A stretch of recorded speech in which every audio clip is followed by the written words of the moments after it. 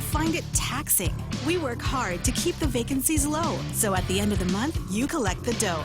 Proven and trusted. Horizon Properties. We do it all. 777-7792. It's been 5 years since the start of the water crisis in Flint, Michigan. Despite assurances from experts and government officials, many residents there still won't drink the water. In 2014 and 2015, Flint faced a human-created health emergency when lead from old pipes leached into drinking water. It's considered one of the worst man-made environmental disasters. Michigan's Governor Gretchen Whitmer says an update on the criminal investigation is expected at the start of 2020. In June, the state's Solicitor General dismissed 8 pending criminal cases, citing the need to review 20 million documents obtained with search warrants. Prosecutors criticized their predecessors for cutting plea deals for 7 other officials, resulting in no jail time or criminal records. Ann Carrick, Fox News. Boeing Starliner spacecraft back on Earth 1 week ahead of schedule. NASA takes another step towards putting Americans back in space. Starliner touches down in the desert in New Mexico. An historic landing in White Sands, New Mexico concludes the first flight test of Boeing's Starliner spacecraft. Mission Control making that announcement early Sunday morning. Following a successful liftoff last week, a glitch put Boeing's Starliner into the wrong orbit. The unmanned mission to meet with the International Space Station was aborted. This morning's landing in the dark was right on target. NASA hasn't put an astronaut into space since the end of the shuttle program, instead hitching rides with the Russians. But the agency says with Starliner, that'll all change next year. Carol McHugh, Fox News. As expected, Star Wars: The Rise of Skywalker tops the weekend box office. The Force will be with you. Always. It made $175.5 million. $374 million its global take. By contrast, Cats, which cost $100 million to make, opened with just $6.5 million. Ouch. I'm Jane Metzler, and this is Fox News. Make wish lists come true this holiday season with Coast 360. For a limited time, get 1% off your personal loan rate when you apply by December 31st, 2019. Loans up to $50,000 with flexible terms and no application fees. Apply online or at any member center. Terms and conditions apply. See print ad or Coast360FCU.com for details. May your holidays be merry and bright with Coast 360 Federal Credit Union. Together, we thrive. A diamond ring turns into a black pearl and hangs shimmering in the sky. Join 93.3 The Point for a spectacular celestial event. On the evening of December 26th, a rare solar eclipse will take place just before sunset. We see the sun's atmosphere, normally not visible. Most of the sun will be blocked during the eclipse, leaving only a ring of fire visible, and we have the best seats and the safest way to watch it. It's one of the great wonders of the solar system. Join us at the Point Coffee Lounge at the Sheraton Laguna Guam Resort from 4 to 6 p.m. on December 26th. The first 100 guests will receive a pair of Eclipse viewing glasses, a complimentary glass of iced tea, and a coupon good for discounts at Sheraton's Surfers Point Bar or La Cascada Buffet Restaurant. Join us for the Point's 2019 Eclipse Viewing Party, December 26th from 4 to 6 p.m. at the beautiful Sheraton Laguna Guam Resort. Brought to you in part by Sheraton Laguna Guam Resort, Mezcla Chamorro Fusion Bistro, and your sky-watching friends at 93.3 The Point. Half a day and good morning, Guam. It's 6:06. I'm Mana Silva Tyron with some of your top stories from the Guam Daily Post. Calling it a common sense next step in the pursuit of territorial justice, Congressman Mike Nicholas introduced a measure that seeks to expand territorial representation in the United States Congress by establishing a non-voting representative to the U.S. Senate for each U.S. territory. H.R. 5526 provides for non-voting delegates to the Senate to represent American Samoa, the Commonwealth of the Northern Mariana Islands, Guam, Puerto Rico, and the Virgin Islands. With no membership in the Senate, the delegate says territories are underrepresented in the Congress because the overall Congress is a bicameral body that includes both the House and the Senate. Meanwhile, the war claims bill by Congressman Mike Nicholas is under Senate consideration and has already passed the House. H.R. 1365 authorizes the Department of Treasury to make payments of war claims. Nicholas said that the Senate will likely approve it, but the lack of a Senate representation is still felt. He says if we have a U.S. Senator, we could have had a mirror version of H.R. 1365 moving through the Senate at the same time helping the process to move even faster. Otherwise, a recent determination by a federal judge that American Samoans are U.S. citizens has major ramifications for all of us here in the territories, according to Neil Weir, who's the president of Equally American and an attorney for the plaintiffs in the case. The insular cases have long been seen as subjecting plenary authority over the territories to Congress. The decision issued in a federal court in Utah is significant, he says, because it establishes a constitutional basis for the rights of residents within the territories rather than defaulting to Congress. According to Weir, it's really one of the first times a federal judge has recognized individuals have rights guaranteed by the Constitution rather than just rights extended by Congress. Georgia Mayor Jesse Mendiola Blas reserves his right to testify on his own behalf, according to a witness list filed by his defense attorney, Joseph Rosano, in the District Court of Guam. The defense witness list also states that Blas reserves the right to call any witness listed by the federal government. Assistant U.S. Attorney Laura Sambataro listed 10 federal agents who could testify at the mayor's trial. 5 of the government's witnesses are agents from the FBI, 3 are U.S. postal inspectors, and 2 are special agents with Homeland Security. The government's confidential sources identified as federal defendant Brenda Kinian and Blas's ex-girlfriend Vicilyn Taragidzo are also both listed to testify on behalf of the prosecution. Blas stands accused of receiving bribes in exchange for assisting in a drug operation in his village. He's alleged to have allowed the use of mailboxes in exchange for money. His trial is scheduled to take place in February. More news after this. We understand what matters to you because at Docomo Pacific, we're a family too. With the Now Family program, Mom, Dad, and kids stay connected on the latest devices the whole family can enjoy. For just $155 a month, get 3 lines with 30 gigs of 4G LTE data each, and endless use of your favorite apps without affecting your monthly data bucket. Add more, get more, save more. Docomo Pacific, better together. Some conditions apply. As the busy holiday season approaches, the last thing on your mind is to visit your medical provider. At American Medical Center, we put your health first. A preventative visit will ensure a healthy holiday season. Call 647-8262, and together we can address any concerns you may have and make certain all your medications are current. From our family to yours, happy holidays from American Medical Center, your partner in healthcare. A 32-year-old man was arrested by Guam police and now faces drug charges after he was pulled over last week for a defective license plate and expired registration. Police pulled the vehicle over as it was leaving a game room around 3 a.m. on Friday. During the stop, they learned the driver had an outstanding bench warrant for drug-related charges. Rudy Wayne Camp Lujan was allegedly found in possession of a glass pipe containing methamphetamine residue and 3 plastic baggies containing meth. Lujan had been indicted in the Superior Court on 3 counts of drug possession back in May and was to appear back in court in June, but he failed to show. He was arrested again, this time charged with possession of a controlled substance and a special allegation that he committed a felony while on felony release.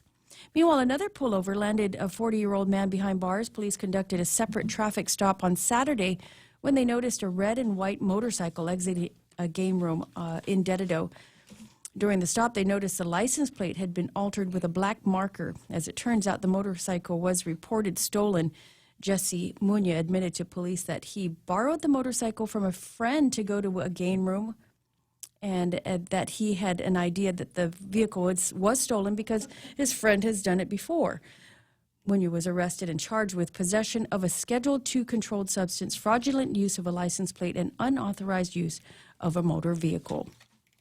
And following President Donald Trump's declaration of a federal holiday on Christmas Eve, Governor Lulian Guerrero declared the 24th a day off, giving thousands of government of Guam employees an extra day to celebrate Christmas. The declaration also called for an early payday so employees will see cash in their bank tomorrow instead of having to wait until Friday. And those are some of your top stories from the Guam Daily Post. Here now is Ray with your weather. Man, how did I miss hitting the lottery on that? Which You know, one? I'd been offered a job once upon a time to go work in the government of Guam, and I thought, it's all right. I don't want to. But now I'm just thinking, wow, what incredible perks you get. You get the day off and an early payday going you into would have gotten Christmas. a day off anyway. Isn't it a federal holiday? Yeah, but it doesn't automatically mean that there's going to be a government of Guam holiday. So I mean, remember the day after Thanksgiving? That's right. And they said, no, you're not going to do that. We're the fiscally responsible administration. And less than a month after that, hey, everybody But get a I day tell off. you what, and I'm of the mindset that you give folks the day off on days like Christmas Eve and Black Friday, they're going to go and spend money in our stores, and that means more money for our government. Which affects me how?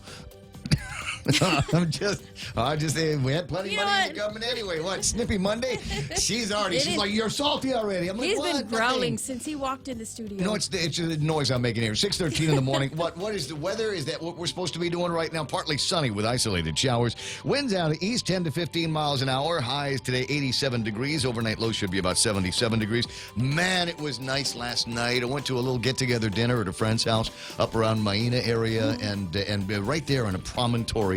And it was already cold, dry air, and this breeze coming through. And it was probably colder outside last night than it is inside the studio here this morning. Absolutely great. Get out there and enjoy it. Best time of the year. Sunrise this morning will be at 6:39. Sunset tonight is going to be at 5:59. Ooh, that's right. We're moving in that direction. We'll start seeing sunsets after 6 o'clock again soon. That's right. So there we are, 5:59 tonight. And Michael Knight and us going to a little bit later on have information on the eclipse viewing that is going to be taking place. That's our other Christmas present. If you don't get anything from me for Christmas, that's because I've been working really, really hard on making sure that we've got an eclipse the day after Christmas. Did we bring the glasses over here from over there yet? Yes, they have been brought over from over there to over here at this time. I'll need to get those huge, from you. heavy box of eclipse glasses. Yeah, there's 100 pair.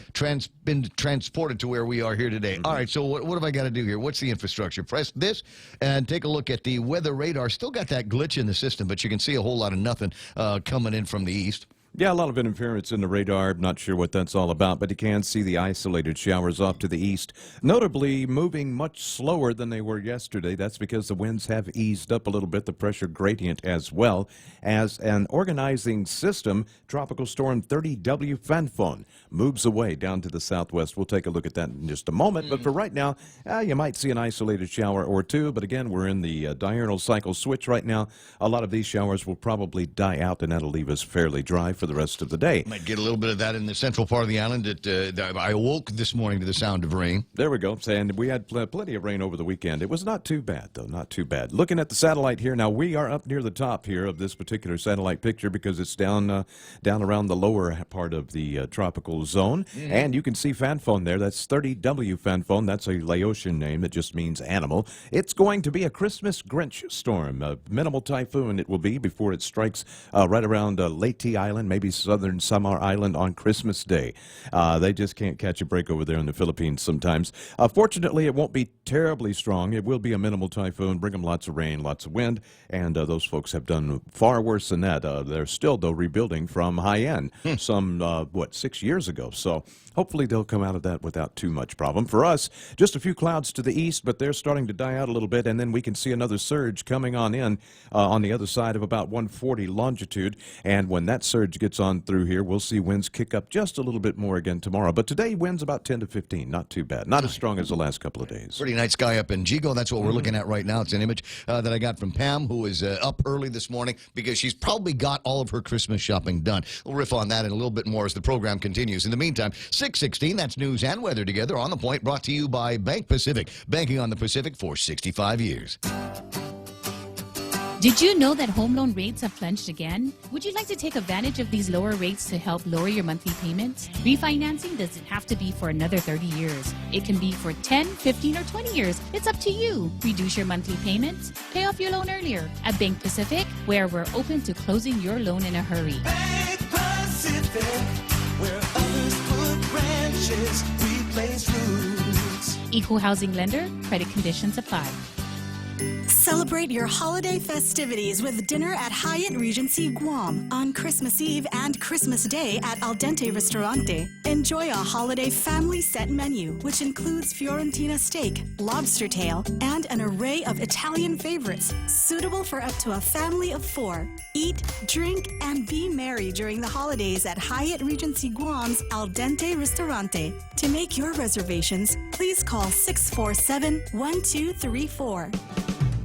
Live the balanced lifestyle. Take Care Insurance offers proven wellness and fitness programs to encourage individuals and families to live a healthy, balanced lifestyle through preventative care, being active, eating right, relaxing and unwinding, and being socially connected. They have the island's largest offering of free fitness classes and health education programs for all ages. Join the movement. Follow them on Facebook and Instagram or visit takecareasia.com to learn more. Studio time 6:18. Hi, it's Ray Gibson here in the studios. Portions of the Ray Gibson Show brought to you by American President Lines, APL. What's the slogan here? Is a global presence and a local home. The Ray Gibson Show. Morning talk that matters. Call now, 888-TALK. That's 888-8255.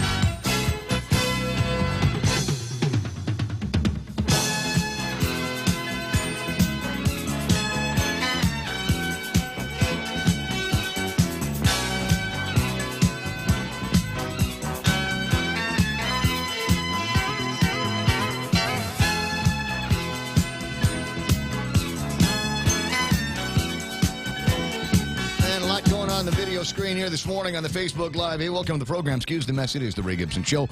Until it's not going to be anymore. 6:19 is, wow.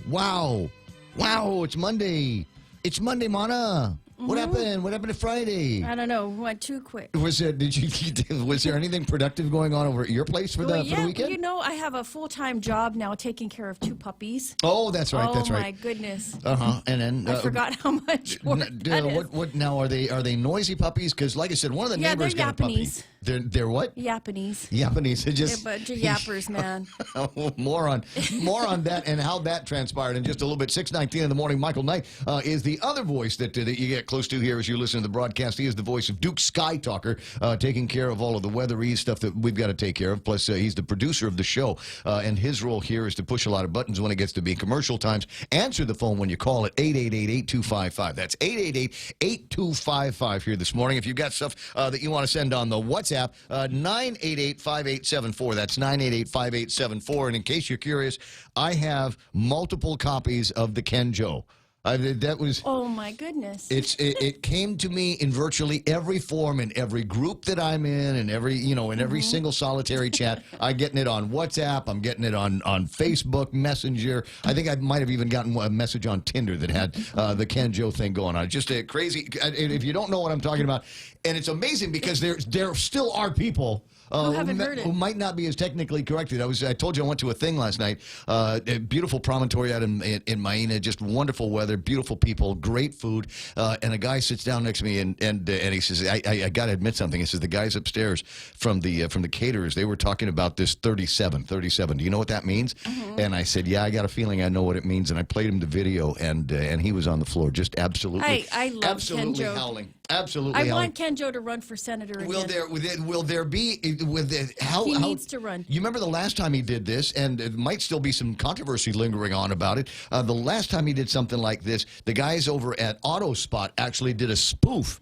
And then he came in and was part of the spoof. It's always Sabrina that gets him. Well, Sabrina keeps an eye on the guy. Anyway, 6:21 in the morning. If you don't know what I'm talking about, I'll get around to doing that At first. At least he was holistic in his presentation. I want to say, yes. It just, you got to look at it that way. And you can't say holistic without putting your hands together like Kenjo did. And then, if you know Kenjo, he's a great guy. He's just a nice, kind, funny, great guy. And he says the funniest things. Clearly, it took him longer to get to 37 than it did me. I was 37 when I was 25, so.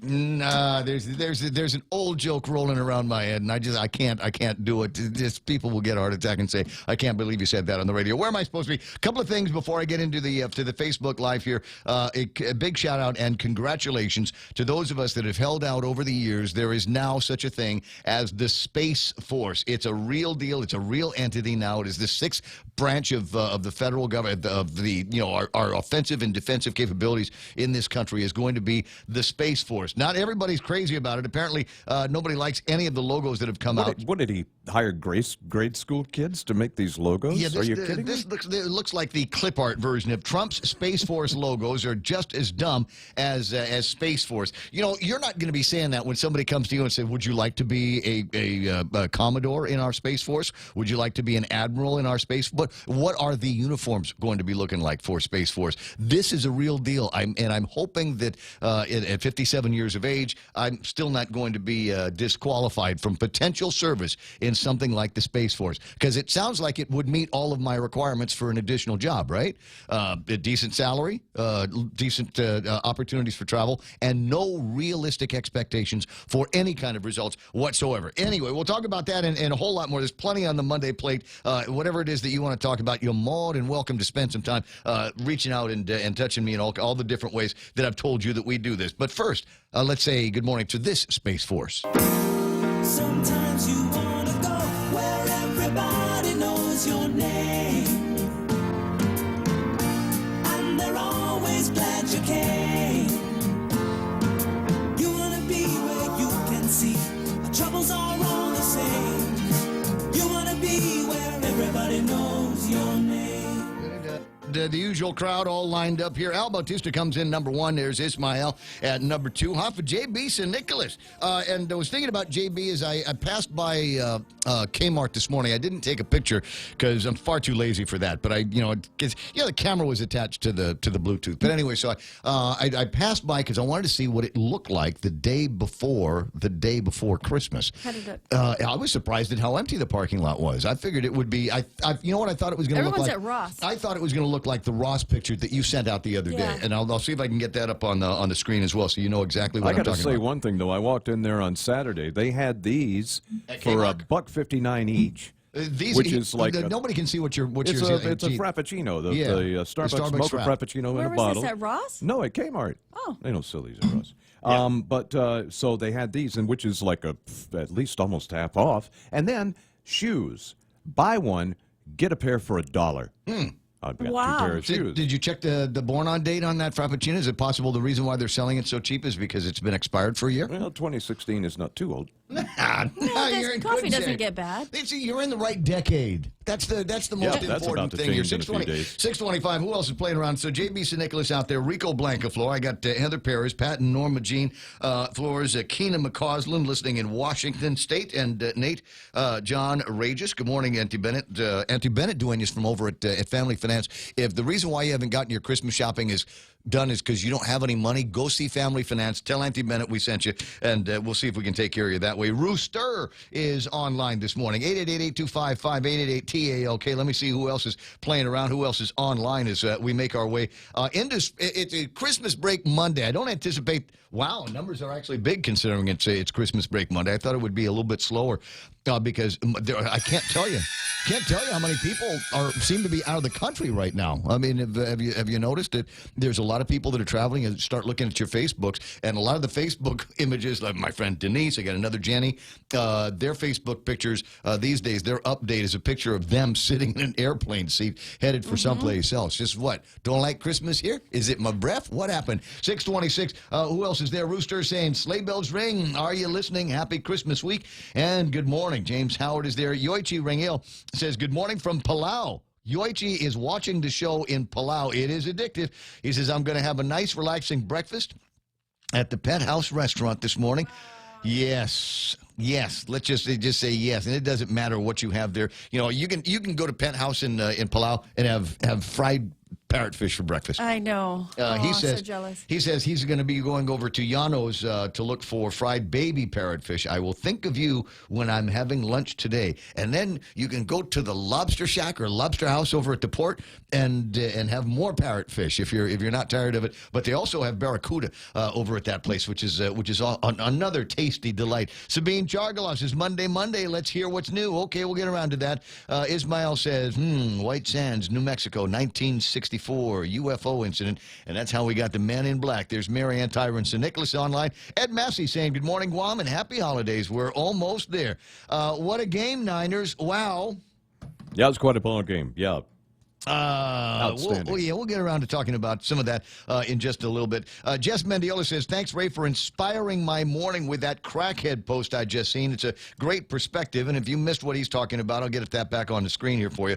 Basically, it is a picture. There's this one here. Somebody sent me that. There it is.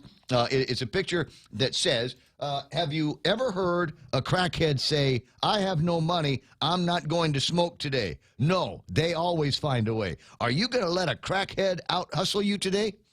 Think about that, ladies and gentlemen. And the guy is absolutely right. Ponder your world, ponder whatever it is that you're going through, and realize that somewhere out there is somebody that is fiending for his crystal methamphetamine fix, has no way around to getting it. He doesn't have a job, doesn't have anybody going to loan him money anymore. You're describing some of my neighbors. But I guarantee before the end of the day, he's going to go find somebody that's going to give him something to bubble up. Yes, So if don't let that guy out hustle you. There's still a few hours left in the work year. There's still some time to get stuff done. Don't ask me what I intend to get done because that's a complete and joyful mystery.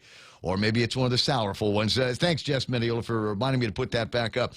James Howard says, exiting the game room, Chief. That's a reference to a news story that Mono was talking about a second ago. Rowena is online. Good morning good morning, Wen. Who else? John Ray Titano. Mark Cruz is doing his waving this morning. From Marba Carbolito. Good morning to all, she says. Nick Perlowski. Politicians and diapers need to be changed often for both the same reasons. Well, plenty of that to talk about. Ken LG says only one more day of catch and release before the Christmas Eve holiday kicks in. Remind me to see what the judiciary is going to be doing, because if you think about this now, you get busted for a DUI tonight. Tomorrow is a not working day. Yeah, Christmas is a not working day. They're gonna hold you over till the magistrate comes in. I don't know, Christmas the 26th.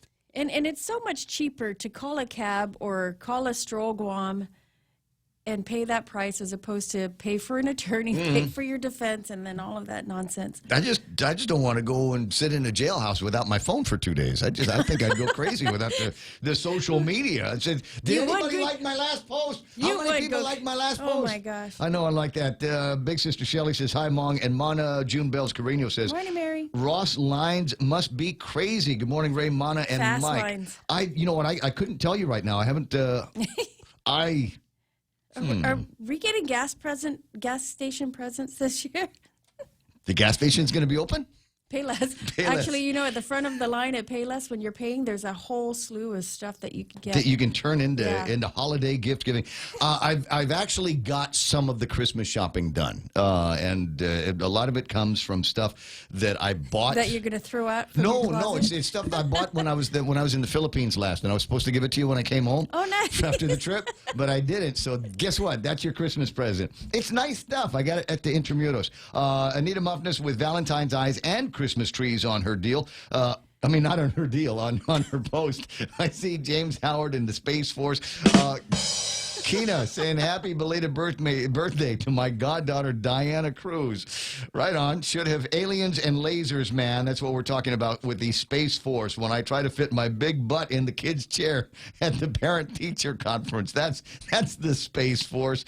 Vintage classic coffee. What? You just going on? Are you just throwing topics out there now, James? Who else is playing around? Lillian Cruz say Merry Christmas. Almost. I want to be the Supreme Space Cadet in the Space Force.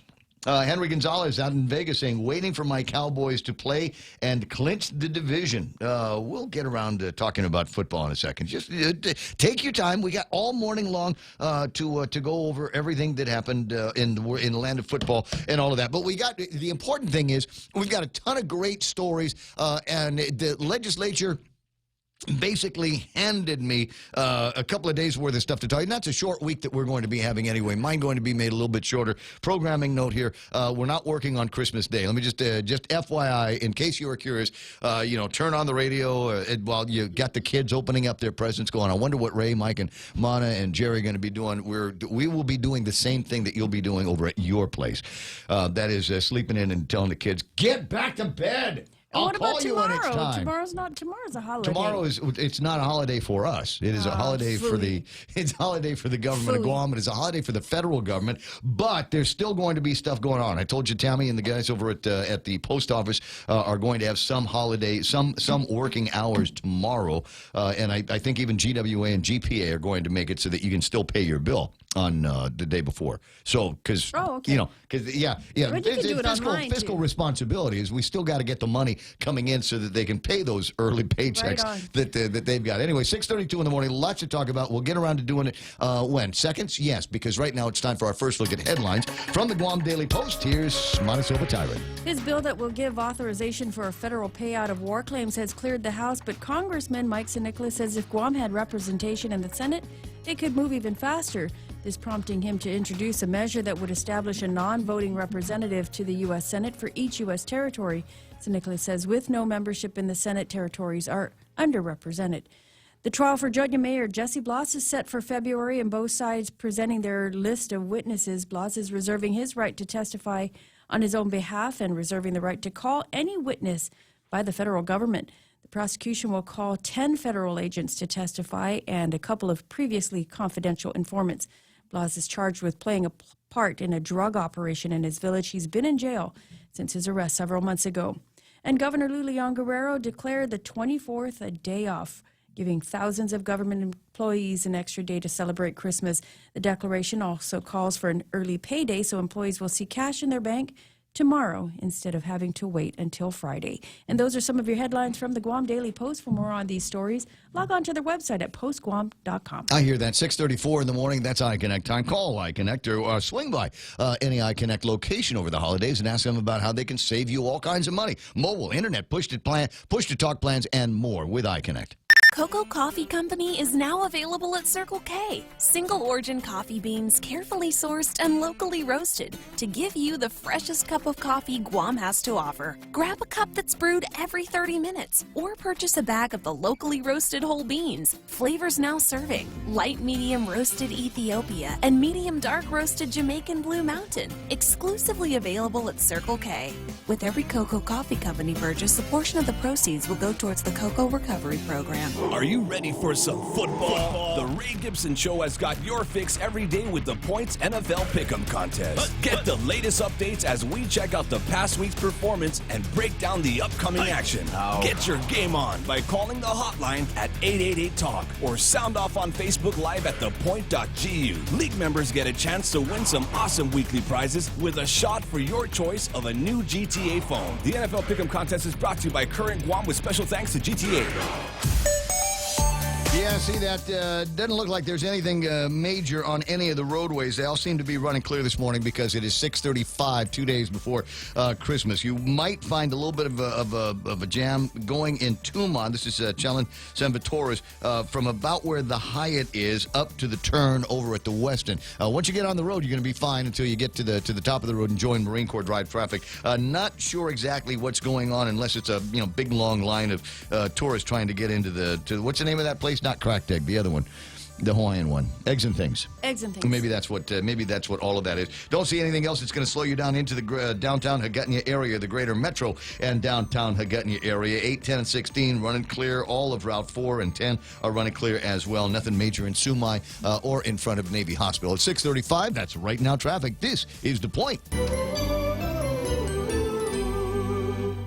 Ever notice how that one perfect holiday gift is just out of reach? Or how sales on the stuff you want all come at the same time? This season, plan ahead with a holiday loan from First Hawaiian Bank. Now you can afford to be nice without being naughty. For more details, visit FHB.com or any branch to apply. Additional restrictions apply. First Hawaiian Bank, member FDIC, equal housing lender. Hafa Tritons, this is Chelsea St-Nicholas, president of the UOG Alumni Association. I made some of the best memories during my time as a Triton. Because of this, I have committed to giving back to the G is for Giving campaign, which will help student scholarships, programs, and activities. And I encourage you all to do the same. To make a tax-deductible donation, log on to give.uog.edu by December 31st or call 735-2957. Viva UOG! The Coconut Wireless is back. The Ray Gibson Show. Call now, 888-TALK. That's 888-8255. Oh, this has got the potential to be a very good football pick'ems day for me. They all seem to be moving in the right direction. And what do we have for yesterday games that we're all excited about? Houston over Tampa Bay, 23-20. That was a tight one. I think I recall looking at the scores as I was making my way through my Sunday morning. Yeah, it was a pretty ugly game, but you do what you can to win, and that's exactly what the Texans did. The Tampa Bay spotted us 10 points to start the game. Houston's defense actually gave up a lot of yards, but didn't give up a lot of scoring. So I'm happy. We clinched our division. We are definitely in the playoffs. Nice. Got New England and Buffalo. I wanted Buffalo to win because Renee and everything. But I tell you what, they kept New England on the ropes. They were tied 10 apiece going into halftime. And honestly, I mean, this is a one-possession game. It's exactly like I thought it would be. I did think New England had the better team at home. They did by 7. Buffalo going to be trouble for New England in the playoffs. I think we'll see how it goes. And then you got San Francisco 49ers against the Rams, 34-31. That must have been incredible. It came down literally to a last-second field goal at the end of regulation by the 49ers, all predicated by a huge 30-something yard, I want to say 36-yard pass that was completed with about 14 seconds left in the game, and that got him into position to kick that field goal. And that was a hard-fought game. Sadly, the Rams... Who thought the Rams were going to come up with that kind of juice against the Niners? Well, they were last year's Super Bowl representatives, so, I mean, it just stands to reason that they have a good team, but they're not going to make the playoffs this year after some bad breaks. But, wow, they gave San Francisco all they could handle yesterday. There you go. What a time. There's more games. They're all quarter 4 right now, so by the time it gets to be, I don't know, the next hour sometime, we ought to have all of the early game scores, and we'll present those to you. And if you saw things the way we did last Thursday, Friday, as we were talking about our football pick'ems, then today could be a good day for you as well. 20 away from 7 o'clock in the morning, 888-8255, 888-TALK. Now, forget about the war claims measure over at the legislature. Nobody was talking about the usual pundits were talking about it like it was the end of the world on Friday. Forget about the FESPAC spending bill that was passed over at the legislature, and they're putting a little bit of fiscal discipline on it, saying we're not going to spend up to $400,000. We'll only spend up to $350,000. So maybe Ray Gibson can shut up about it now. Okay, probably not likely, but also probably not the big deal on Friday. Not what everybody else was chiming in about. On Friday, all people were talking about here, and Mike, I'm gonna play some audio here. Hold on, I got to get his attention. Mike, going to play some audio from here in just a second. This was all everybody was talking about on Friday.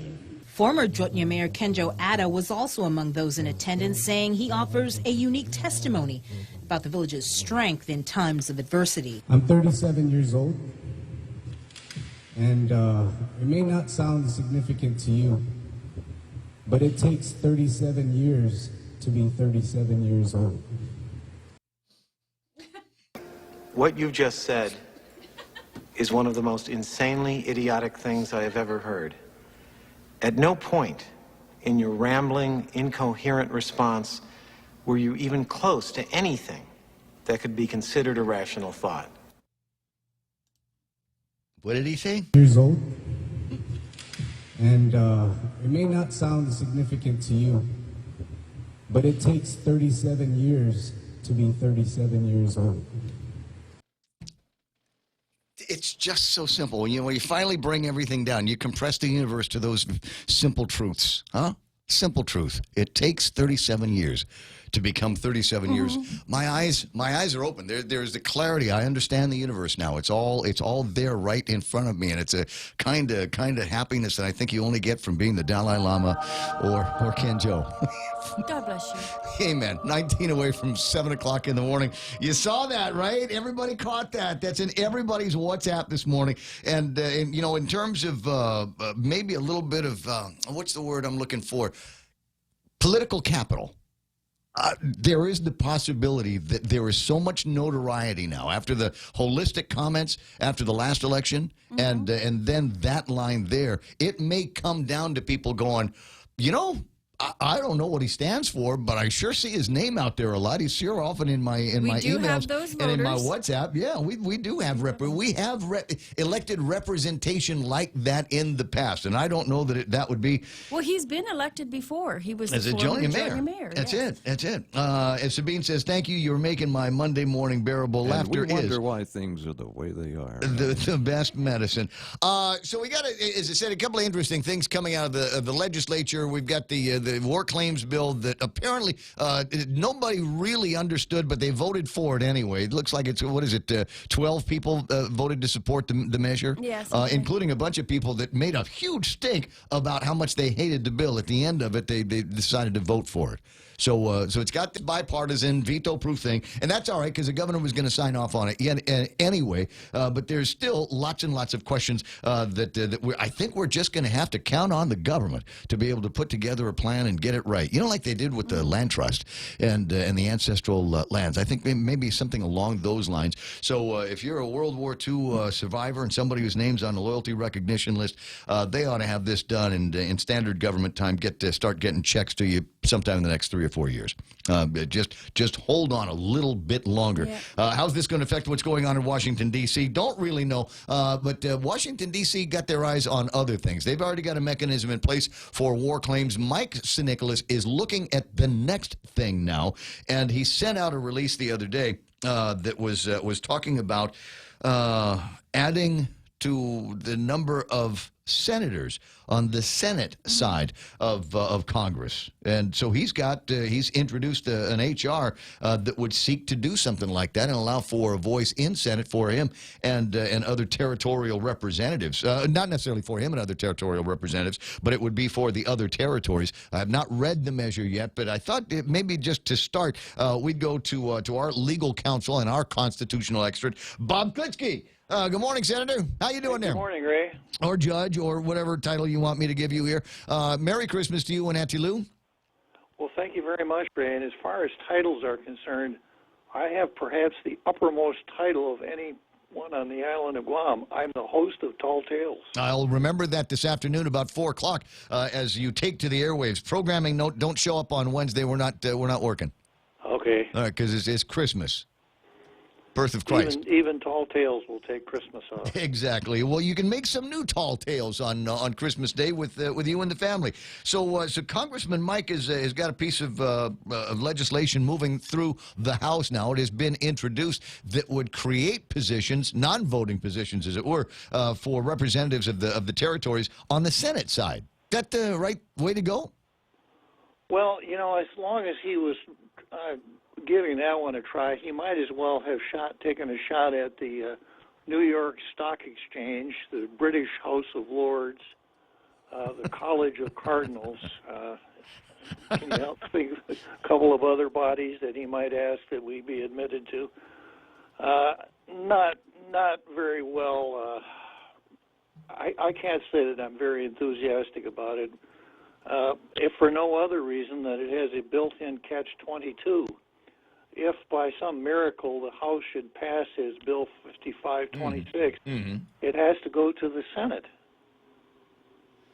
So if such a measure had a chance, wouldn't one think that the place for it to start would be in the United States Senate? Where arguably they would have the most to gain or lose with additional participation. Can you imagine how much more color would be added to their lives if they had somebody from Guam like Kenjo going to the Senate side and providing?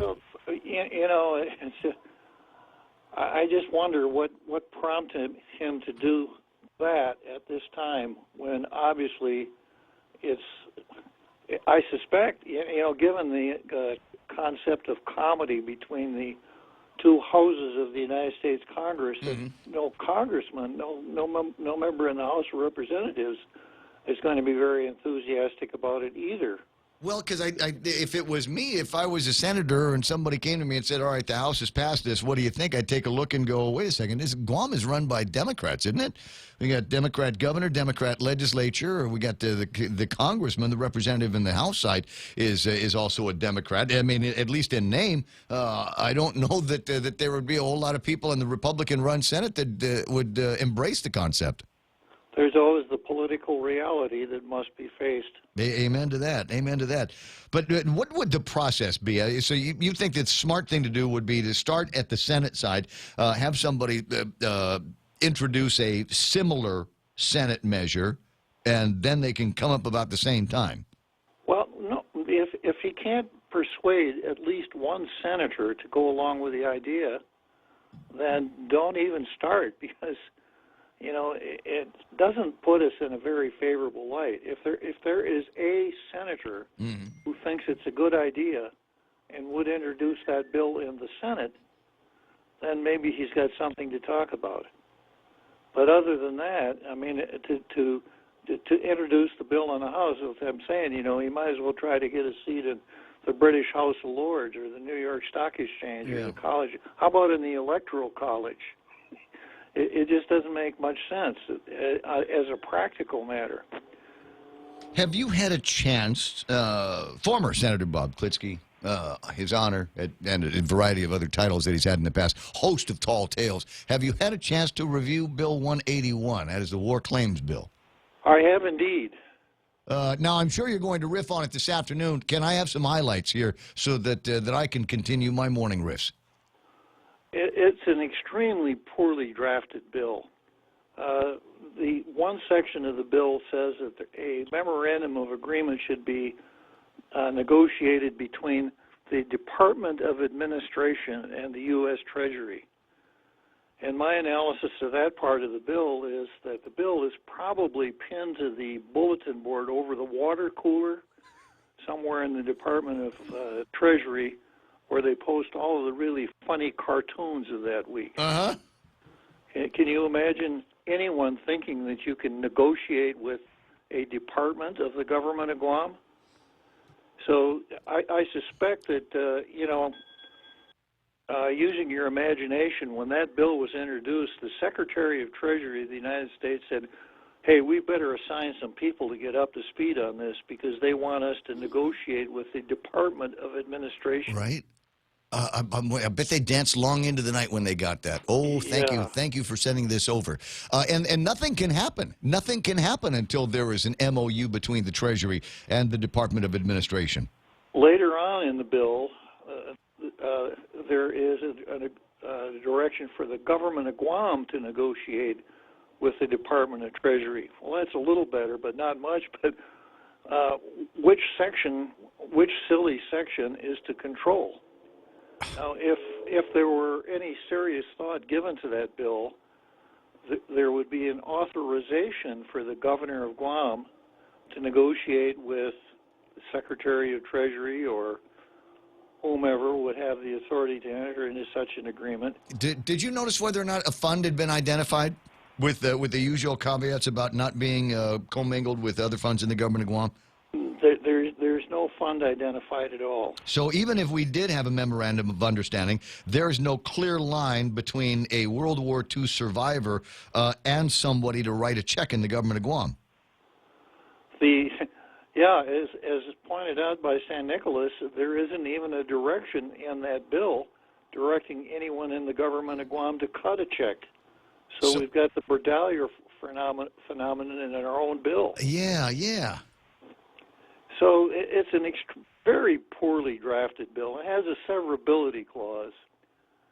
So which one of those sections of the bill could be taken out? If you follow the wisdom of the Klitsky, by the time you have exercised severability on all of those flawed sections, I think all you'd be left with is once upon a time. Exactly. Huh.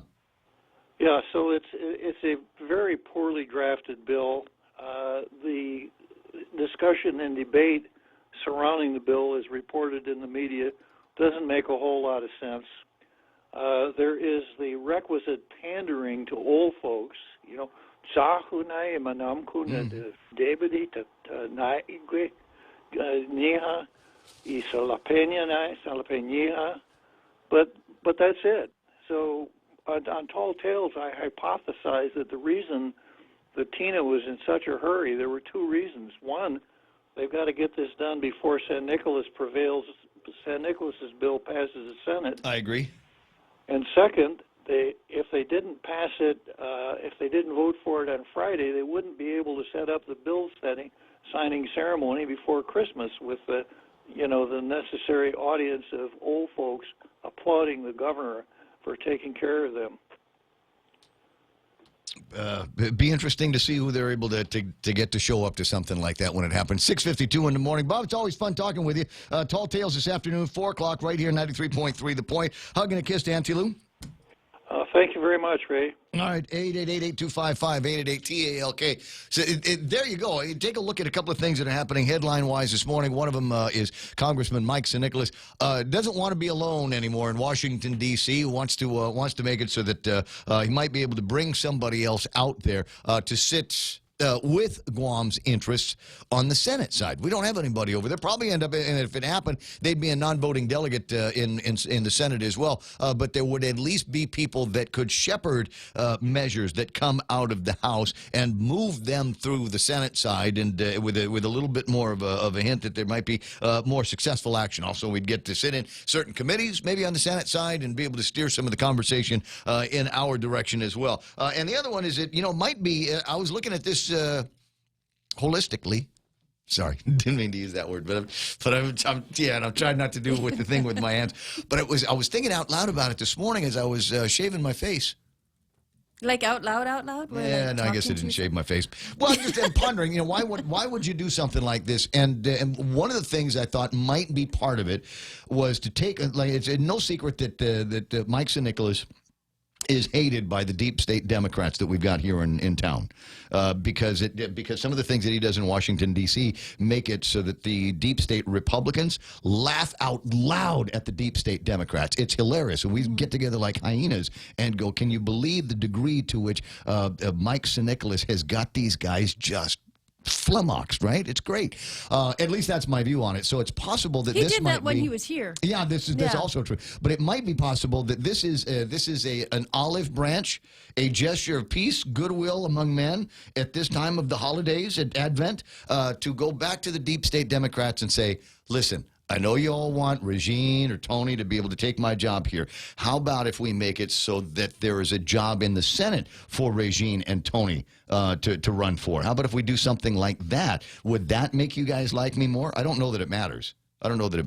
But it's in my head. Maybe that's part of it. I've sent word to him that we'd like to talk to him this morning, but I don't know, because it's Sunday and he's a big family guy, so he might be out there taking the family to see all of the lights and the pretty things. It's the same stuff that moms and dads do when they're out here. But the congressman did send to me, and I'm just so delighted to have gotten this. It's a card. Oh, sweet. I think it's a gift certificate to Swenson's.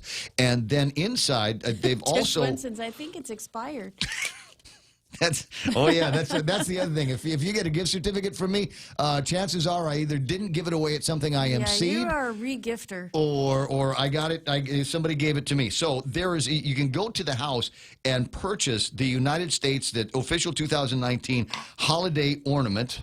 And this is nice. This is the Christmas ornament from the house side.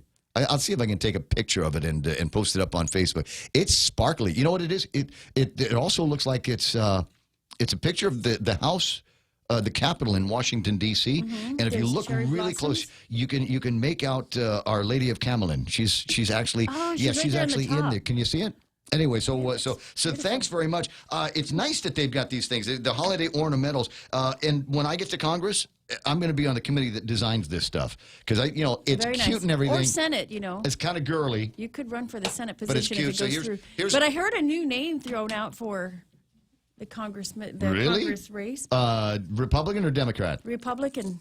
Felix well, Camacho. sort of Republican. Felix P. Camacho. Who? Will Castro. Okay. Okay. Well, I did hear that. I'm just throwing it out there. Okay. 6:56 in the morning, 888-825-8888-TALK. Here, take a look at his Christmas card. That's so funny.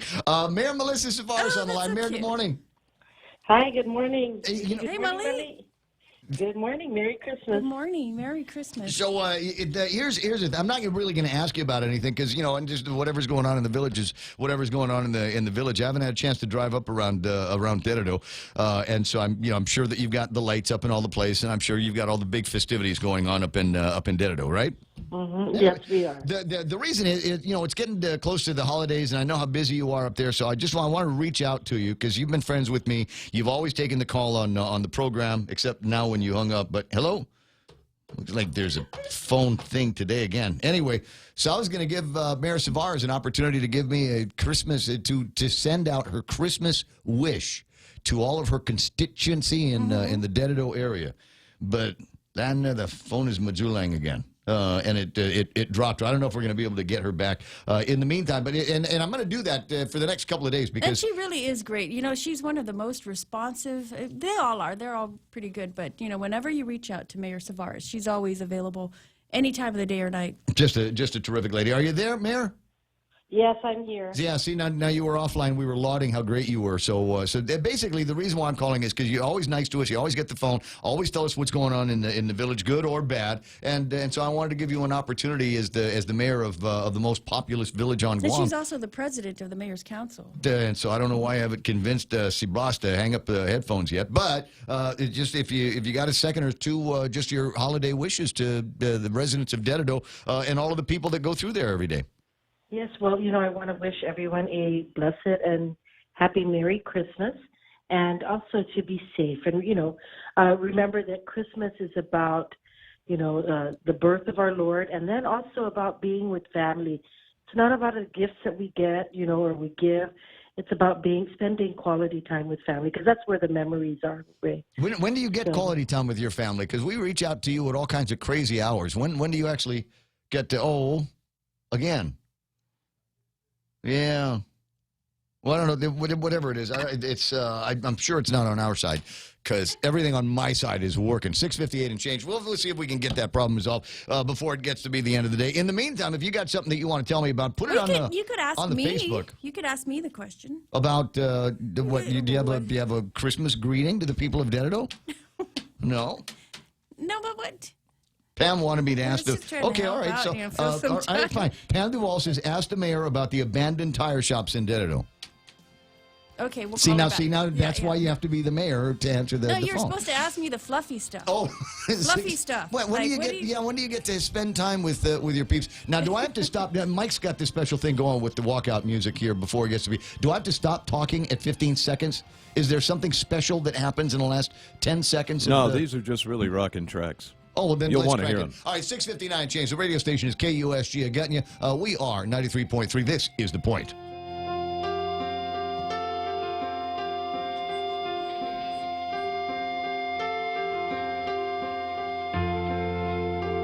When is it going to rock? Oh, it already rocked. It rocked in the beginning.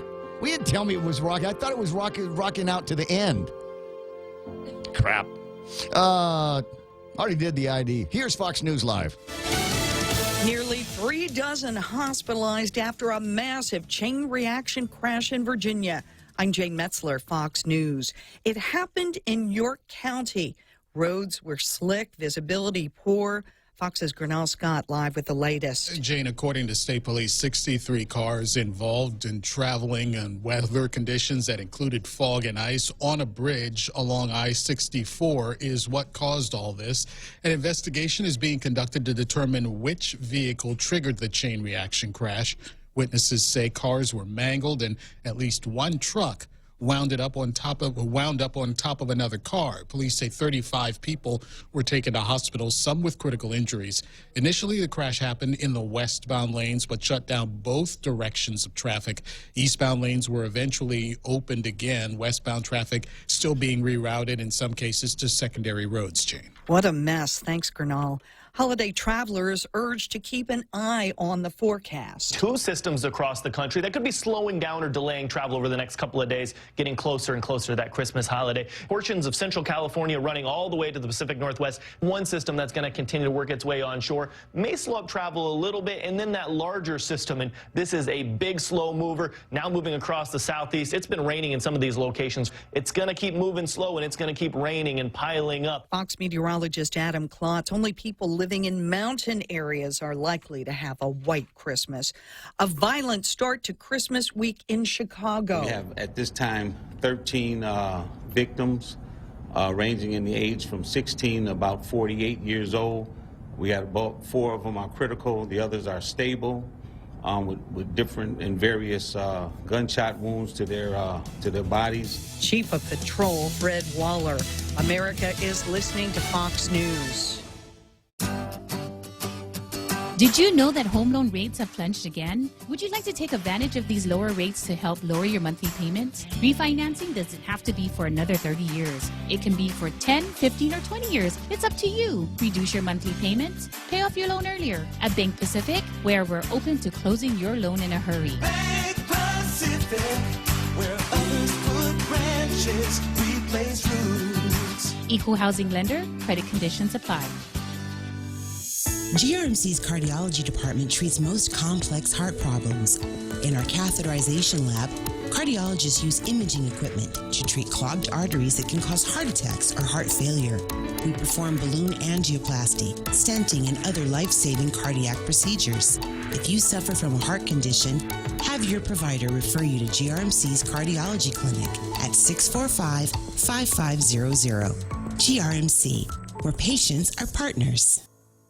Touching down in the New Mexico desert this morning, Boeing's Starliner spacecraft landing at the White Sands Missile Range. Its mission wrapping up a week ahead of schedule. NASA and Boeing's team say the capsule had a bullseye landing, but this comes after the capsule ran into issues shortly after takeoff Friday. The Starliner ended up in the wrong orbit after an internal clock problem, which caused the capsule to burn off too much fuel, so it didn't make it to the International Space Station as planned. The good news is the capsule had a successful touchdown, and NASA says it marks the first time in U.S. history that a human-rated capsule returned from orbit and made a ground landing. Boeing and NASA officials say it was a good test, and they're going to be able to get a lot of information that they can use going forward, and that while they didn't meet their objective of docking at the International Space Station, the flight was a success. Fox's Christina Coleman. Tonight is the first of 8 crazy nights, as comedian Adam Sandler describes this holiday, which Fox's Evan Brown pronounces correctly. Hanukkah begins tonight at sundown, and in case you're wondering, it really is Hanukkah, not Hanukkah. That's because the first sound in that word is the guttural ch, not the voiceless glottal fricative like the English H. Hanukkah is celebrated for 8 nights, not days, because ancient Israelites marked the passing of days from sundown to sundown. The events celebrated by Hanukkah, namely the Maccabean resistance to Greek-Syrian conquerors, is said to have occurred 2 centuries before the Common Era. Eben Brown, Fox News. Topping the weekend box office. The Force will be with you. Surprise! Star Wars The Rise of Skywalker. It made $175.5 million. Cats, on the other hand, which cost $100 million to make, opened with just $6.5 million. I'm Jane Metzler, and this is Fox News. Here at APL, our core values give the company its heart and soul. Whether it's connecting your business with our global network through our newly enhanced service or investing our efforts into giving back to the community, APL is committed to serving you. We humbly honor the opportunity to find innovative solutions for you and your business. To learn more about our enhanced service, call 588-4651 or visit www.apl.com/Guam for more details. Family Finance has been serving the people of Guam since 1959, and they'll continue to be there for you in the years to come. Whether you're looking to get a personal loan for that summer vacation or paying off those long overdue bills, Family Finance has got you covered. Apply for a personal loan from $1,000 up to $3,600 by calling Family Finance in Agutya at 475-4545, Upper Tumon at 647-5626, or in Dededo, 633-4473. Family Finance, serving the people of Guam since 1959. Chili's 2 for $25 is back. Start with an appetizer to share. Then choose 2 entrees like our mouth-watering old-timer with cheeseburger or the Cajun chicken pasta, grilled chicken with penne and Alfredo sauce, and chili spices. Feeling extra? Upgrade to a personal fajita or our famous half-rack ribs. Bring a friend or a date to Chili's and get 2 entrees for $25. Located on the 2nd floor of Tumon Sands Plaza. Chili's. More life happens here. Off a day and good morning, Guam. It's 7:06. I'm Mana Silva Tyron, and here are some of your top stories from the Guam Daily Post. His bill that would give authorization for a federal payout of war claims has cleared the House, but Congressman Mike Sinicla says if Guam had representation in the Senate, it could move faster. This prompting him to introduce a measure that would establish a non-voting representative to the U.S. Senate for each U.S. territory. Sinicla says with no membership in the Senate, territories are underrepresented. H.R. 5526 provides for non-voting delegates to the Senate to represent American Samoa, the Commonwealth of the Northern Mariana Islands, Guam, Puerto Rico, and the Virgin Islands. Meanwhile, H.R. 1365 is under Senate consideration and has already passed the House. H.R. 1365 authorizes the Department of Treasury to make payments of war claims. A local bill passed the Guam legislature just last week. Bill 181 would pay a fraction of the war claims using local funds. The governor is expected to sign it into law. Guam will be the site of one of 9 small launch missions scheduled for 2020, according to the U.S. Air Force Lieutenant Colonel Ryan Rose, who runs the Small Launch and Targets Division. Vox Space, which is the U.S. government's focused subsidiary of Virgin Orbit, will launch STP-27VP from Guam. There will be 8 other small launch missions from other sites, including Wallops Island, Virginia. The first launch from Guam will likely be from Anderson Air Force Base, which already has its designation as a spaceport. The trial for Jotnya Mayor Jesse Blas is set for February 2020, and both sides are presenting their list of witnesses to the court. Blas is reserving his right to testify on his own behalf and has also reserved the right to call any witness listed by the federal government. Prosecution will call 10 federal agents to testify and a couple of previously confidential informants. Blas is charged with playing a part in a drug operation that took place in his village. He's been in jail since he was arrested several months ago. More news after this. The holiday season is here, and it gives us pause to reflect on the abundance of 2019 and to express our gratitude for Guam, the island we call home, and to all Guamanians. Our team here at Security Title is proud of the work we do to support ourselves and our families, to serve and care for our customers, and to give back to our community. May this season of joy and the new year bring happiness, good health, and prosperity to you and yours. Merry Christmas from all of us at Security Title. Wow, nice smile. So perfect and all. Thanks. I owe it all to Dr. Robert Yang and his smile team. They do wonders for a healthy, happy mouth. Got teeth? Don't wait until they hurt. Schedule your routine checkup and cleaning with Dr. Yang and his smile team. Suite 119 in the East West Business Center, Upper Tumon. Call 647-8702 or 3. The best thing that happened to teeth since toothpaste. Dr. Yang and his smile team. They make smiles happen. A number of drug busts this weekend, and Port Police were busy making arrests of their own, as reported in the Guam Daily Post. Port Police were questioning a couple in a parked vehicle when they found glass pipes, plastic baggies, and a scale and straws containing methamphetamine. The couple parked on the side of the road for over an hour prior to being questioned. When asked, the couple denied that they were in possession of illegal drugs or weapons. After the couple stepped out of the car, officers looked inside, and the man changed his story and then admitted that there were, in fact, drugs in the center console, but denied it was theirs. 38-year-old Ariel John Varango Macabagal was arrested and charged with possession of a Schedule II controlled substance. The University of Guam and Guam Community College have agreed to let students transfer credits if they're earning their 2-year associate science degree in computer science from GCC. This is so they can pursue a bachelor's degree at the University of Guam.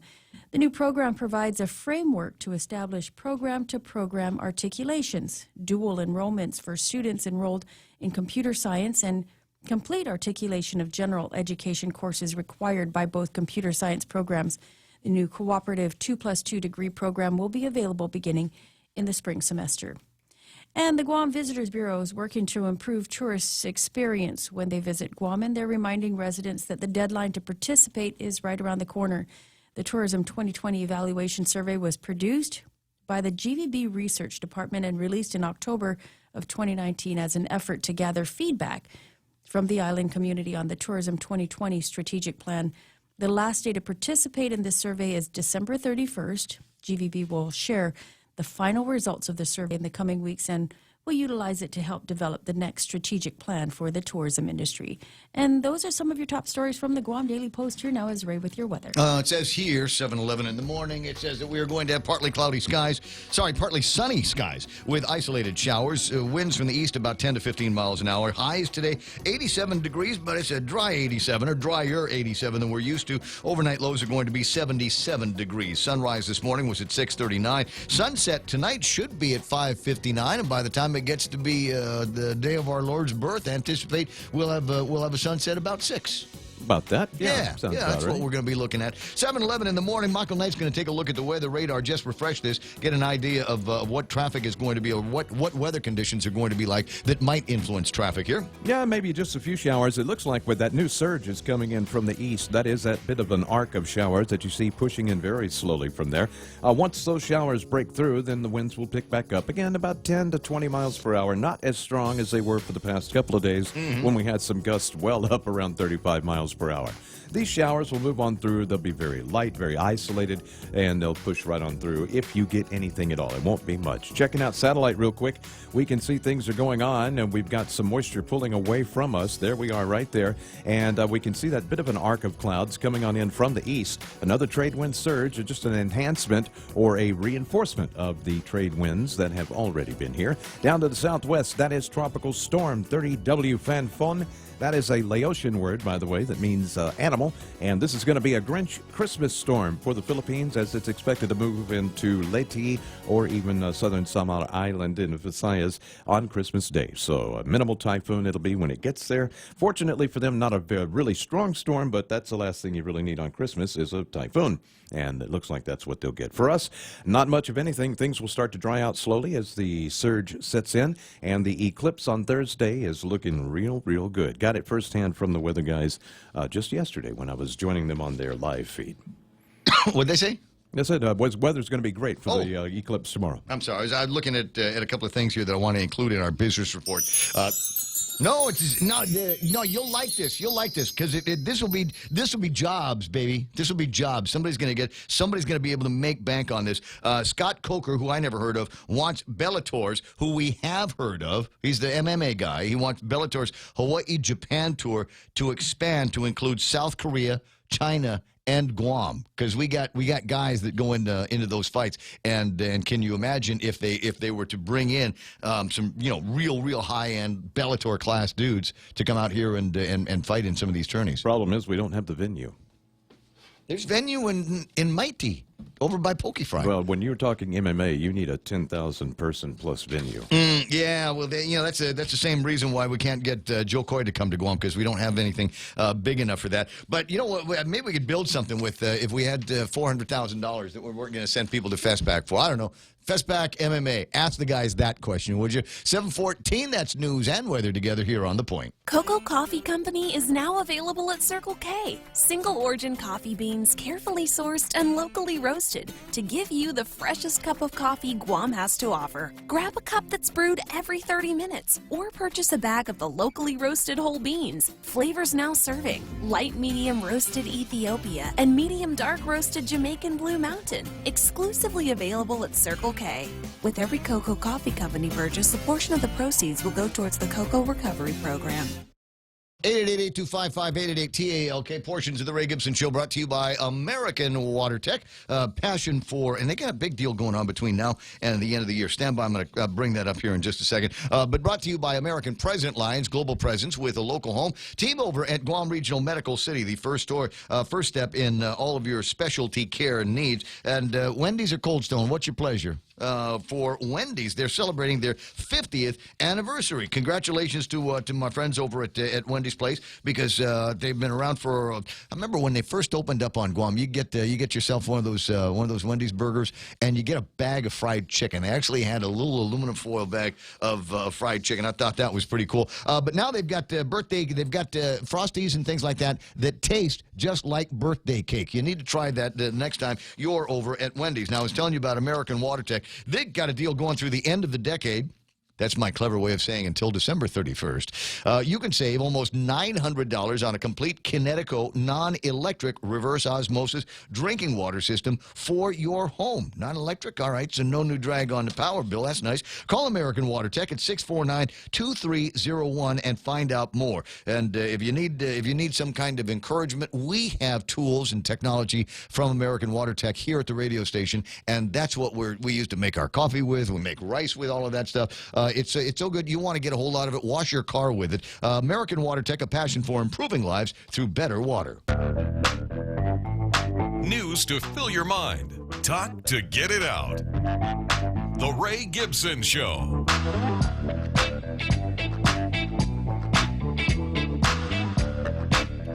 Gus Castro Gisangas asking online this morning, what good is Space Force for? Gus, we'll have no more of those disruptive questions. Space, that's going to end up being just a coolness factor. Just because it's cool, right? The guy's going to be walking around in like a silvery-looking material jumpsuits with the Space Force logo on it, and have weapons. It's still right like that. They'll still have guns, but they will look like space lasers, space blasters, like in Star Wars. That's how I'd do it. You can turn that up if you want to so people can hear it. It's funny if they can hear the music. Somebody asking, will they bring ice? One way Guam can increase tourist satisfaction, open public restrooms and have garbage cans in public parks. Nate, thanks very much for that comment. The reason why we don't have this is a fact. It's absolutely true. The reason why we don't have garbage cans in public parks is because they're worried that people are going to bring their trash from home and put it in the garbage cans at the public parks. So they said, well, we can't have that, so now we have no garbage bring cans. Their trash home and throw it. Right. Well, there are people that they say don't have access to the solid waste companies and all of that stuff. So, there's no survivor plans for those kinds of things. There's no like super low end, we'll take your garbage. But frankly, if you're going to go through the time, trouble, and expense of doing that, just scare up $8 from your meth money and go over to the transfer stations. In fact, I want to say that some of the transfer stations handle that stuff for nothing. Just bring it there. But, so they're worried that people will use the garbage cans in public parks for their house trash. And so the conventional wisdom is we won't have any garbage cans. So if you go there with your boys and you drink beer all night, save the bag. You're going to need to bring that with you. They've also taken to locking up some public restrooms in many of these places because people use them. And they make a mess and we don't have anybody to clean them up. So we're in a situation where public restrooms are locked because people are using them, and trash cans. We don't have any trash cans because people are throwing their trash in them. There was also an issue several years ago with vandalism, and so they were damaging the sinks and the toilets and also taking some of the piping. So let's stop building them. Yeah. The answer is let's stop building them with the same things that are easy to vandalize. I mean, you go to a lot of public places where they've got, it's a bathroom that's there just as some kind of convenience, and they use stuff that you can get for prisons because in prison you get a stainless steel. Village. Yeah, Chamorro Village for a long time. It might still have working facilities there because they got them from people that make the toilet facilities for people in prison, which you cannot break. I mean, this is all hard stainless steel stuff. It'd take you all day to get through it. You make so much noise. Mirror. People catch you. The mirror is not actually a mirror. I think it's just really shiny something. 7:19 in the morning. 888-8255-888-TALK. We'll take a look at what happened on the market and see where we ended up on Friday. Was it a good day for everybody? Yeah, reasonably good. S&P 500 closed up there our Saturday morning at 32.21. Picked up 15 points. NASDAQ at 89.24. We're going to see the NASDAQ over 9 here soon. 37. 27.74 is what their increase was. Dow Jones Industrial Average. That's why when I saw Dave Beaver, he was smiling. Dow Jones Industrial Average at 28,455, picked up 78 points in trading there. FTSE is up in the green. Nikkei off by about 48 points, but still over 23,000. In fact, almost 24,000. Hang Seng at 27,871. They closed up 70 points higher. Shanghai market lagging here by about 12 points, 3,004, and the DAX closing at 13,318. Commodities look like this. Oh, do I want to look at this? No. $61 was Friday's number for West Texas crude. That's the American benchmark, and today it is trading at $60.44. Let me see, do the math. $61. Oh, it's down. Wait a second. Maybe I'm looking in the wrong direction. I am. You know what number went up? The number that went up is Tapas crude. Tapas, the stuff that turns into gasoline for our cars here. Trading Friday at $71.03. Trading today at $71.99. Almost $72 for a barrel of Tapas crude. I told you. If you're near if you were anywhere near like a quarter tank in a car, if you still have money left over from Christmas shopping, I would put some of what we will consider to be lower price gasoline in the automobile. Somebody take a look at the trends. Go in the Daily Post and see if they've got something where we're marking the trends, because I want to say that usually in the first part of the years where we see some of these increases, it's possible we might see some now. So be on the lookout for that. Last year it was because they raised the fuel tax. Is why it went up last year. Yeah, normally it's higher in summer. It's not higher this time of the year. Yeah, it's weird. All right, so we'll take a look at some of that stuff. Jerry Roberts, obviously, in the studio. We've got the extra point coming up in just a couple of minutes. But I think we've got to find a way to encourage this. And as Mike points out, we've got a significant infrastructure problems. Where would we put, if we were to put a Bellator-level fight in place, where exactly would it go? Coker told MMA Junkie magazine, actually website, on Friday after the ceremonial weigh-ins for Bellator 236 in Honolulu, I would personally like to grow it. What I mean by that is this event here, I love the fact that we have USO Fight Night, tribute for the troops Saturday. We have Lima Lay McFarlane, and then we're on our way to Japan. The Bellator president indicated this won't be the last Hawaii Asia tour. In fact, Coker said he thinks the tour will grow. The goal? Hold 6 shows, 5 weeks through Hawaii and Asia.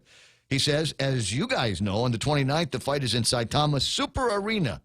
And while I'm talking about Saitama Super Arena, Mike, can you Google and see how many people can sit in the Saitama, S-A-I-T-A-M-A, Super Arena? Says it's our first entry into Asia, but I'd like to grow there. To me, I'd like to have a little tour. From here, we're going to Guam, work our way to Tokyo, South Korea, China, and then maybe like a 6-fight tour in 5 weeks. That would be something we'd be looking for. All the locations Coker listed would be new territories for the promotion, while its main competitor for the UFC has been to Japan. While its main competitor, the UFC, has been to Japan, South Korea, and China, it has never held a show in Guam. The Saitama Super Arena has a maximum capacity of spectators, 36,500. It is the 4th largest indoor arena in the world. 36,000. Yes. How many people can we get into the Deuce-It on a good day? 35,000. We just pack you all in there. Just everybody get in there. There's got to be a spot out somewhere, Back Island Road or someplace like that, where we can build this massive facility, just use it every once in a while. Man, have you seen pictures of this Saitama Super Arena? I can only imagine, dude. Wow. I mean, it's in Japan, so that ought to give you a clue right there. They like to build Look, if we're going to nice. let's just build a stadium for our NFL franchise. Yes. Yeah. Good idea. We need one of those, we just need a name for the team. Geckos is already taken. They're flying them to London. That's a long ways over there for that old soccer stadium. Let's build one. They can fly out here for once a year. You know what? We could use it for cockfights, too. There you go. No, maybe not. Maybe. Have you seen the latest on that? They're actually putting investigators on the ground. You want to talk about your not-so-veiled threats. We're going to have investigators on the ground in Guam. That way, if we hear something going on, we're gonna tell on you. Wearing the loudest island shirts they can find. We'll see you coming from a half mile. Speaking of cockfighting, I've got this great idea, and it's just the way Ray Gibson's brain works. Coast Guard is decommissioning the Island-class cutter in Guam after nearly 30 years in service. The Washington Island, a 110-foot Island-class patrol boat, was decommissioned after nearly 30 years of service as part of recapitalization efforts during a ceremony at Naval Base Guam. Rear Admiral Kevin Lunday, Commander, Coast Guard 14th District, presided over the ceremony. Washington's years of service That's the boat, not the president. Included numerous law enforcement cases, safety and security. The ship and its crew have been vital to building and maintaining relationships here with our partners in the people of Oceania, also known as the Blue Pacific. You think about all the things that they've done and all the different places they've go to pluck guys from the jaws of death after they've been separated from their boats or whatever out in the oceans, and a lot of the work that they did, a lot of the preliminary work that they did in the early hours of the aftermath of the storm up in Saipan and the CNMI. For a lot of people, that was how they got there. Was they were able to catch a ride up on a Coast Guard cutter so they could go up and start doing some of the preliminary work to find recovery. But that has nothing to do with cockfighting.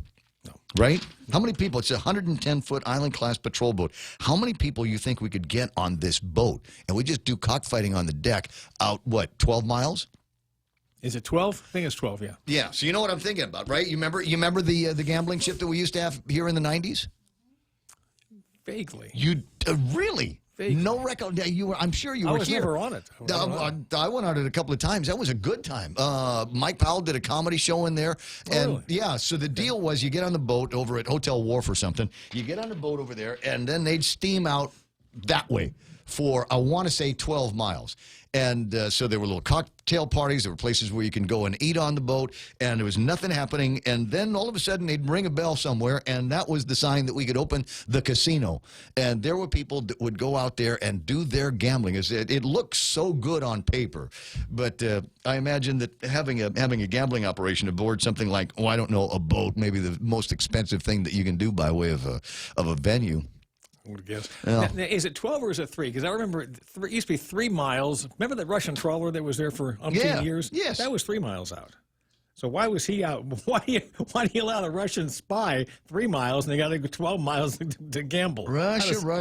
Somebody on Facebook Live is going to chime in and give me what the exact number is for the economic zone that we need to get past so that we can conduct gambling or cockfighting or whatever it is. The economic zone is 12, but the spy zone is 3. Yeah, that makes good sense. 7:27 in the morning. Jerry Roberts in from a fantastic weekend. Hope you had a good one. No. Yeah. Was there shopping? Did you get dragged to go shopping? No.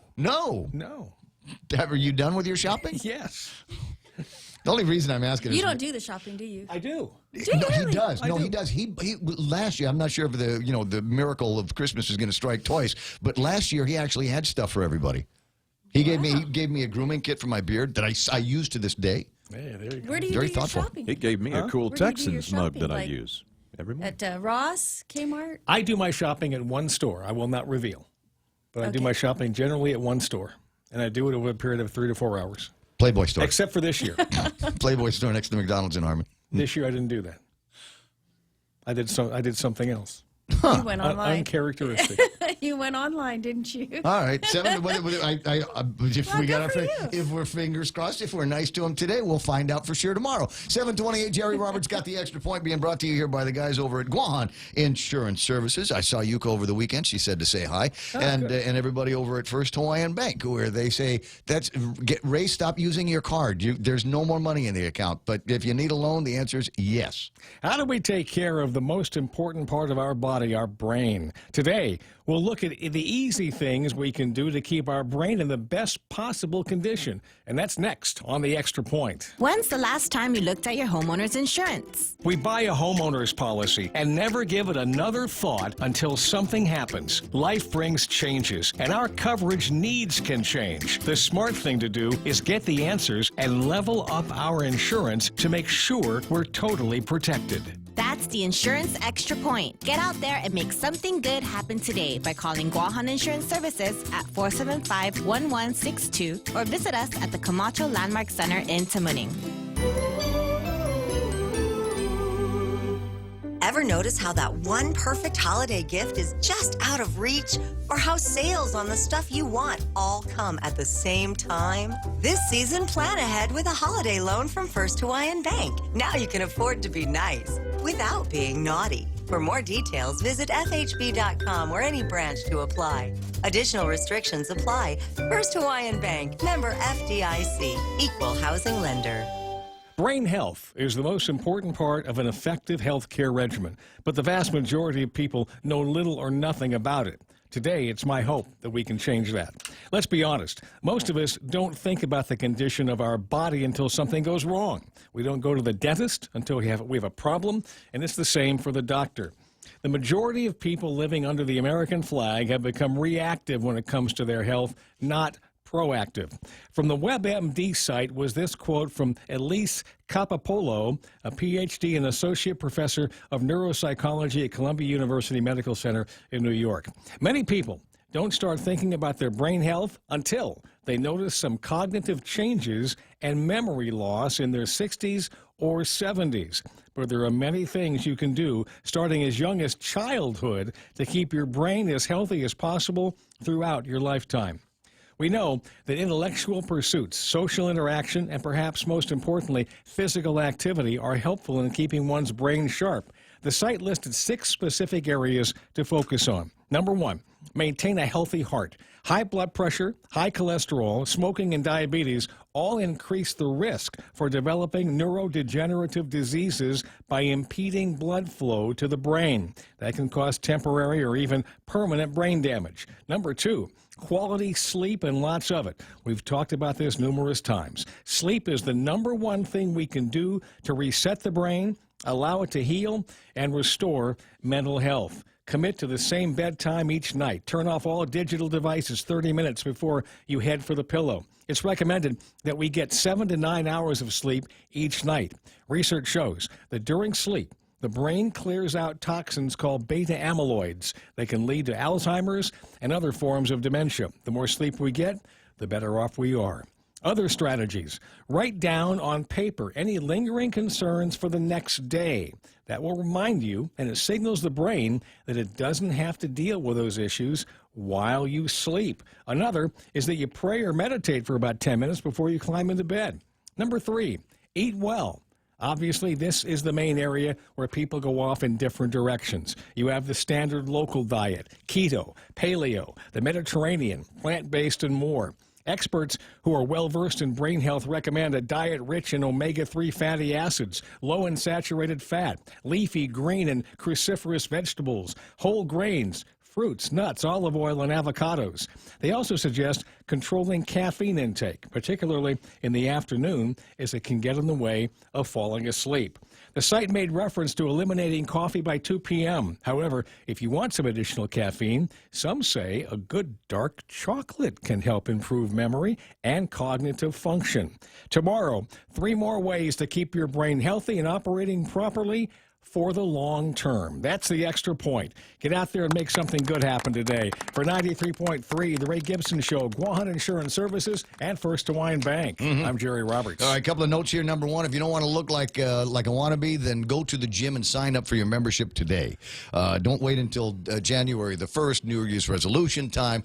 Go sign up today. Show up a couple of times. You don't actually have to do anything. Just go in with your yoga pants and your gloves and kind of walk around like you know what you're doing. If you look cool, that's all that counts. Exactly right. Exactly right in a gym. But the important thing is that you can say, that's not New Year's resolution. I signed up way before New Year's. Yeah. Second point here, and this goes along with something that Jerry's talking about. You're going to start seeing more of this in social media and in news websites. A new analysis is predicting that by 2030, a mere 10 years from now, half of all adults in the United States will be obese. 24.2, almost a quarter of them, will be severely obese. And you can look at whatever number it is that you've got to look at, or whatever mathematics you've got to look at to determine what obese is. Keep an eye on that number, figure out what your number is, and start working it down. BMI 25 yeah. or higher. Yeah. And most people, 39%, 40% right now, very close to 40% right now. At the borderline. It's above 20 in the obese range. Interesting. So keep an eye out for that. You still don't know what to do for the holidays. If you're still shy about what kind of gifts that you're going to give, I've got a couple of ideas for you. I'll share those with you in a couple of minutes. Right now, it's time for our look at headlines, being brought to you here by the team over at No, it's just Auntie Lolita. It's not a team. It's just an individual star, Loli Cammett of Remax Diamond Realty, for all your real estate needs. Give them a ring at 688-6743. That's 688-6743. Thank you, Auntie Lolita, for your continued sponsorship of Modest Newscast. Now with news from the Guam Daily Post, here's Mata Silva Tyra. A recent determination by a federal judge that American Samoans are U.S. citizens has major ramifications for all of us in the territories. The decision issued in a federal court in Utah establishes a constitutional basis for the rights of residents within the territories. It's a first, the federal judge recognizing rights guaranteed by the Constitution rather than just rights extended by Congress. His bill that gives authorization for a federal payout of war claims has cleared the House, but Congressman Mike St. Nicholas says if Guam had representation in the Senate, it could move even faster. This prompted him to introduce a measure that would establish a non-voting representative to the U.S. Senate for each U.S. territory. St. Nicholas says with no membership in the Senate, territories are underrepresented.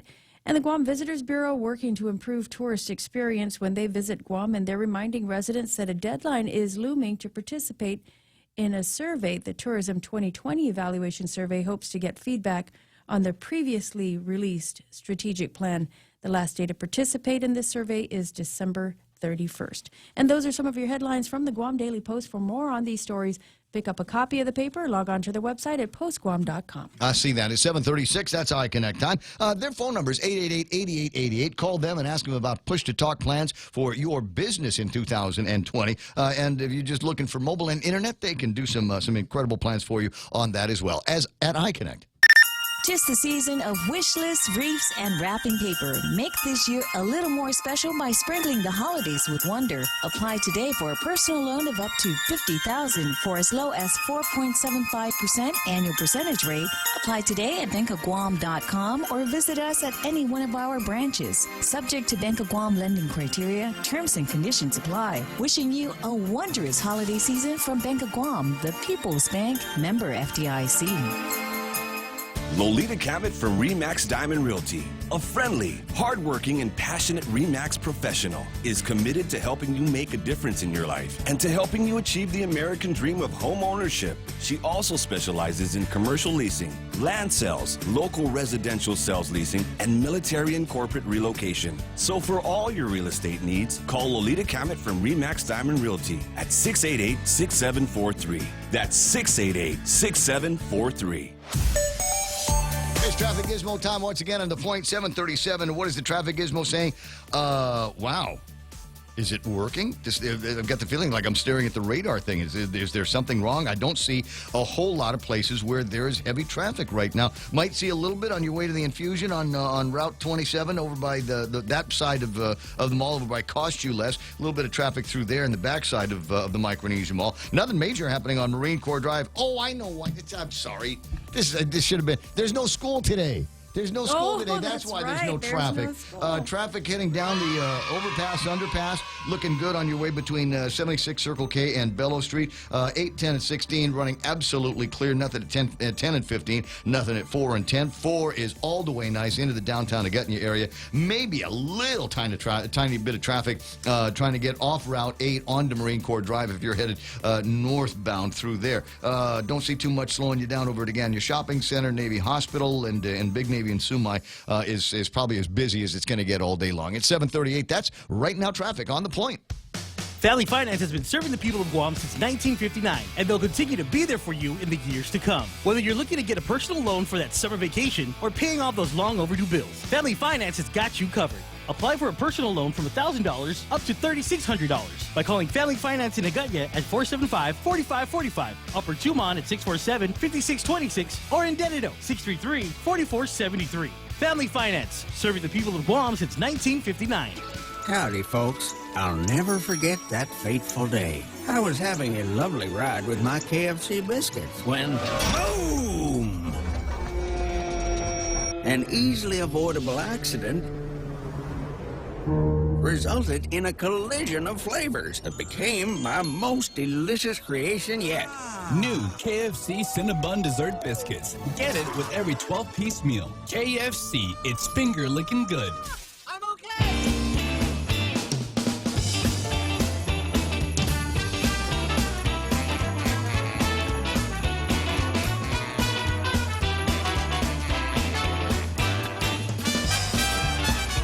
I see it 20 away from 8 o'clock in the morning, 888-8255, 888-TALK. All right, so we got Mayor Melissa Savares back on the line. Hopefully, we'll be able to keep her going. And the wish for a peaceful and prosperous New Year has gone out for the mayor and all the villagers up in Dedido. We were talking about trying to find quality time with the family, and for me that's interesting. But for you, how impossible is that, Mayor, for you to get some quality time with your family around the holidays, being the mayor of the most populated village on Guam?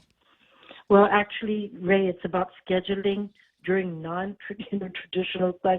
So last night I actually had family dinner with my children and my brother and their families.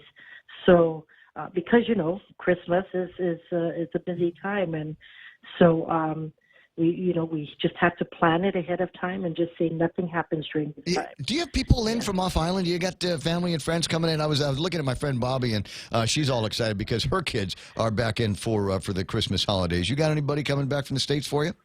Well, actually, no, but we did during Thanksgiving. But what we have is my brother is actually leaving to go spend time with his stepson in London. So we kind of did an early Christmas, with them before they took off this morning. So, that was family time, and it's really important because the memories from last night are going to be talked about later. Oh, yeah, indelible, and some new traditions in there for sure. How's the Christmas shopping coming along?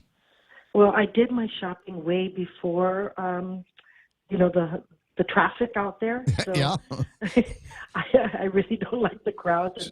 And Dedido, we have traffic. Oh, I heard there's traffic up in Dedido. Sure. There was, but you got competition now for traffic. I don't know if anybody tried to get into or out of Tumon on Saturday night. That place was just swamped from 6 o'clock until whenever. Well, and 2 months, everybody's having their Christmas parties. They go down to see the lights, do shopping down there. So it's a combination of many things. So I think just from before Thanksgiving, the week before Thanksgiving, all the way until right after Christmas, we get the additional people that come up north. Mm-hmm. Yeah, so and to get out of that. So as far as shopping goes, now this is the question for people up in Dedido, or maybe people that want to, thinking, okay, well, I tried Ross, it's busy. I tried Kmart, it's busy. I tried everywhere else, is busy. You got any recommendations for little small hole in the wall places we can go up to in Dedido and get some shopping done? Well, you have your compadre small, your hole in the wall bazaar vendors. Oh yeah. Yeah. And another thing is that we saw more people come out for the flea market these past several weekends because they're getting the deal of a deal, with stuff that the vendors sell, that everybody just bypasses. But nice what we think that is stuff that they got at somebody's garage sale in like Petey, and then they just brought that up to the flea market and they're selling it there. It's not actually their stuff. No, we actually have vendors, Ray, that actually, orchids, plants, are hit with gifts and stuff. Yeah. But we also have vendors that sell nice jewelry and just nice things that people are, out of the ordinary. You know what? I will admit, you're probably right. It's been at least a couple of years since I've been up to the new flea market, so I'll give that a shot. 7:43, and it wouldn't be a good phone call if I didn't ask you questions about some of the other things going on. You already sent the drafts to Mayor Blas for his review for his resignation letter. Have you heard anything through the grapevine about what he intends to do about that? Because it's now because we got Ken Joe making noise. And everybody, and my understanding is the people that are actually walking the petitions around are having a hard time getting signatures because there's all these people that are freaking out, going, "Wow, yeah, I want to sign, but that's my cousin." Yeah, no, we haven't heard anything. We'll just let that let his attorney and his family deal with that. Yeah, just wish them peace during the holidays. Oh, absolutely. But still, it's going to be the end of the holiday soon, and then we got to figure out whether we're going to have a special election, whether the legislature is going to step in, or what the next step is going to be for the villagers of Zotnya. Yeah. So somebody was joking with me last week, and they said it's not the Zotnya rules anymore. It's Zotnya rocks, in reference to crystal methamphetamine that comes in rock form. Yeah, and it was a Zotnya resident, too. So they're still kind of embarrassed about that. All right, well, keep me posted. If you hear anything today, I'll be looking for you. Okay. All right, Ray. Merry Christmas. Merry Christmas to you as well. And be safe. Safe? Yeah. All right, then you're driving. Yeah. Right on. Okay. 7:44. Bye, Molly. Bye, Molly. Merry Christmas. Mayor Melissa Savard is with me on the program. 7:45. You look at just a couple of days before Christmas. Just how deep into some of the issues do you want me to get into? Not deep at all, because I want to go back to the flea market because you're missing out on some really cool stuff I.e.? by not going. They have handcrafts. The guy that goes out there and he carves stuff into wood, like name plates, and you can actually put these things, like your family name, put it up on the wall. It's really nice stuff, and they're inexpensive. And then they have Manny Leon Guerrero goes. What's he do? He does his glass. It's almost like a stained glass artwork. It's really beautiful stuff. Do you have pictures? I can look for some. Check for if you. there's pictures. Put But those it's things just up on the gorgeous stuff, Facebook. and then the orchids and all the plants are just really nice. Senator Jim Moylan's next on the list. And again, you know what? There's all kinds of stuff that we could talk about, policy and news and things like that. And there's plenty of time to talk about that. I'll riff on things a little bit later on. But I got Senator Jim Moylan on the telephone line here today. How you doing there, bud? Hey, terrific, Ray. Merry Christmas. Merry Christmas to you. It's Christmas holidays again, and I wanted to see if you had a Christmas wish that you'd like to send out to the people. You've been very good to us here on the program since as a candidate, now as a sitting member of the 35th Guam Legislature. You've always answered the phone calls, never shied away from the tough questions. So I just want to say thank you and give you an opportunity now in exchange for that to send share your Christmas wish with all of the people of Guam that voted for you. Yeah, thank you. Merry Wait, hold on. We're playing the share song. Wait. Okay. That's. I have a word picture image every time you play that song. It's like, oh, I got to erase it. But yes, thank you. So that's that. Yeah, but go ahead with your Christmas wish.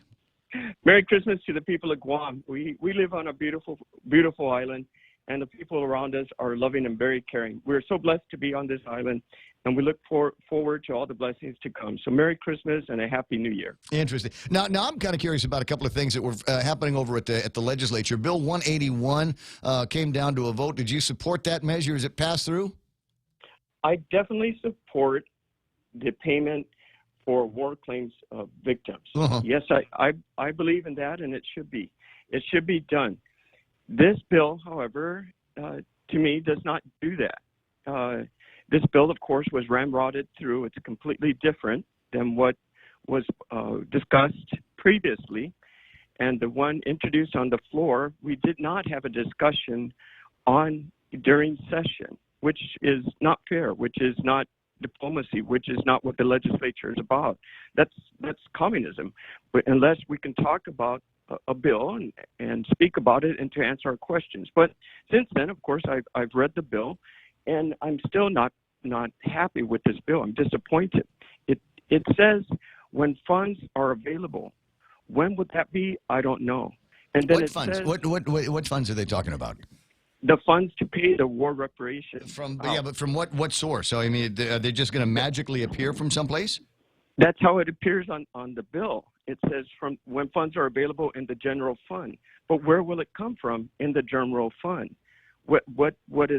Whose pocketbook is that going to come from? What department will that come from? Yeah, it's unknown, and then it's just determined upon when and how they wish to pay it. So it's not fair. It's not fair for legislatures to say, go ahead and write a check. We don't know where you're going to take the money from, but go right ahead and do that. That's irresponsible for us as senators. They don't know what the amount is either. This is another time the legislature has leapt into action without understanding what the cost is going to be. This is from Chirag Bujwani and in his remarks to journalists on Friday that were asking the questions. The amount is still unclear as we need to get the list of survivors who have been adjudicated to date. The funding source is the FY19 lapses and the FY20 budget subject to the governor's transfer authority. Correct. And now we opened it up instead of, I believe last time it was 7.1 million for those that were already agreed upon. But now we opened it up for all the war survivors under Bill 181, which would be fine if we had a funding source. And now we don't know the amount of money. And how long would this take? They still have to develop. Do we have a circular here for, not circular, do we have paperwork from OFB and et cetera on FY19 lapses? I haven't seen the final version of that, and we've already dedicated, I believe, $10 million of that to Guam Memorial Hospital, and then the other lapses went to pay for. The additional revenue went to pay for the retirees' health insurance as well. Right. And Okay. That Then there's this question: the FY20 budget, subject to the governor's transfer authority. What did you put in the budget where do you think there's going to be a transfer? What is going to suffer now as a result of this? What money is going to be taken away from the schools or GPD or the Department of Corrections or the hospital? Exactly. And nor do we have a time frame when this is going to be done. It sounds like it's going to be done before Christmas, and wow, that's a miracle. But it's not transparent. It's so many questions. We're waiting for a memorandum of understanding also, which is still in draft form. That I don't know how that will work out on our Congress. Have you seen the draft? Do you have a copy of the draft?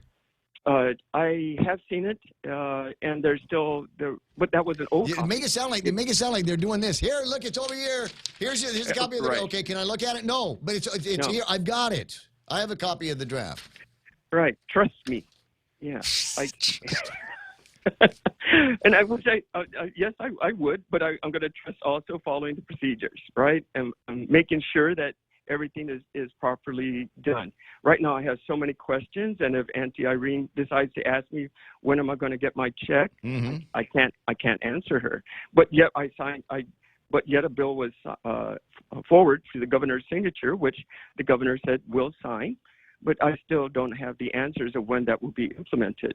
They say as soon as possible, as quickly as possible. But if I look at my timelines, I don't think that's quick. Let me ask a point blank question on this. I mean, there's the bill as written, as I see it, and as I understand the way the wheels of motion move, both here in the government of Guam, and I assume that the Treasury Department is also kind of a lethargic body.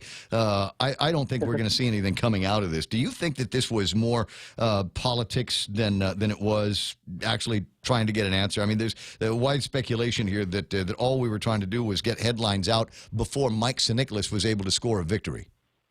Correct. The bill opens a fund for war claims, but the bill does not give any money into the war claim funds. Unknown amount, unknown when it's available to put in there. But yes, to answer your question directly, yes. And I think the reason why this bill wasn't up for discussion because it didn't give our congressperson the ability to call in and to discuss with us where we're at. Again, well, he did have that summit with the governor. Right. Yes. Which I sat right next to, and that was really short and a little bit back and forth, punch, jab, jab, and block. We're done. Yeah. And we left off at the same place we started. And just like now, and the governor has said, if I recall correctly, that 181 to make it work does need 1365 to pass. So I think we're just it just doesn't work, and we need 1365 to pass. So let's let it pass.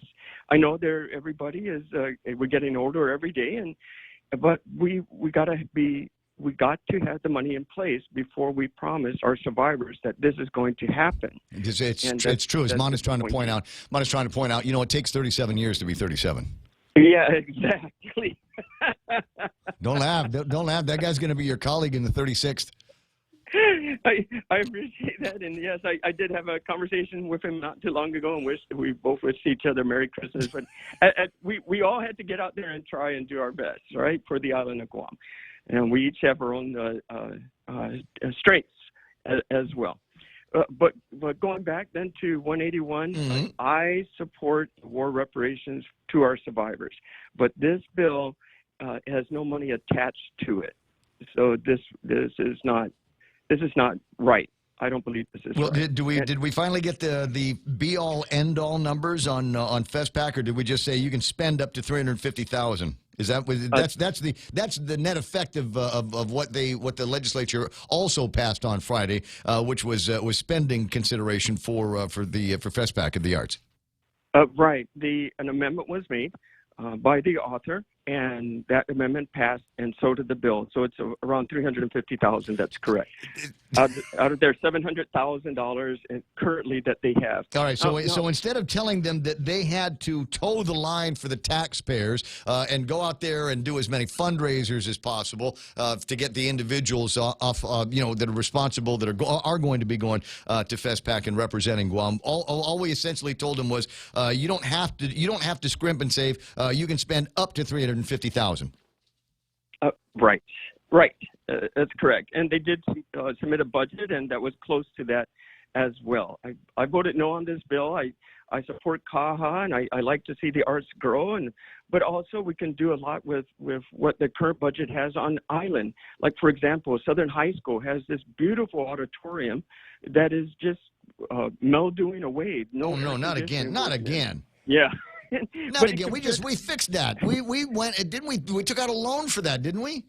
Right. We did at one time, and then there was some issues again, and we need some partnership going in there. And I think the private sector is more than willing to help out, and if CAHA gets involved in that too, that's a beautiful place. And they have classrooms where we can get the students involved in the cultural arts, and that's what that school also prepares students to do. So there's space available, and CAHA is looking for a permanent place to have their offices, and these are things we need to do. A FESPAC is a wonderful thing, but maybe we could have scaled it down. I really think so, and we could probably have done better with raising funds. So my vote for FESPAC was no, but it's proceeding. And that was the vote of this body. And so now it's up for the governor for her signature. Oh, they're going to sign off on that. They haven't seen a spending bill they don't like in history. $756 and change. Listen, you and the family have a fantastic Christmas, and I'll see you on the other side. You betcha. Take Merry care. Christmas. Yeah. Beer Summit, buddy. 888-825-5888-TALK. There's some the usual interesting stuff that comes out of the legislature. How much is this measure going to cost? We don't know. I vote yes. I started looking around the room. Just pass it. We'll fix it later. Yeah. We'll fix it in the mix a little bit later on. But I think it's interesting the way that Mike Sinicolas and Senator Bob Klitsky are concurring on this. The measure itself does exactly the same thing that they're trying to fix in Washington, D.C. It creates that same bureaucratic hole. We've got money coming from somewhere, but it's not going into any kind of fund for us to withdraw from. In order to make these payments, and then the process by which the payments get made. What if I'm the war claims recipient? I need to sign over whatever federal government check I might have going to the government, and then the government will then pay me from those funds. Why don't I just cash whatever I got coming in from Uncle Fed? Why do I have to, I'm kind of curious as to whether they spend any time talking with any of these war claims recipients on how they'd like to get paid.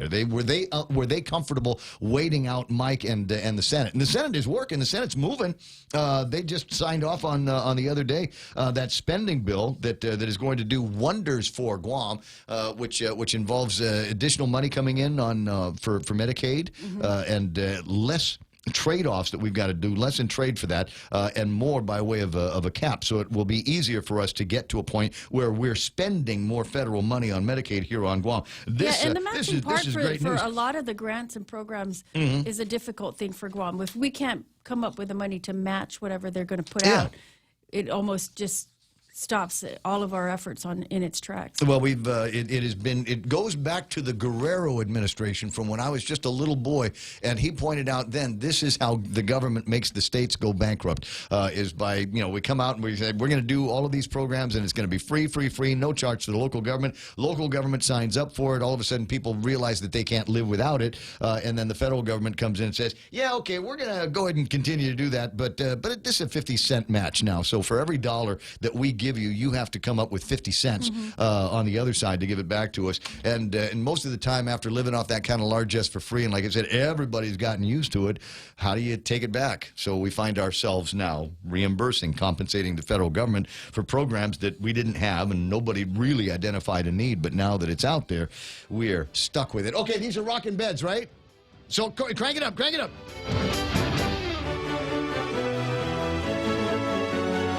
This is the walkout music into the top of the hour, and the point is that I say KUSG Agutnia, this is the point earlier so you can enjoy the music longer. So there.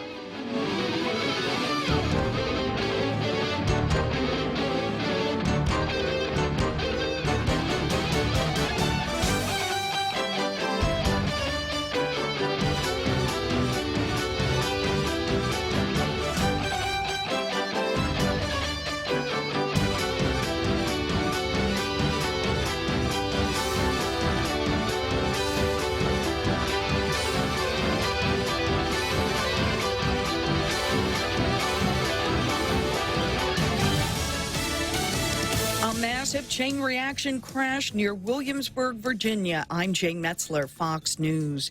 Visibility was poor, the interstate icy, when dozens of vehicles started slamming into each other this morning, sending dozens of people to the hospital, some in pretty bad shape. According to state police, 63 cars involved were traveling in weather conditions that included fog and ice on a bridge along Interstate 64.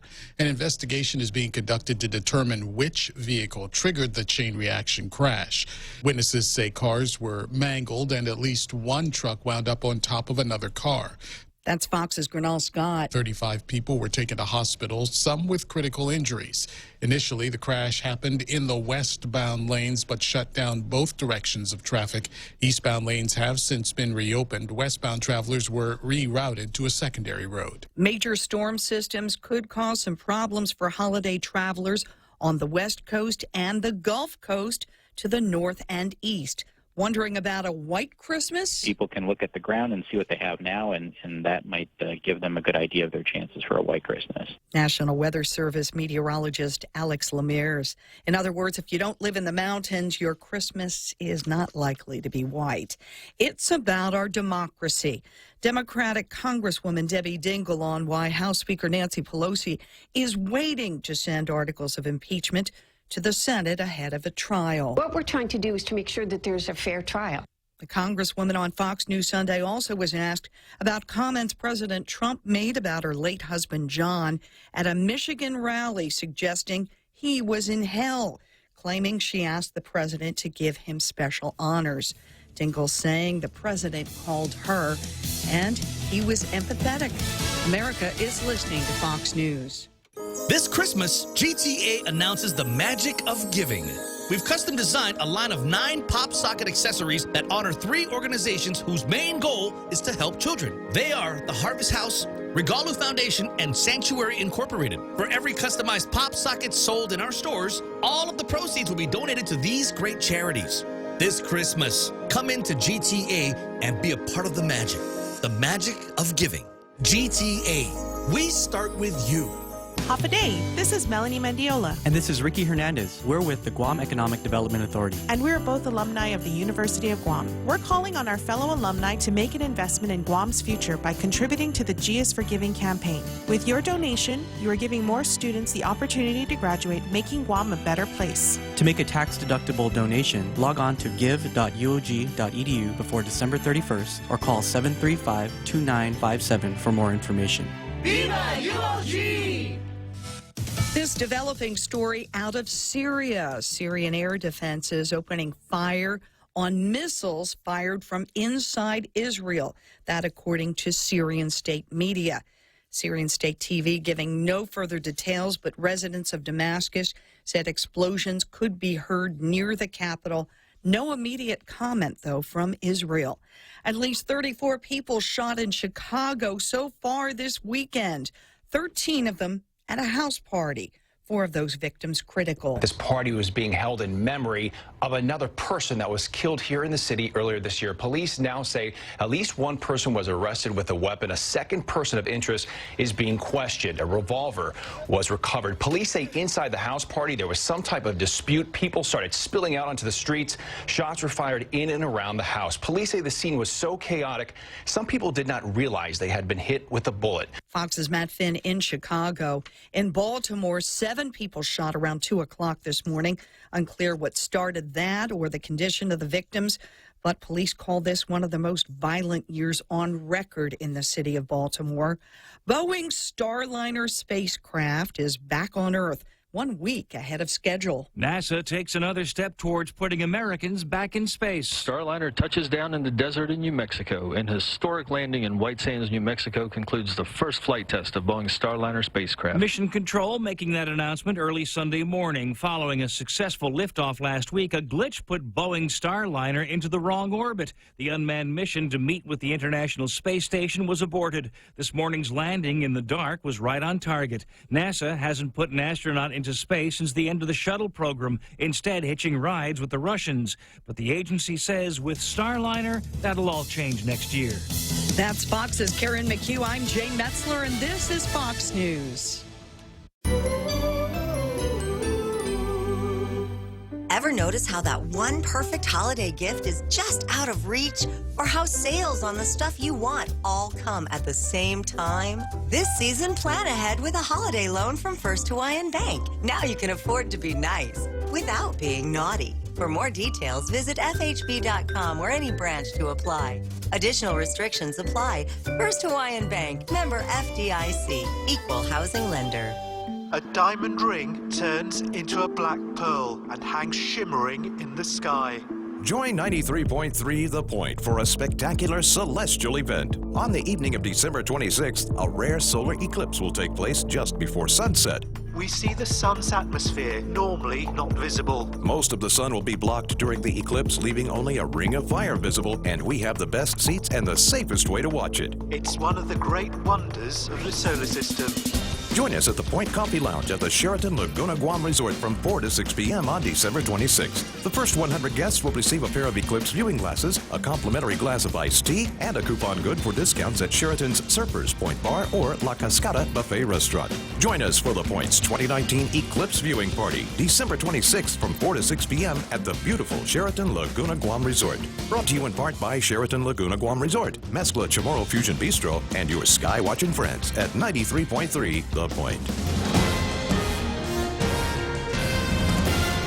Day and good morning. It's 8:06. I'm Mana Silva Tyron with some of your top stories from the Guam Daily Post. Calling it a common sense next step in the pursuit of territorial justice, Congressman Mike Nicholas introduced a measure that seeks to expand territorial representation in the United States Congress by establishing a non-voting representative to the U.S. Senate for each U.S. territory.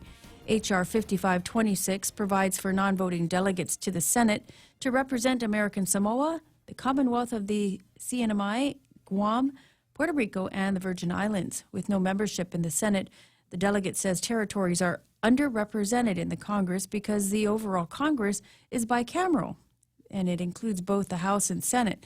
Meanwhile, the war claims bill by Congressman Nicholas is under Senate consideration. It's already passed the House. H.R. 1365 authorizes the Department of Treasury to make payments to war claims, but Nicholas said the Senate will likely approve it, but the lack of Senate representation is still felt. He says if we had a U.S. Senator, we could have had a mirror version of H.R. 1365 moving through the Senate, at the same time helping the process move even faster. A recent determination by a federal judge that American Samoans are U.S. citizens has major ramifications for all of us here in the territories. According to Neil Weir, the president of Equally American and an attorney for the plaintiffs in the case, the insular cases have long been seen as subjecting plenary authority over the territories to Congress.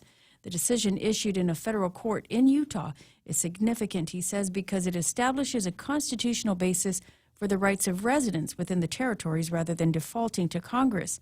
According to Weir, it's really one of the first times a federal judge has recognized individuals have rights guaranteed by the Constitution rather than just rights extended by Congress. Georgia Mayor Jesse Blas reserves his rights to testify on his own behalf according to a witness list filed by defense attorney Joseph Rosano in the district court. The defense witness list also states that Blas reserves the rights to call any witness listed by the federal government. Assistant U.S. Attorney Laura Sambatara listed 10 federal agents who could testify at the mayor's trial. 5 of the government's witnesses are agents from the Federal Bureau of Investigation. 3 are U.S. postal inspectors, and 2 are special agents with Homeland Security. The government's confidential source identified as federal defendant Brenda Kinian and Blas's ex-girlfriend Vicky Lynn Taragizu are also listed to testify on behalf of the prosecution. Blas stands accused of receiving bribes in exchange for assisting in a drug operation in his village. He's alleged to have allowed the use of mailboxes in exchange for money. His trial is scheduled for February. He remains behind bars until then. More news after this. Make wish lists come true this holiday season with Coast 360. For a limited time, get 1% off your personal loan rate when you apply by December 31st, 2019. Loans up to $50,000 with flexible terms and no application fees. Apply online or at any member center. Terms and conditions apply. See print ad or coast360fcu.com for details. May your holidays be merry and bright with Coast 360 Federal Credit Union. Together, we thrive. Rent, lease. What does Horizon do for you? Here's a clue. Advertising, marketing, screening, inspecting, instructing, leasing and signing, collecting and complying, inquiring and assessing, coordinating, repairing, renewing, enforcing, evicting, moving, cleaning, rekeying, communicating. Do it yourself and you'll find it taxing. We work hard to keep the vacancies low, so at the end of the month, you collect the dough. Proven and trusted. Horizon Properties. We do it all. 777-7792. The Guam Visitors Bureau is working to improve tourists' experience when they visit Guam. They're reminding residents that the deadline to participate in their survey is right around the corner. Tourism 2020 Evaluation Survey was produced by the GVB's Research Department and released in October in an effort to gather some feedback from the Tourism 2020 Strategic Plan. The last day to participate in this survey is December 31st. GVB will share the final results of the survey in the coming weeks and will utilize it to help develop the next strategic plan for the tourism industry. You can go on to the GVB website to take part in that survey. And following President Donald Trump's declaration for a federal holiday, Governor Lulian Guerrero declares the 24th of December a day off, giving thousands of government employees an extra day to celebrate Christmas. The declaration also called for an early payday so employees will see cash in their banks tomorrow instead of having to wait until Friday. We are told, though, that Department of Education employees will not be paid tomorrow as their accounting division was not working in time and weren't able to process that paperwork in order to get their payday early. And those are some of your top stories from the Guam Daily Post. Here now is Ray with your weather. Yeah, on that subject here, I'll read it to you in a second. I did get a note on the WhatsApp from somebody. Seems to be very disturbed about the kind of a bait and switch on this. Going, wait a second. You said that we're all getting paid on the day before, but we can't do it because we're DOE. That accounts for about, what, 3/4 of the people the message went out to that are waiting for it. So you can have the day off, but there's no money in your account to go shopping. Yeah, why did the teachers keep getting screwed here on this island? I mean, first from the pay, they got work conditions. There's a law that says they can't strike, and it goes back to a tragedy in the early 80s. But anyway, 8:12 in the morning. Where we get to go here? Let's take a look at the weather and see what's going on in the weather-wise on Guam. It says partly sunny and isolated showers. Winds from the east up to about 15 mph. Daytime highs today, 87 degrees. Overnight lows should be about 77. Sunset tonight, 5:59. The usual spots, tell the others. And sunrise tomorrow morning should be 6:39 or 6:40 or so. Keep waiting for something interesting to happen with the weather radar, and it keeps not happening. Mike? Not a whole lot going on out there. We can see a new incoming surge, reinforcement of the trade winds coming in from the east, and that'll push on through probably over the next couple of hours or so. You might see a shower or two as it does. What it's really going to happen is you'll be standing outside and the winds will be light, and then all of a sudden there'll be a little gust and the winds will pick up just a bit, and then they'll stay around 15 to 20 miles per hour throughout the remainder of the day once this surge lead comes on through. Not much weather-wise going on here. Things are clearing out. If we don't like it, we can start calling it an absurge. An absurge. Yeah, it's an absurge. That's very cool. Okay. Yeah. What were you saying? So we've got Tropical Storm Fanfon moving away. We can go ahead and check that one out. It's 30W is how it's identified by the American agencies. Fanfon, the name that the JMA gave it yesterday. Going to be a Grinch storm for Christmas for the Philippines, as it looks like it's going to hit in the Samar and Leyte areas of the Visayas right around Christmas Day. So fortunately won't be a very strong storm when it does, but it's a typhoon on Christmas, and who needs that? Yeah, exactly. 8:13 in the morning is news and weather together here on The Point. Celebrate your holiday festivities with dinner at Hyatt Regency Guam on Christmas Eve and Christmas Day at Al Dente Ristorante. Enjoy a holiday family set menu, which includes Fiorentina steak, lobster tail, and an array of Italian favorites, suitable for up to a family of 4. Eat, drink, and be merry during the holidays at Hyatt Regency Guam's Al Dente Ristorante. To make your reservations, please call 647-1234. It's the Ray Gibson Show, being brought to you by the guys over at Take Care, offering proven wellness and fitness programs to encourage healthy individuals and families to live a healthy, balanced lifestyle. Preventative care, being active, eating right, relaxing, unwinding, and being socially connected. Great ways to stay healthy with the team over at Take Care Insurance. Also brought to you by American President Lines, global presence with a local home, and they're celebrating their birthday. We're talking about the people over at Wendy's 50th anniversary with their new birthday cake frosty and birthday cake frosty cookie sundaes, available only for a limited time, because you can't have a 50th birthday every day, can you? Happy birthday to us, and sweet treats for you, Guam. Let's get this party started at Wendy's. Now, that's better. American Medical Center, accepting patients from Aetna and new patients with Medicare, etc. 647-8262 if you'd like to get more information. It's also brought to you by American President Lines, global presence with a local home. Morning talk that matters. It's the Ray Gibson Show. Call now, 888-TALK. That's 888-8255.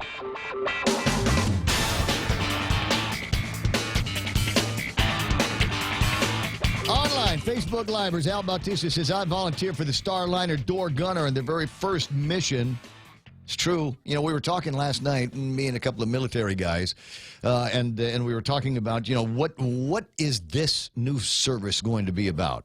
You know, are they going to have, you know, like spaceships up there, you know, keeping track of all the satellites and the space junk and all of that, you know, cleaning things up there, you know, but keeping it out for, you know, rogue Russian or North Korean or Iranian satellites and things like that, so that we know if we ever got in a shooting match on Earth up in space where we control the ultimate high ground, maybe use that to take out some of their command control.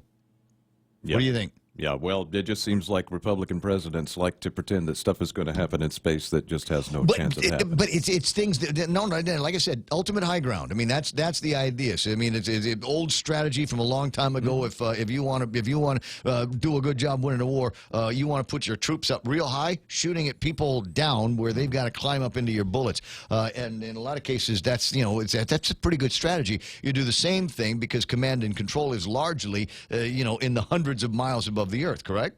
So let's put our offensive capabilities up there, in addition to other offensive capabilities using IT technology and hardware, software hacks. Yeah, well, the one reason it hasn't been done already is because it's extremely cost prohibitive, and those things aren't getting cheaper. We'll just take the money out of food stamps like we always have. We should. You know, money for the homeless. Who are we defending here? We can give them the jobs. 8:17 in the morning. All tax refunds will be paid immediately after filing, since we've got so much money to throw around. Oh, Nick, it doesn't work like that.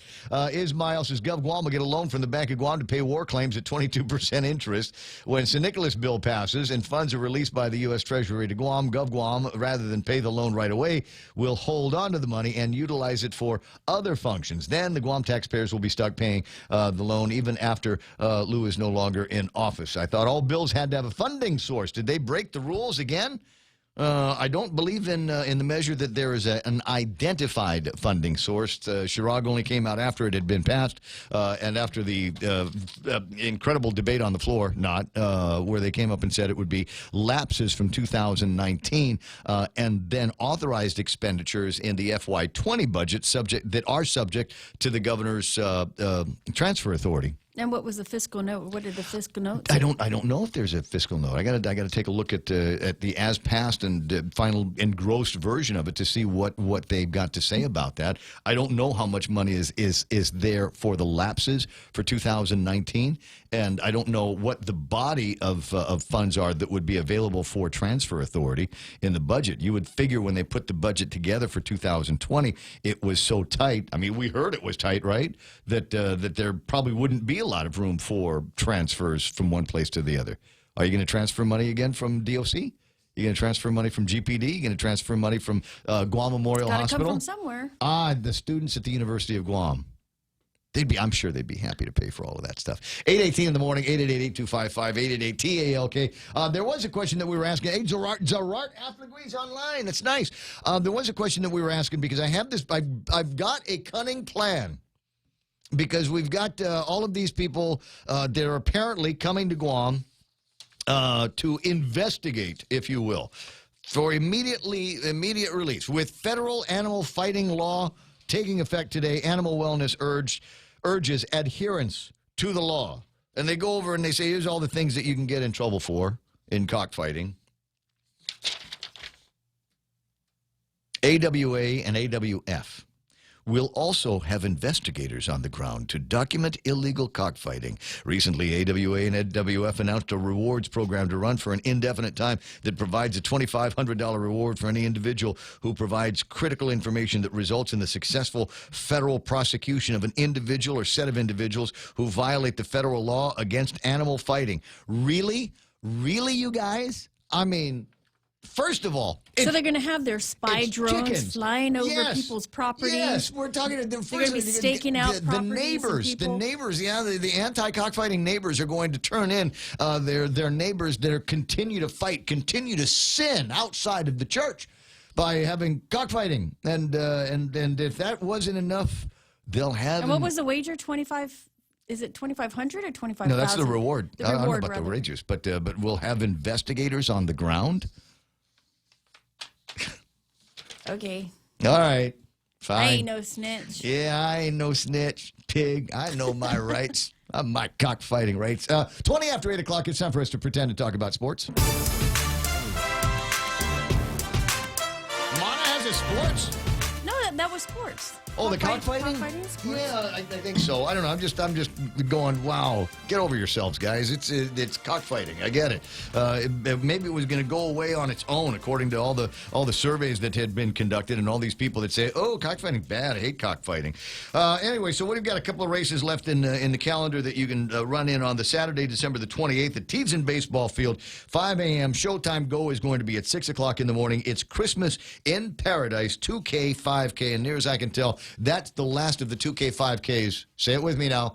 For the decade. So get that last ribbon, get that last deal. Dave Torrey online already saying, Niners! Okay, we got it. We know the Niners won. But was there ever a doubt? Is that part of it, Dave? Was there a doubt? Was there a little bit of time yesterday where you were actually going, I can't bite my fingernails anymore? You grab Diane's hand and start biting her fingernails, right? Because it was that close. All right, fine. In deference to Dave bringing up the Niners' victory, let's jump into football in the NFL.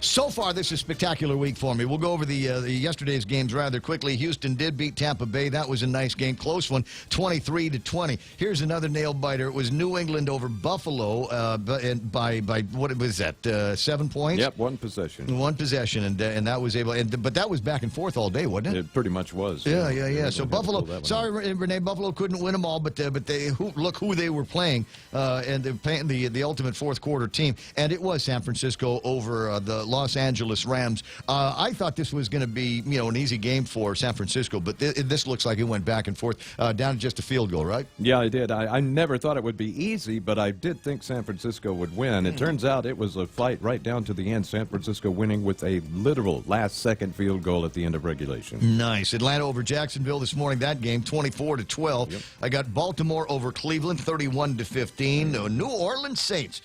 In this one here was contentious towards the end, wasn't it? It was. Tennessee was giving them a run for their money through most of the game, but New Orleans pulled it together, breezing the gang, being 10 better now than Tennessee. A 66-point game. Yeah, not bad. All right, Indianapolis over Carolina, 38-6. And for those of you that were wondering who would score the least, looks like Carolina's got that notion from for here. Miami over Cincinnati, 38-35. Another slugfest late in the season. Yeah, that one went to overtime. It seems like two crappy teams couldn't figure out a way to beat each other. Thanks, Brad, for that line.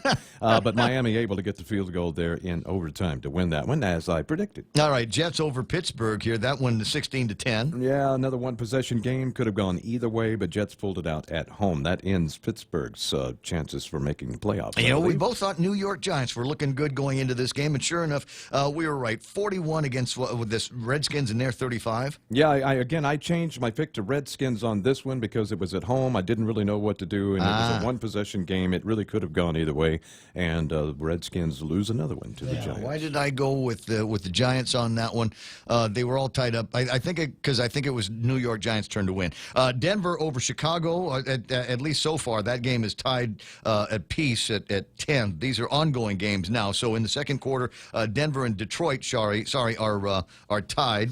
I got second quarter action with another tie. The Chargers and Oakland are all tied up right now. Okay, yep, 7-7 that game. And then Philadelphia giving one to Dallas. They're ahead 10-3 right now as we are getting close to about halfway through the second quarter. I picked Dallas to win that game, but these two teams they're equally bad, and what's worse is they're at the top of their division. If Philadelphia should win this game and next week, Philly will actually win the division, and Dallas won't even make the playoffs. One of these teams will make the playoffs. It has to be the division winner, though, because they are both so horrible. They won't make the wild card. They're deep into the second quarter here, as you point out, on our way to halftime. Seattle and Arizona. These are not a matched team. Seattle is 11-3 going into this game, and they are playing Arizona, who is 4-9. Yeah. And would you believe that they are tied right now, 7 apiece? Yeah, the fact is, on the field, these two teams actually match up really well. Seattle had to go to overtime to beat Arizona earlier this year because they're in the division together, so they do play twice each year. This one looking like it's also going to be a nail-biter right down to the end. Later games, I got Kansas City beating Chicago. We'll see what happens there. And I'm going with Green Bay in the Green Bay Vikings game. Right. Yeah, I'm going with Vikings. All right. So far, my pick'ems are 8. What do you got? I'm only missing 2 at this point, so I'm doing pretty good. All right, not bad at all. 8:25 is the time here in the studio, and a couple of other things that I thought were going to be interesting to talk about in by way of sports. You got friends. We've both got friends over at GSPN, and they're getting ready for this preseason boys basketball tournament that's going to be taking place in just a couple of days. We'll get you some intel on that. What do you got? From GSPN, after missing out on wrapping up the 2019 IIAAG baseball title on Wednesday, JFK completed their prolific playoff run Saturday morning by defeating the Indy Royals 2-1 at the Leo Palace baseball field for the 2019 championship. Defenses dominated the day, but a key stolen run in the 4th inning by Johnny Cruz and a big RBI in the 7th from Zion Benavente proved to be all the runs the Islanders needed to squeeze out the victory. JFK's pitcher Gavin Lim pitched a complete game, was in charge of holding off the Royals in the 7th while nursing that slim 2-1 lead. Islanders had to go through the top-seeded GW Geckos and Indy Royals to complete this underdog story, but the team knew they had something special brewing well before making their strong postseason run. A team dominated by seniors had brought the team close together, which was their theme all season long. On the wrestling front, the Southern Dolphins girls wrestling team saved their best performances for the biggest stage after flipping the IIAAG All-Island Wrestling meet upside down to take home championship trophies. Meanwhile, the FD Friars found a way to get back to the top of the league by narrowly defeating the Tietzen Titans for the boys' title. All the action down at the Tietzen High School gym as part of an all-day event on Saturday. It's pronounced Tietzen Zim. Tietzen Zim. Thank you. No and all-day Saturday was what they did. Now, the points leaders for the girls of the teams, Southern Dolphins in first with 98, Academy Cougars at 83 in second, GW Geckos rounded out the top 3 with 65. On the boys' side, of course, FD taking a top spot with 87, but Tietzen right behind them at 83, and then 10 back was the GW Geckos. And that wraps up your local sports. There's another sports story that I was looking at earlier. There's a write-up in one of the newspapers about the Super Bowl python hunt. And the people over at PETA are up in arms because it glorifies killing these python snakes that have basically taken over the Everglades in Florida. And so the authorities, the wildlife authorities down there say that one of the things that we can do is draw some attention to it and actually have people go out there, find these pythons, slaughter them, and bring them in so that there's fewer of them out in the Everglades that are quickly becoming the apex predator out there. Yeah, they really are. I mean, those things can kill alligators, so they are. You don't play around with those. Yes. So now we're trying to reset, get rid of this invasive species, and PETA is now talking about it. Glorifying the slaughter of snakes and disrespecting them. I'm going there. Wait a second. They don't Lord belong Almighty. there. Pretty soon, somebody at the legislature is going to make it illegal to for us kill to, don't brown. you kill brown tree snakes. They're so cute. God, we had a conversation about this. Me and my buddy. Here it we're comes. We're walking around, and he says, the thing with brown tree snakes, I hate killing them, is because they're so cute. They've got these, bigger eyes than their heads look like they're supposed to have, and it kind of looks like they've got this little sardonic smile on them. He says, well, they're dumb, but really they're cute.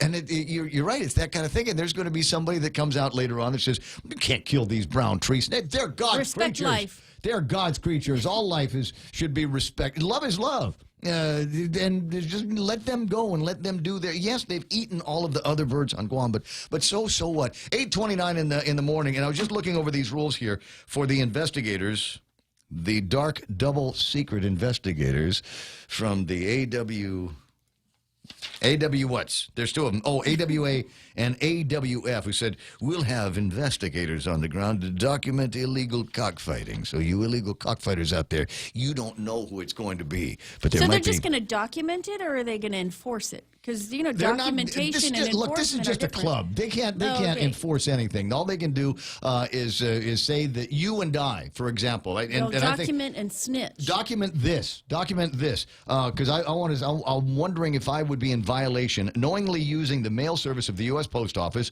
or any written, wire, radio, televisions, or other form of communications in or use of a facility of interstate commerce to advertise an animal for use in animal fighting venture, or to advertise a knife, gaff, or other sharp instrument designed to be attached to the leg of a bird for use in an animal fighting venture, or to promote or in any other manner further an animal fighting venture except as performed outside the U.S.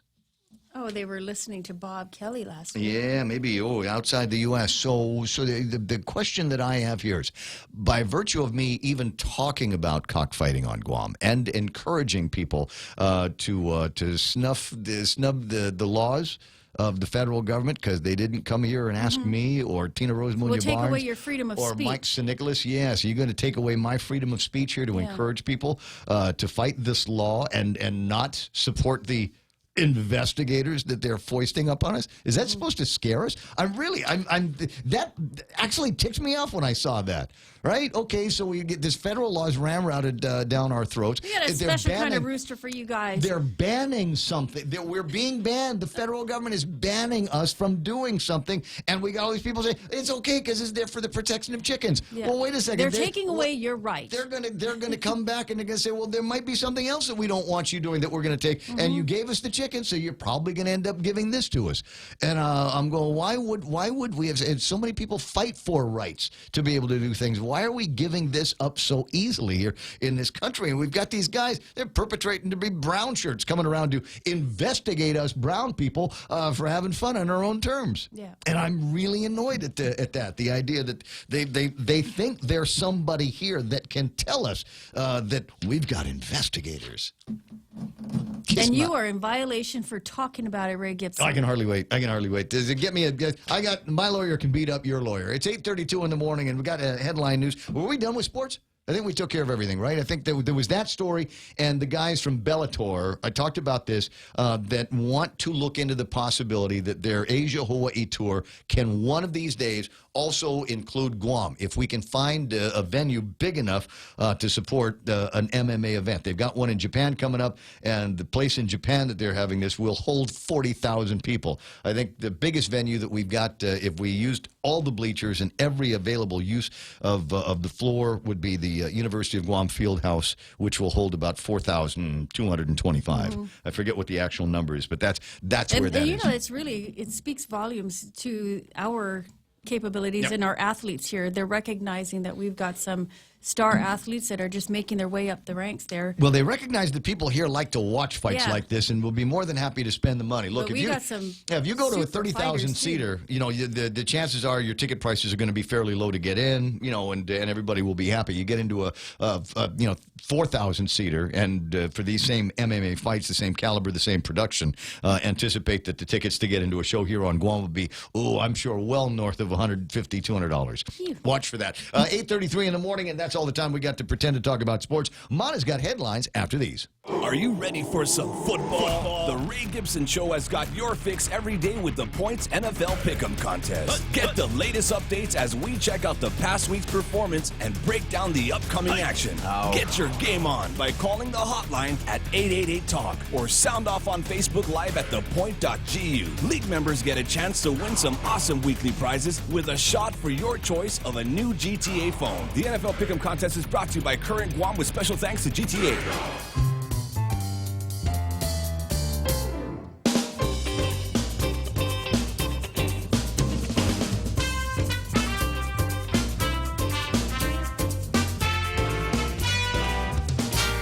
Take 34. And, feel Christmassy. Did you get that? There's a certain, aroma around Guam at Christmas time. I miss smelling Pines? real Christmas trees. I haven't had a real Christmas tree in probably 20 years. Ditto. Yeah. Ditto. I We just don't- want to sprig off of somebody's tree just so I can sniff it all day. Yeah, behind you in the back is a Christmas tree in the front room, but it's a plastic tree as well. And I didn't buy anything. I didn't. They say the way to do it is you buy a plastic tree, and if you want the smell, then you buy a wreath. And I'm going, it's a lot of work. No, I'll just take a sprig.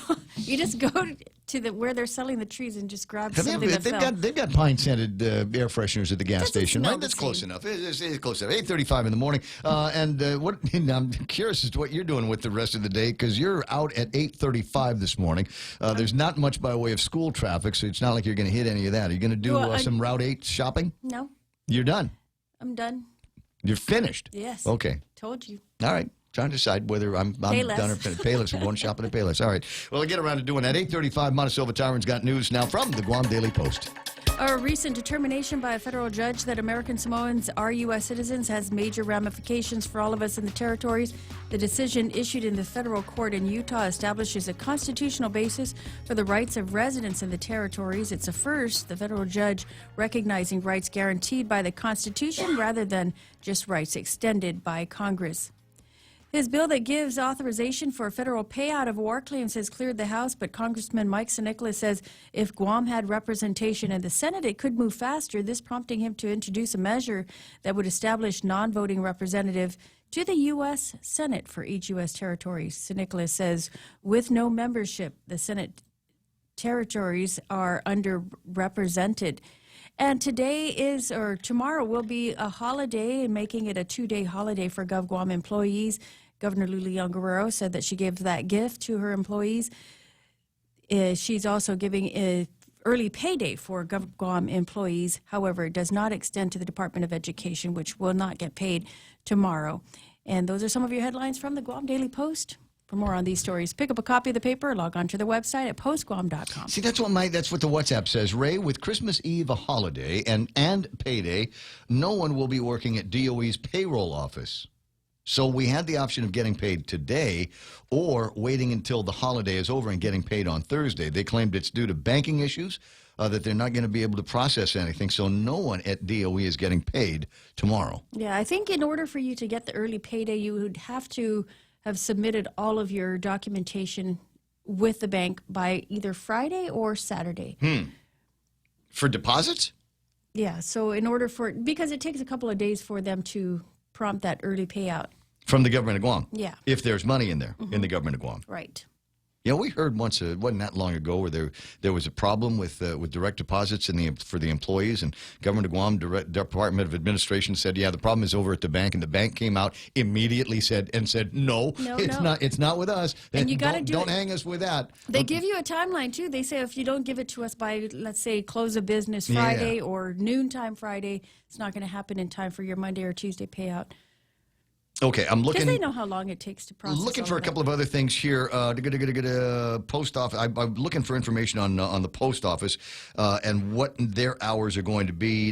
Yeah, Tammy's got me in a couple of different places, so I gotta look up Tammy on another message. But they'll thing. be open tomorrow. Yes, they are going to have Christmas tomorrow Eve? hours. I do have numbers from them. I just don't have them in front of me right now. GWA, Guam Waterworks Authority, Customer Service and Call Center in Upper Tumon will remain open for limited hours on Tuesday, December the 24th, 2019. So if you do have any problems, you got questions about your billing, or if you've got issues with water in your neighborhood, there will be somebody to answer the phone for at least a little bit. Upper Tumon location at GWA Customer Service will remain open Tuesday the 24th, 9 to 1 to assist GWA and GPA customers. So if you want to get that payment in, because you've got money before it's all spent in Christmas. I don't know how you did that, but if you've got money to pay your water and your power bill before Christmas, somebody will be there until 1 to take it from you. 20 away from 9 o'clock in the morning. That's iConnect time. Call iConnect and ask them about saving you money. Ask them about what time they close on New Year's. And their number is 888-8888. Here at APL, our core values give the company its heart and soul. Whether it's connecting your business with our global network through our newly enhanced service or investing our efforts into giving back to the community, APL is committed to serving you. We humbly honor the opportunity to find innovative solutions for you and your business. To learn more about our enhanced service, call 588-4651 or visit www.apl.com/Guam for more details. 20 away from 9 o'clock in the morning. Portions of the program also brought to you by Mescla, where they have a Mescla medley of salmon, shrimp, scallops, and fresh spinach wrapped up in tea leaves. They steam it to order, top with soy butter sauce, and then you can have that on your choice of starch. Visit Mescla in Agana and now in Tumon at the Grand Plaza Hotel. We suggest reservations, so call them at 969-2652. The Extra Point with Jerry Roberts of Guam Training. Hi, I'm Jerry Roberts, and every day on The Ray Gibson Show, I get to comment on the incredibly diverse, fun, challenging, sometimes frustrating, often exciting, but always interesting world of work. I hope you'll be there with us. You can find daily transcripts of The Extra Point at guamtraining.com. Tune in every weekday morning at 7:20 for The Extra Point with Jerry Roberts, brought to you by Guahan Insurance Services and First Hawaiian Bank on 93.3 The Point.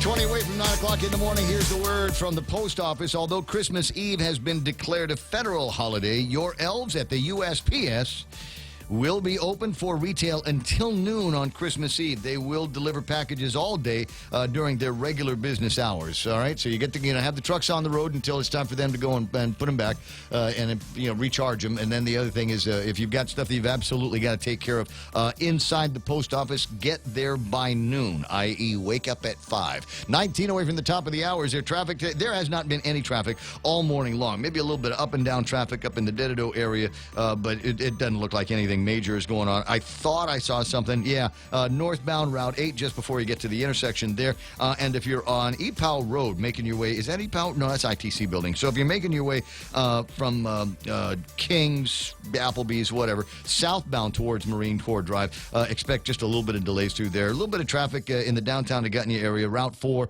over in front of the usual spots, and a little bit of traffic going around the Chief Kipua Loop. Otherwise, nothing major all the way until you get down to Sumai, where things are slowing down. Last day, I'm not going to say last day, last couple of days to shop on base before it gets to be Christmas morning. 8:41, that's right now traffic on the point. Want to grow your business? Start a new venture? Or stay ahead of the competition? You can. With Docomo Pacific Smart Business Solutions tailored to your specific needs and ambitions, you can do it all.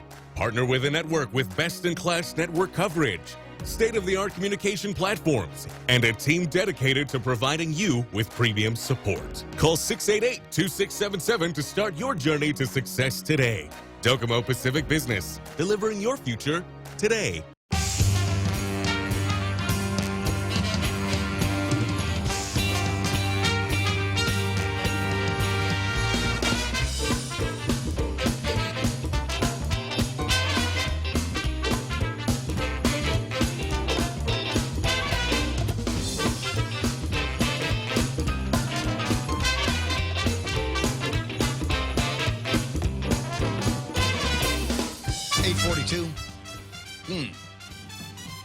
Documentation of illegal cockfighting. I'm sorry, this is in my head. I'm bristling about this. I'm not frowny-faced about it, but I'm bristling about this.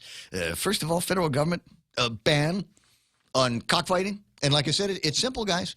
We start with this. We're going to ban this. Now there's a whole activity that is now outlawed across the country. They have made good people into criminals now. And now we're being threatened by the AWA and AWF. They're going to have investigators on the ground to document illegal cockfighting. You know what I think I'll do? I think I'm going to have me some investigators that will document their trespassing and harassment of people that might be just otherwise engaged in raising roosters. Why are you raising roosters? I like roosters. Roosters are pretty.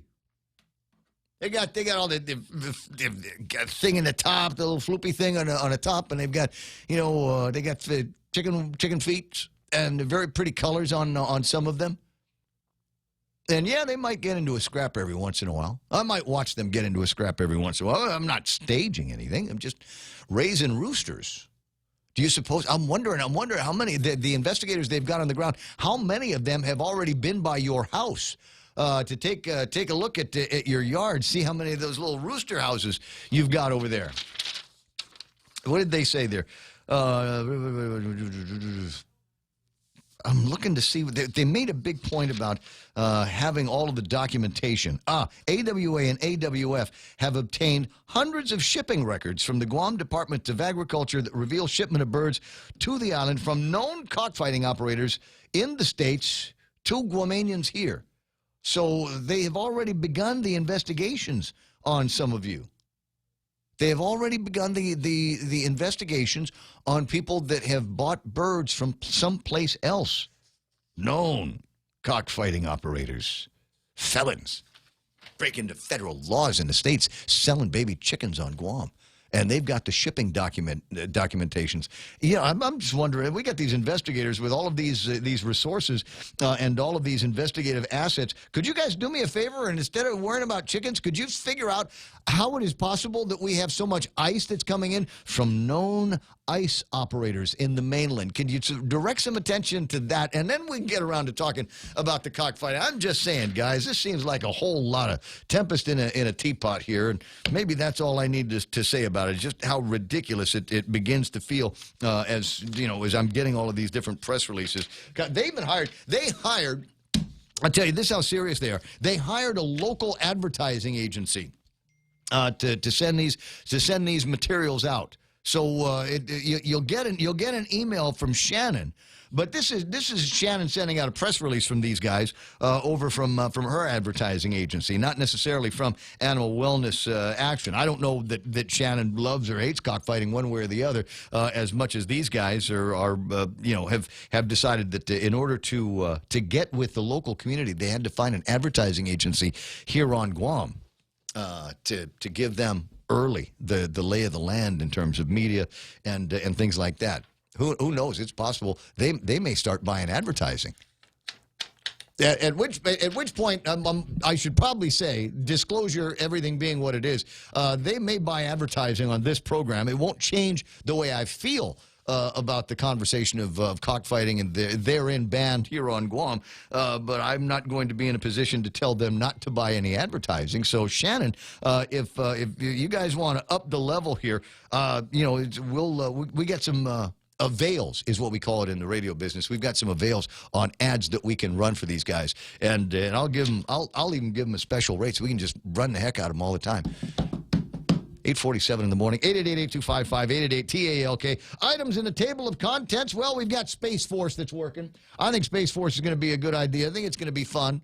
I think there's going to be, we'll as we get closer to it, we'll learn more about how the game is going to get played and what exactly their responsibilities are going to be like. And I've got some interesting video that I might show for you a little bit later on that. 8:47. Mayor Junie Blas on the line. Merry Christmas, Junie. Good morning. Merry Christmas to everyone. Hey, you know what? I just passed by that van up in Barragata Heights. So you guys finally managed to move it. Yes, we were trying to do it as much as we can with our purchase orders. that came in from EPA. Yeah. And also trying to talk to some of the residents. And, it's like it's their vehicles. They don't want to move it. It's some kind of value or some sentimental value to them. So we're really trying to clean up as much as we can up there. Yeah. Well, I don't know. It was one of those things. How much sentimental value they had to the van. I think they were using it for storage, and it started having grass grow underneath the van. That it had been there. It had been there for so long, and so I'm glad that you got that going on up there. There's a lot going on in that part of Barragata Heights. Where you've got that. You've got the. It's not a halfway house. It's a place for kids. And then you've got the foster kids. And then right behind that, there's a new water tank that's going up there. Yes, that's going to happen soon. Actually, we had that dedication sometime last year. Yep. And that's supposed to service our residents as well. And they're brand new tankers.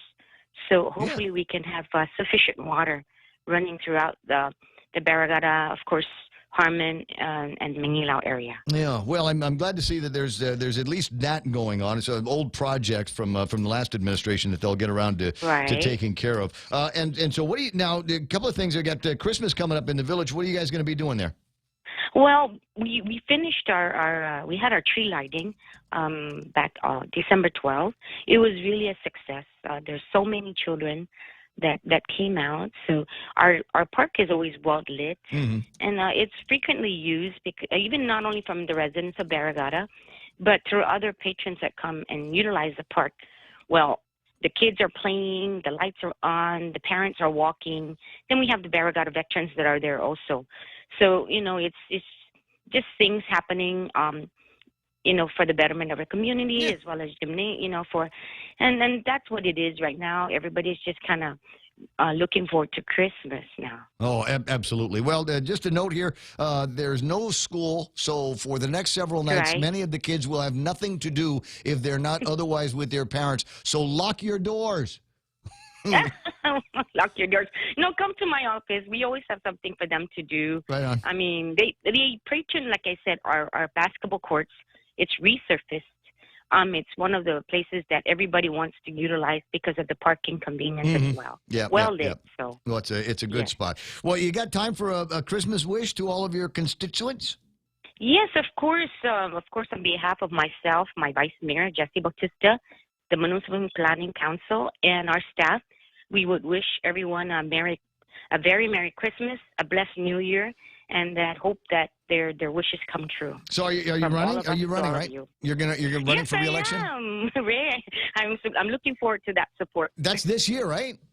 Yeah, next year. Oh, next year. Our election. Yes. No, for 2020. That's when you got to run for re-election. Yeah. That's correct. Okay. All right. Well, I'll keep that in mind. I'll check with Shelley and see if she likes the job you're doing there.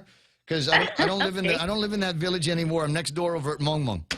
I heard you moved. Yeah, I moved, but Maria Pangalinen's on me to go and register to vote in Mong Mong, but in MTM. Yeah, but your family is still up there. Everybody's still up there. Yeah, and of course Mana's there down in Cañada. Yeah, so we still have your family living there. Yeah, but she says I still have to go and vote in Rudy's village, so we'll see what happens.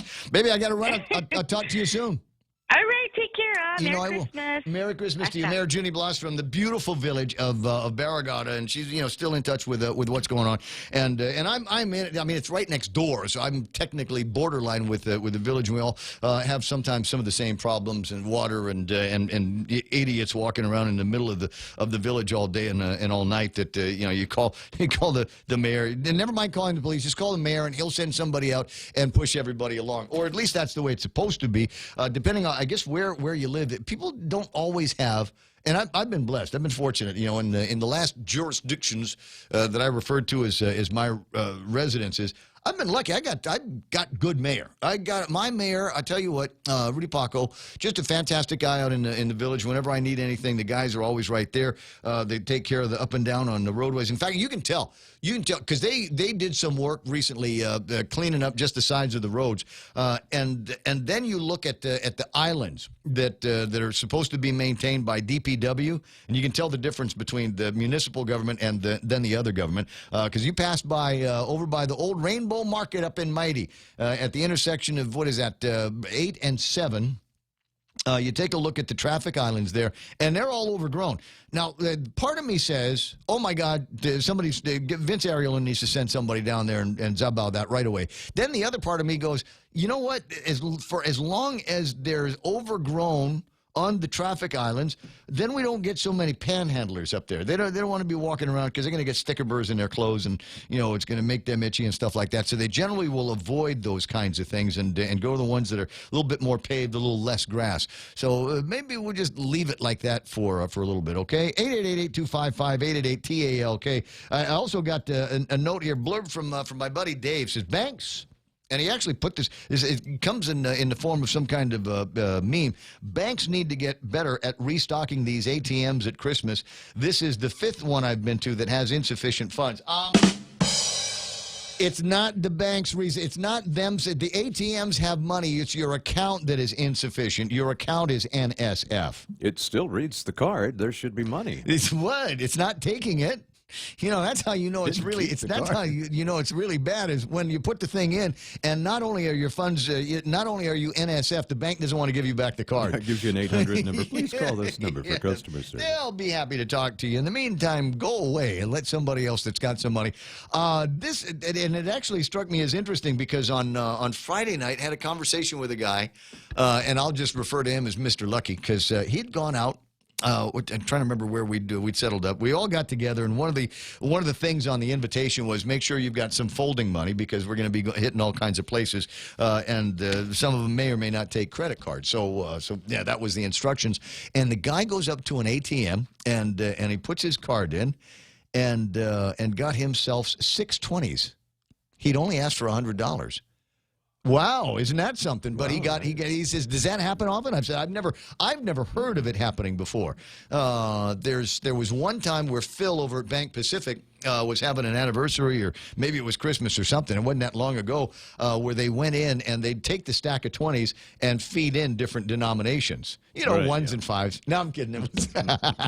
But they'd put in like $50 and $100 bills. So you're up there, you're getting $20 for gas or cigarettes and Slim Jims or something like that, and bam, out pops a 50. So that was the thanks very much for being a customer over at Bank Pacific. I don't know where this guy got it, but it's possible. I don't think, and I don't believe that there's any promotions from any of the banks that we're talking to here at the radio station that are doing such a thing. But it might still be that you get to get one of these machines that might need a little bit of calibration, might need a little bit of maintenance in there because it might be spitting out extra $20 bills at you. I probably should have paid attention when the guy told me which bank it was that he went to. I don't believe it was a local homegrown kind of bank. I think it was somebody else's facility. And maybe one day, I don't know, maybe they won't let me interview him, but I'd love to talk with the guys that are in charge of maintaining those kinds of things, those ATM things. Where does the money come from? I mean, I presume that it comes from the mint, but you ever get up to a machine? And I'm not going to look at Mike when I say this, but you ever go to a machine and you say, okay, I want to withdraw $100. And one of the reasons why I generally will withdraw that much, because it's almost always at a bank that's not my regular bank. Now I know why you didn't look at me. Yeah, so I'll pull out that much, and that way it makes the fee feel smaller. You don't want to pay a $3 fee if you're just taking out a $20 transaction. You take a $3 Your bank fee. charges you to take money out of the Some banks ATM? charge that kind of money. It's $3 or so for an ATM withdrawal if you get it from outside of their network. No, outside of the network. No, if I get it at my regular bank, there's no fee. Yeah. So, $100 is $100. But if I get it from somebody else's bank, $100 is actually like 77 or 97 because there's a fee in it. So, right. Yeah. It's a percentage game. So if you're It's going a beer, bro. Where are you buying $3 beers? I'll tell you after the show. Yeah, see you in competition with the boys for that good natural ice now, aren't you? 8:57 and change. Ray Gibson, day before Christmas, and a bunch of stuff that we get to talk about here. I keep wanting to talk about the Space Force because it's right there at the very top of the table of contents. It was a great deal of conversation that I had with some guys last night on the Space Force because the president signed off on everything, and now we've got Space Force for real. For those of you that are wondering what the Space Force is, what exactly it's going to be doing in the offensive and defensive capabilities for the federal government of the United States of America, you only need to look at your Facebook Live at this time.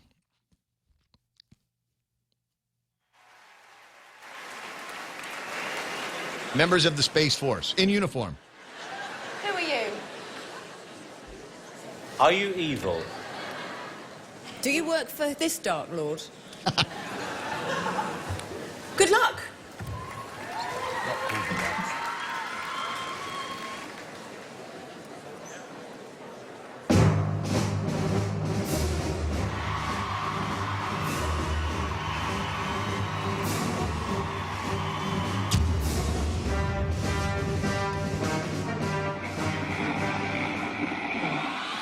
Give it to me.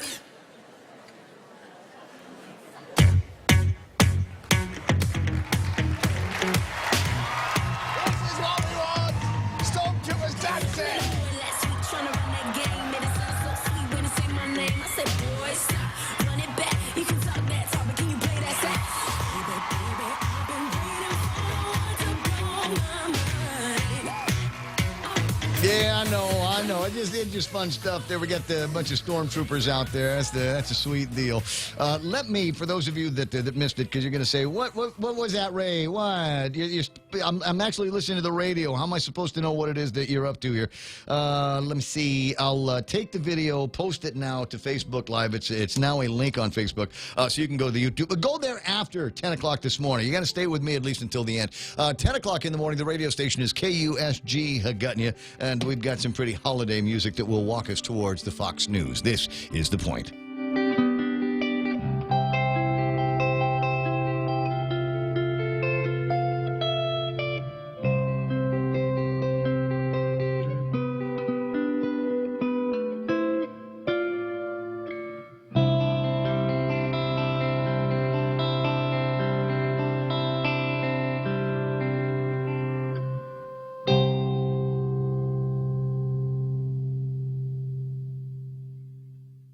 Trucks on top of cars and a massive chain reaction crash near Williamsburg, Virginia. I'm Jane Metzler, Fox News.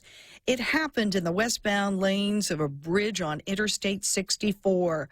Visibility was poor, the road surface slick. At least 69 vehicles slamming into each other. We do not know the cause of the accident at this time, but we do have causative factors, which is heavy fog and icy road conditions that morning. Sergeant Michelle Anaya with the Virginia State Police. 51 people rushed to 4 area hospitals, some with life-threatening injuries. That stretch of roadway, which had been closed for a time so the mangled cars and trucks could be cleared away, is now open again after an inspection found no damage to the bridge infrastructure.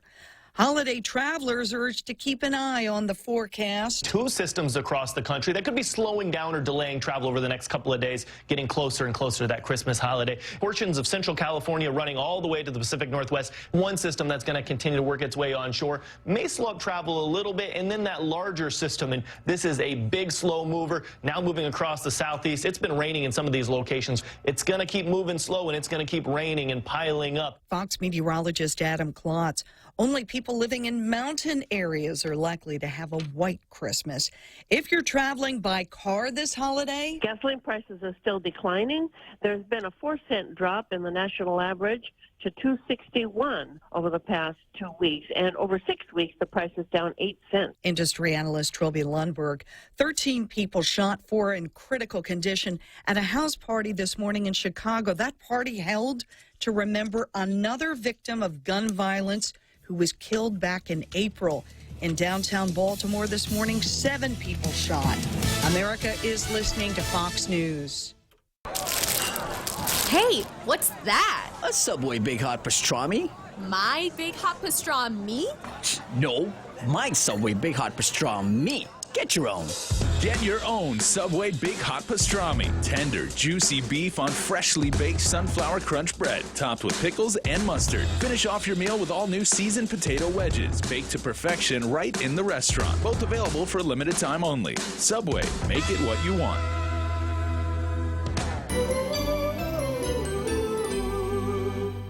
Ever notice how that one perfect holiday gift is just out of reach? Or how sales on the stuff you want all come at the same time? This season, plan ahead with a holiday loan from First Hawaiian Bank. Now you can afford to be nice without being naughty. For more details, visit FHB.com or any branch to apply. Additional restrictions apply. First Hawaiian Bank, member FDIC, equal housing lender.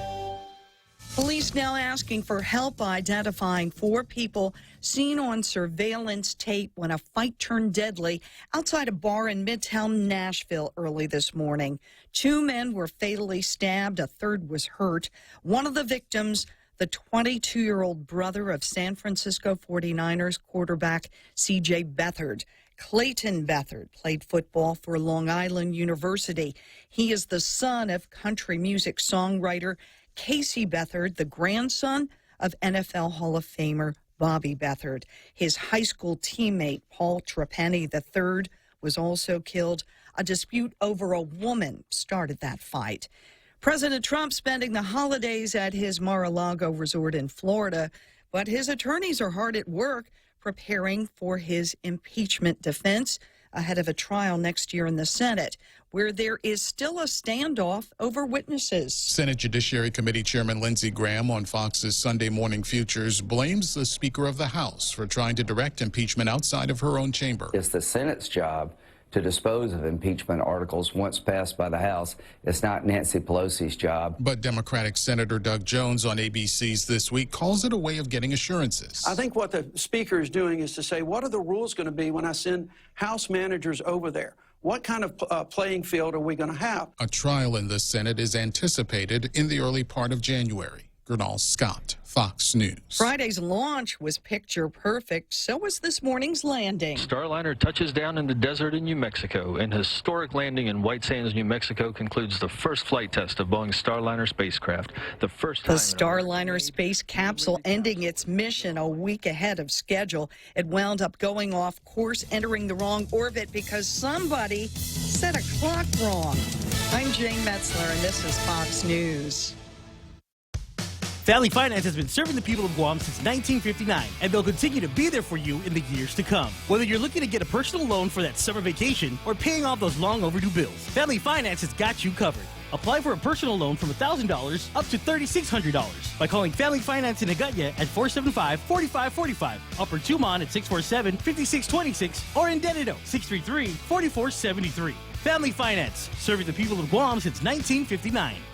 I hear that. Portions of the Ray Gibson Show being brought to you by the team over at American President Lines, APL. APL has a global presence and a local home, and there might still be time for you to call the guys up over at Cold Stone Creamery and see what they're doing with their new fudge Merry Mint ice cream cake made with layers of moist red velvety cake, sweet cream ice cream, and fudge mint cookies, and the new fudge mint cookie ice cream with sprinkled chocolate drops. Yes, can you hear them dropping now? Can you hear them? Drop by the mall or GPO locations. Give them a call or order online at ordercoldstone.com. We are here just hours away from the actual launch of Christmas, and you might be wondering about what do I buy for people I don't know what to buy for? Gift certificates. Here, Christmas comes in an envelope this year. There's yours. And start with the perfect stocking stuffers. That's Cold Stone gift cards. Find them today. Cold Stone Creamery, super premium ice cream made fresh every day. Bringing you closer to the action. Any speaker, anytime. Watch and listen live on thepoint.gu.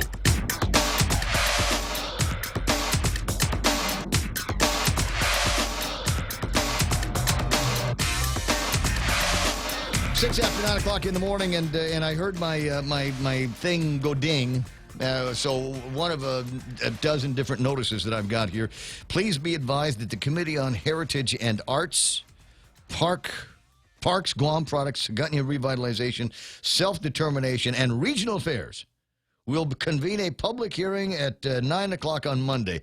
It's Kelly Marsh is the one. It's Kelly and who did she wrangle in this? Pito Terlai, Tina Rose, Telena Cruz Nelson, Clint Rigel, and it is an act to add a whole bunch of new numbers to Chapter 72, Title 10, Guam Code Annotated, relative to creating and implementing a rip current and hiking safety awareness program and outreach plan.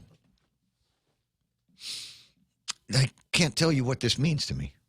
What a great day it is for us and all of the Guamanians now, because the legislature is going to leap into action here and tell us more about rip currents and things like that and why it's bad.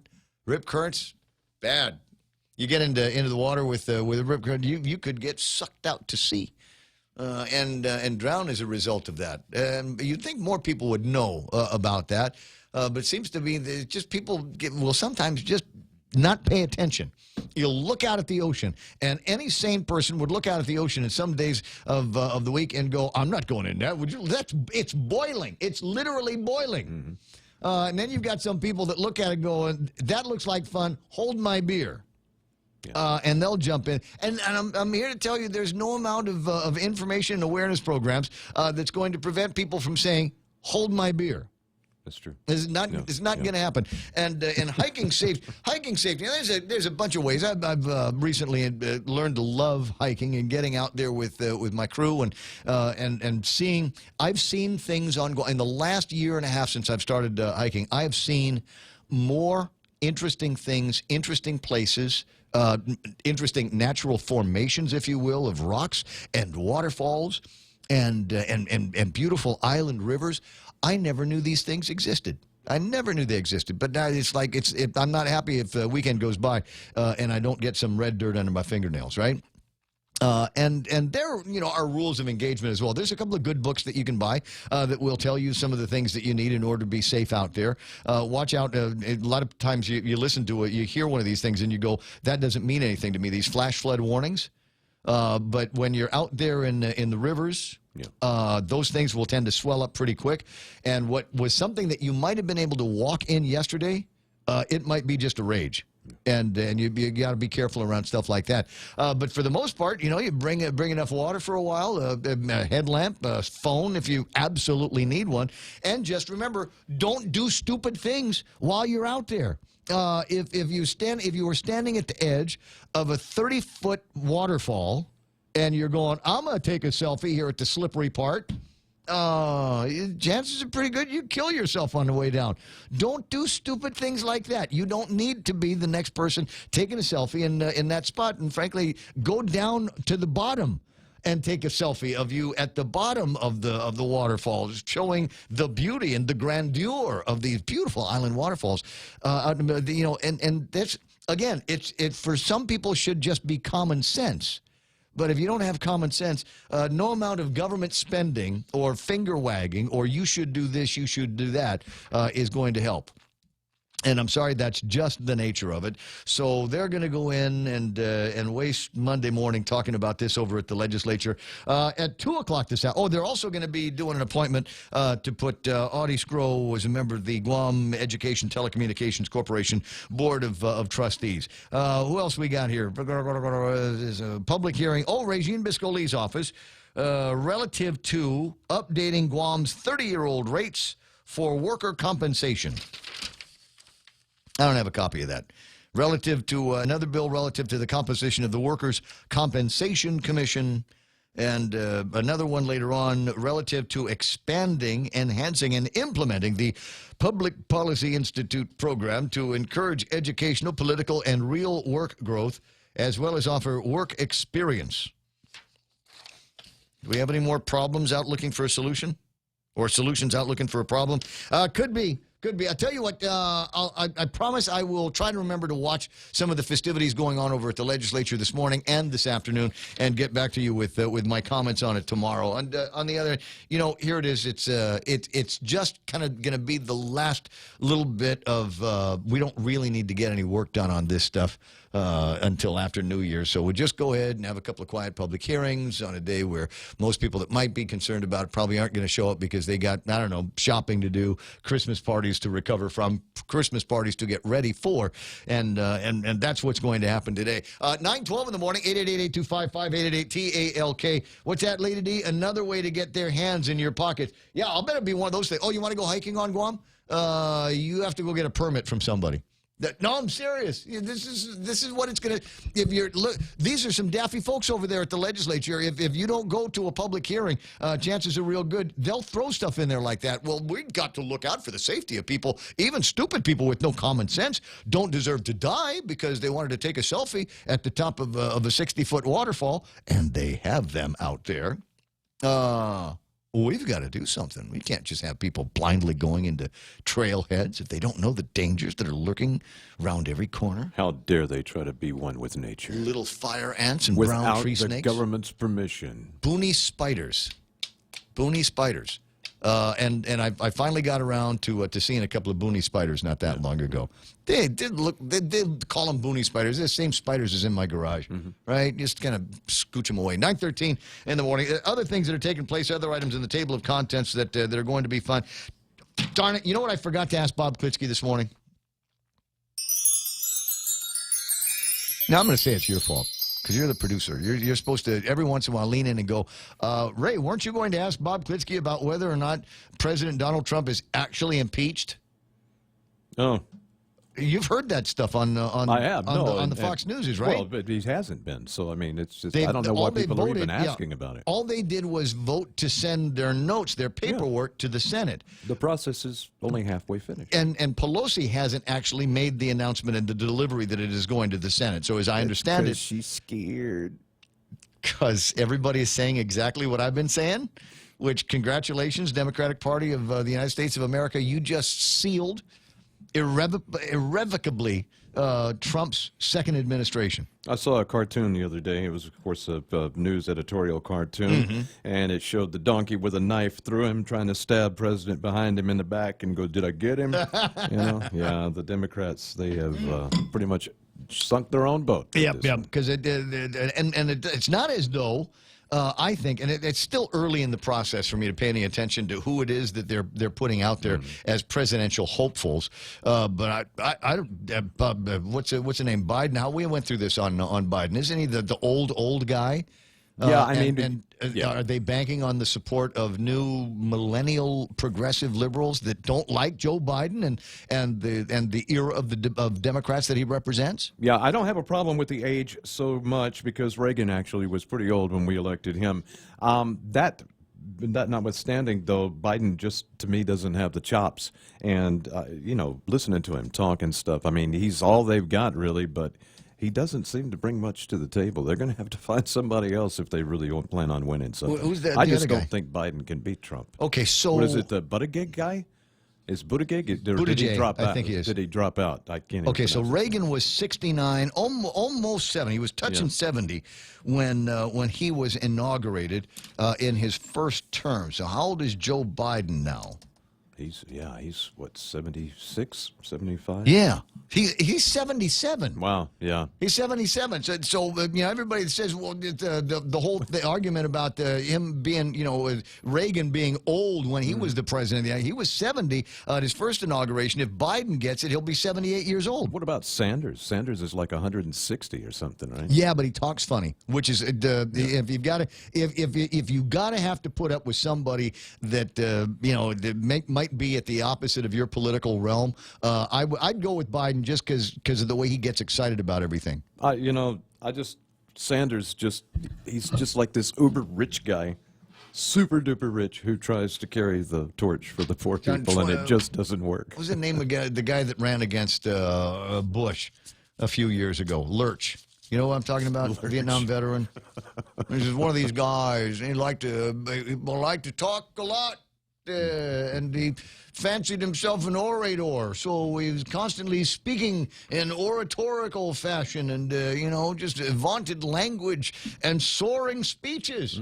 I was so glad that he lost. And I pushed his name out of my head for so long, I can't remember. Somebody on Facebook Live will know exactly who I'm talking about. Bernie is the old guy. Biden is the space cadet, says Lady D. Lady D also asking, where are they going to get the money for those new committees? Are you talking about the committees that they've already stood up over at the legislature? They've got their dough for those kinds of things. All right, so 9:17, and a couple of things that I'm trying to track down here this morning that I think are of vital importance. I don't know about you, but I considered it to be vitally important to find out one of a couple of questions. Number one, when is midnight mass? And you're going to go, what? What do you mean, when is midnight mass? You would presume it would be at midnight. That's not always the case. I've got, I think I got it in this stack over here of where the times and dates are and things like that for some of the activities affecting the Catholics in this town over the next 72 hours. There it is. All right, I got the Christmas Mass, December 24th. They'll have a Mass of the Vigil at 5, and then at 11:30 p.m., and then there's Christmas caroling going into Christmas Day. On Christmas Day, there will be a 12 a.m. midnight mass. Okay, there you go. So it will be midnight mass at the cathedral. They'll have another one at 5:45. They'll have one at 7:30. They have one at 9:30. I'm looking this over to see which one all of my hard partying, drinking friends are going to be attending on Christmas Day, and it looks like it might be there it is, the 11:30 mass. 11:30 mass. So you got time. You party out until about 2 o'clock in the morning. After which they legally should not sell you any alcohol, and then try to get home around 2:30 or something like that, and then 11:30. So what is that? That's 9 hours of sleep. That's pretty good. And I tell you what, in 9 hours, it's possible that brewery smell might go away between there and Christmas. Otherwise, sit in the back with the other alcohol. Just take double communion. It's okay. Nobody Sit in the back notice. with the other guys. Where were we? Agania Heights has got a mass. I'm not going to go through the entire list. It's the one from the cathedral that most people are going to be concerned about, and it looks like they are going to have an actual midnight mass. I don't think I could make a midnight mass. No, I'm trying to remember the last time I stayed up for a mass. I mean, going out partying, I can do that. That's 1 o'clock, 2 o'clock in the morning, I'm there with you. It might not be coherent, but I'll be there with you. But when they say, okay, we're going to stay up till midnight for the mass, can't be asleep at 8:30. Be asleep at 8:30, and my feet will be up on the couch. Just not going to happen for me. The other thing that I need to get information on, and I'm waiting to get at least some kind of an answer, is what are the numbers for Payless markets? What are the numbers for Payless markets? What are we 24 hours, all of them, and then get into Christmas Day, and then we're closing down? Will there be any Payless on Christmas? And I'll tell you what, the reason is because I'm going to be doing turkey and a ham over at my place, and I've also decided, well, if I'm going to do turkey, I'm going to go all the way and do stuffing. And the place that I went to the other day was out of stuffing. Imagine that. And it would have been box stuffing, and you can make it from scratch if you want to. It's just a ton easier if you've got the box of stuffing in front of you, and then all you got to do is add all the wet ingredients, and then you're good to go. Where I went, they didn't have it, so I've got to put together the Ray Gibson scratch recipe for stuffing and go and get that done. I'm sure beer will be involved. Okay, my recipe and everybody's mileage is going to vary, right? But I'm kind of a sweet tooth dressing guy. Oh, okay. So raisins. Okay. Little tiny pieces of almost hash brown sized potatoes, right? And then you get some raisins in there and some ground beef, right? With all of the other fixings, all of the other spices. Throw that in with the bread. Use some beef broth in there. You can use chicken if you want to, and mayonnaise, regular, Best Foods mayonnaise in there. Throw all of that stuff together, stick it into bird, put some of it on a platter, stick that in the oven, and that's the way I do my stuffing. Do you approve? I'm trying to imagine the yeah, combination of those ingredients. Yeah, because I don't know. When you put it together like that, it does sound like a dog's breakfast, doesn't it? It just sounds like, just take everything that you've got in the refrigerator that you haven't cooked yet, just jam it all in there, and you're going to be good. Mass mixed with a hangover, ouchie. You'd be surprised, Lady D, at how many of the people that you'll be attending Christmas mass with who may be hungover, who may actually still be drunk. There are people doing that on regular Sunday mass. Yeah. There are people doing it today. Where was it? I saw this on Facebook. It made me laugh. I actually LOL'd at this because somebody was complaining that a little kid's dad showed up at their Christmas play smelling like booze. It's like 10 o'clock in the morning, and the guy already smelled like booze. I'm like, dude, don't judge. Maybe he worked all night. Maybe he's one of these guys, watches, something at mids, and so he gets off at 7 o'clock in the morning, 8 o'clock in the morning. Literally, that's his happy hour. And then somebody says, somebody's wife says, hey, guess what? Your kid's pageant is today. And he's going, dude, I already had 3 buds. What? It's happy hour. I was going to go to sleep. No, it's your children. You have to show up. Day and age that we live in. All right, so you might be wondering if there's any cool magistrate reports. And the answer is, this is Guam. And over the weekend, yeah, there were a couple of guys that stepped out of line, needed to spend some time with a lawman. Put a gun and a badge on you, and you become a lawman. Get out there. And anymore, I think police activity on Guam and criminal investigations have come down to just one thing. And I'm here to tell you that I predicted this years ago. I've often used the phrase rolling probable cause. And I'd been saying rolling probable cause for years, literally, since even when I was at K. I always referred to rolling probable cause. And that is, and you're probably sharing the road right now with somebody like that. You take a look at, right, left, if you're at an intersection, maybe a couple of cars in front of you, if you can see that far. And just take a look at a car. And you just know by looking at this car. And I don't want to say it's profiling. It is, but I don't want to say it is. You just look at this car and go, see the people inside and go, a crime is being committed now.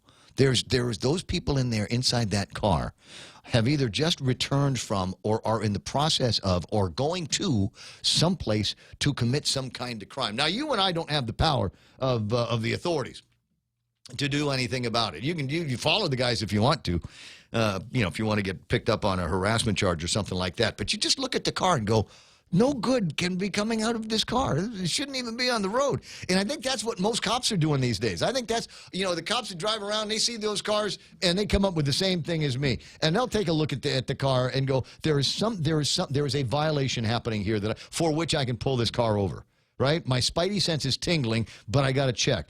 So is the registration there? Is that valid registration? Most of the time it's not.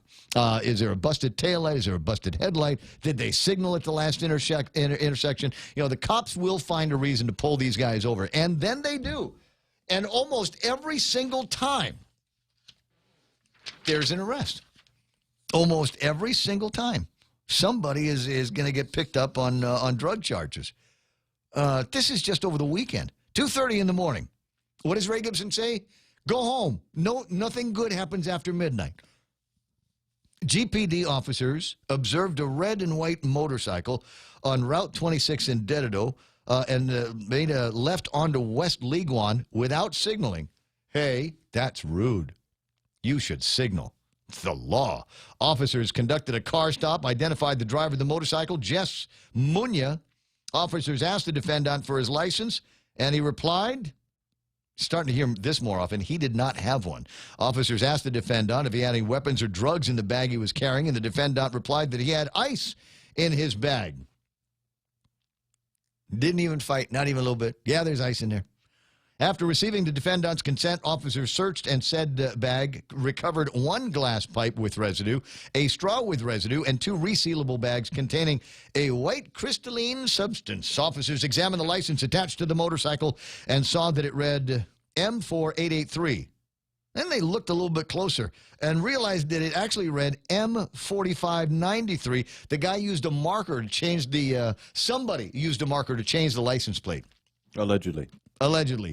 Officers ran the plate and discovered that the vehicle YZF-R3, sexy, that's a pretty bird, was actually stolen.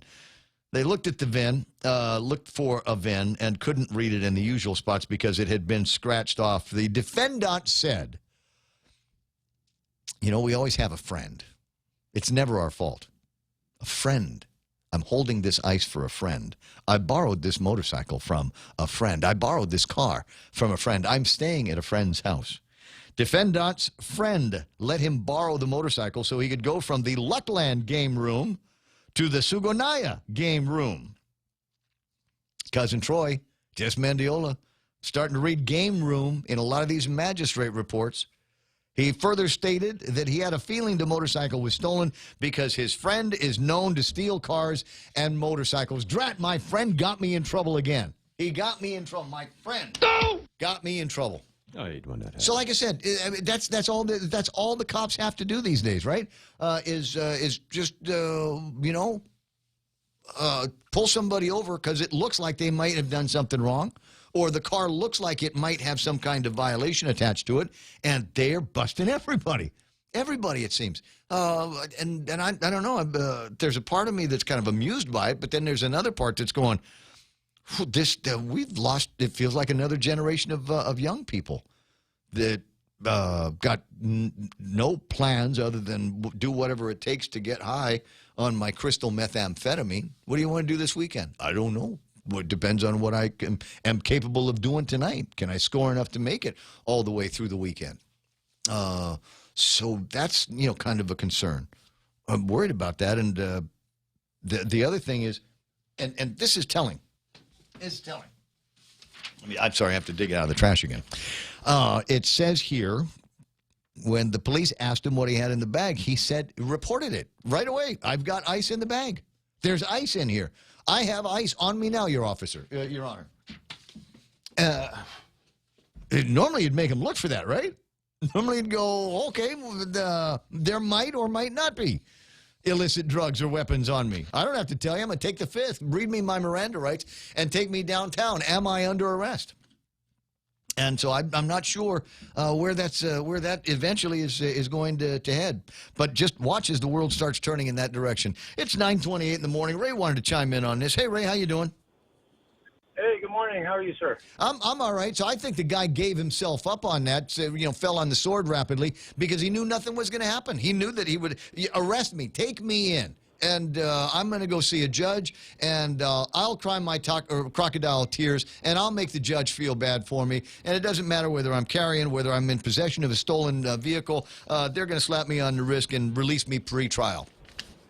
Yeah, I totally agree. It's a waste of everybody's time, and they know they can kind of skate with it. But my concern, and I think it might have a little merit, is the vehicle inspection is done by a third party. Yes. I went to an establishment about a month ago, drove up, and they said, "Oh, everything works on your vehicle?" I said, "Yeah." And they go, "Okay, here." I didn't even check it. I don't want to name anything, but my concern is that, and I don't want to compare and say in my country or where I'm from, but I think where I am from is they don't do that. The vehicle inspection is supposed to be done by the owner, right?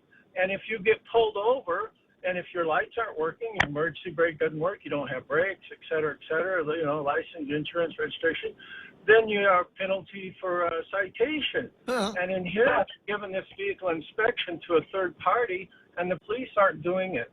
So for me, I believe it's the police's responsibility to perform these duties, and if they did more random inspections, it might make the roads a little safer. Do we mean random inspections of the inspection places? No, well, not that. The vehicle, whenever you pull them over, and I'm sure if you're a policeman, you pull a car over, you ask them for the pertinence, but at the same time, maybe check their signals, check their lights, check their horns, do that safety inspection. And if they're not compliant, because all the operator, who's responsible for that vehicle? It's the operator or the owner. In this case, they're saying, "Oh, my friend."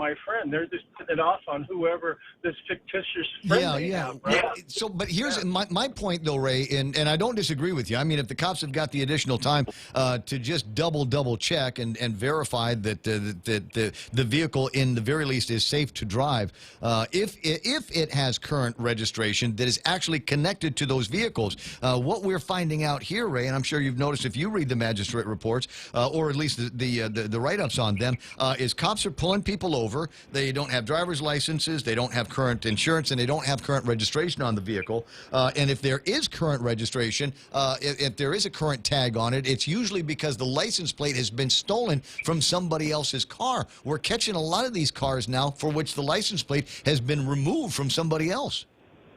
Yeah, I agree. I see it. I've been here many years.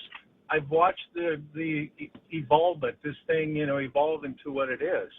And that's the reason I'm thinking that how do you nip that, right?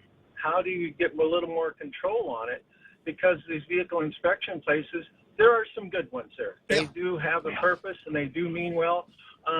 I use Pacific Tire over by GPO. I've been going there for the last couple of years, and the last couple of times I've had to do this because they're quick, they're efficient, and usually by the time I get home, all of the paperwork is done over on the DRT computer system, so that I can do my re-registration online. And I think that's the deal with most of these places. The degree to which they have all connected up is a good thing. But in my mind, I think that's why cops are pulling these guys over, because they know that there's crime there. They know that they're going to get an arrest. And I'm not trying to blame the police force. No. Cops are doing their job. Our big problem. Take a look at is it today's Guam Daily Post? It might be where they use a lot of editorial space here to give the judiciary a little bit of advice on what it is that they've got to do because of the revolving door, the perception that there is a revolving door over in the judiciary. Right. Yeah. Well, you know way too much about the judiciary, a lot more than I do in that sense. And I'm just concerned about me on the road. I seen an accident yesterday, and they had the driver that caused the accident in cuffed. He was obviously intoxicated, and it was an outer islander. I mean, there could be anybody. So I don't want to single out any different nationalities. Well, it's hard, yeah. So don't worry about that. It's okay when it's the truth. When you looked and said it was somebody from the outer islands that was in trouble again. It's not that anybody's doing any profiling. The guy came from someplace else and can't control his liquor. Has too much access to the liquor around here, and as a result of that, got himself in an accident. It's okay to say it. It's a Howley guy busted for this. A Micronesian guy busted for that. It's okay. Sure. Well, even if a minor wanted liquor, they could get it, no problem. Getting liquor's easy. That's the easy part, right? Concur. So, but how do you get that integrity back into the community so they adhere to some safety measures and become a better community? That's all I'm doing. I would submit to you, Ray, and it doesn't sound like you and I would be this far away on the thinking on it. I would submit to you the way to do that is we're going to wholesale carpet bomb Marine Corps Drive, Route 8, Route 16, Route 4, Route 10, and we're pulling everybody over. You're going to hate it, but we're pulling everybody over, and you will be cited for any number of violations that we find. And it's just going to everybody get in this road, and every car is going to get looked at by the cops. That's exactly what they used to do where I grew up. You didn't have to have insurance, so that's how old I am. But you came down the road. They would pick a two-way road, not four-way, nothing like that. Yeah. They would pick out the country. You didn't have nowhere to go but forward, right? And they were really polite. There was the state police, and they would ask you, and then they would ask you, hey, step on your brakes, put your park brake on. They would spend 5 minutes with you, right? And then if everything was fine, hey, have a nice day. Right? Sure. Well, you don't even have to go that far. You just pull these guys over: driver's license, registration, proof of insurance. And if you don't have all three of them, then you go over there, and we're going to put your car in the back of a wrecker, and you can go to our impound lot and pick it up. Yeah. And when we start enforcing things like that, taking wheels away from people, or making it a little bit more difficult, then they'll recognize the value of going out there. I mean, the idea is to keep the cars on the road safe for everybody's safety and benefit. It's not to give you a hard time or grab some dough for the government of Guam. Well, it might be for some of that too, but for all intents and purposes, we're trying to keep things safe. Anyway, so it wasn't today's newspaper, the forum of the 22nd yesterday, where they're talking about in the Post, stop giving leniency to drug dealers. Mindy, do me a favor. Print this again. It was in Sunday's newspaper, printed in one of the weekday editions where it's going to get read a whole lot more. The tears that drug dealers shed on their sentencing day shouldn't matter. By the time these drug dealers are sentenced, they've already ruined so many lives of users and their families. It's time for the courts and the prosecutors to stop giving the gift of leniency to drug dealers. End of story. Ray, what do you think of that? I totally agree with you. And then back to the cars and the traffic thing, I think if they wrote more citations, I mean, you can't say, well, I'm sorry we have to write it. It's what they're supposed to do. They're supposed to be upholding the law. Yep. And it'll make the roads a lot safer out there for the people that are adhering to the laws. We pay a lot of money in insurances and licenses, and when we take measures to make sure our vehicles are insured and registered, just so we don't have a problem. If I have a client with me, per se, and I get pulled over, wouldn't that be a little embarrassing? Yep. Oh, this isn't right. That's not right. Oh, I can't enter this secure area because nothing matches. So we can't have that. And if the roads were like that a little more, maybe they could generate enough money to pay for these extra policemen. Wow. We're not allowed to do that. Guam statute, and I think there's a bunch of places that don't do that. Guam statute prohibits the police department from making any money on their traffic tickets and the citations they write. The theory is that that's all they do is write citations, and everybody get pulled over and all of this stuff, and the police department would be fat with cash. Around here, well, they wanted the courthouse to get fat with cash. Okay. Yep, Well, but you got the sense of my statement on that, my concern, because the money goes back into the hat, right? Yep, loud and clear. GovCom's going to do what they want, and what we see now, maybe. I mean, I've been here and I'm thinking about it, and I thought, well, why don't they maybe have a little bit more? Is it because of the family ties? Embarrassment to that, or you get it's a very forgiving island, and bless their heart, it's. I wouldn't have it any other way. It's very attractive that way. But sometimes I think in this case, it doesn't work in their favor, because now all these knuckleheads are taking advantage of that gratuity. Yes, well, that's the thing. They're gaming the system, and that's I won't tell too much from that Post article, but yeah, yesterday's yesterday's form in the editorial is spot on, and I think reflects adequately the sentiments of the community. Ray, I got to run. I got to get Mark on the line. I got to run some spots here, buddy. I'll see you soon, and Merry Christmas. Merry Christmas to you and your staff, and thank you for being there for us, Ray. I enjoy your host and your shows, and I'm glad. Wish all you guys all the best. You know it. We're not going anywhere for 2020. You have a fantastic one. Let me see. 20 away from 9 o'clock in the morning. Mark, I see you there. Be right back. Oh, I still have to say the words iConnect time, don't I? iConnect time is 9:39. Swing by the nearest iConnect and ask them about saving money at the end of this decade. Maybe making some money savings plans for the new decade. 888-8888. Rain. It's nature's way of cleansing the earth. Yet by the time that rainwater makes its way to your home, it may not be exactly the same as nature created it. A Connecticut water treatment system can improve the quality of the water you and your family drink and use throughout your home, so you can be sure your water is clear, clean, and fresh, just as nature intended it to be. Connecticut, for refreshing ideas on water. American Water Tech, a passion for improving lives through better water. Celebrate your holiday festivities with dinner at Hyatt Regency Guam on Christmas Eve and Christmas Day at Al Dente Ristorante. Enjoy a holiday family set menu, which includes Fiorentina steak, lobster tail, and an array of Italian favorites, suitable for up to a family of 4. Eat, drink, and be merry during the holidays at Hyatt Regency Guam's Al Dente Ristorante. To make your reservations, please call 647-1234. If you've ever struggled for breath, you know what a scary experience it is. Whether you have asthma, emphysema, COPD, lung cancer, or another respiratory illness, the right medical treatment makes all the difference. GRMC's Pulmonology Clinic has the latest technology and respiratory equipment, staffed by world-class pulmonologists. Make an appointment today with GRMC's Pulmonology Clinic and start breathing easier. GRMC, where patients are partners. Let me put this up. Let me put this up there where you can see it. I just posted a picture on Facebook.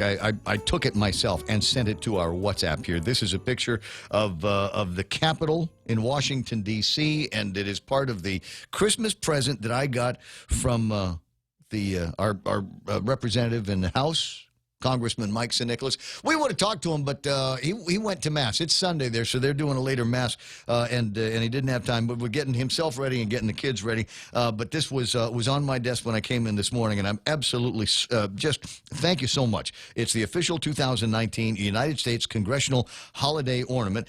Now, I don't know what else they sell Because there's a whole place where you go to get this at the what is it, the Capitol kind of bookstore, whatever, souvenir store.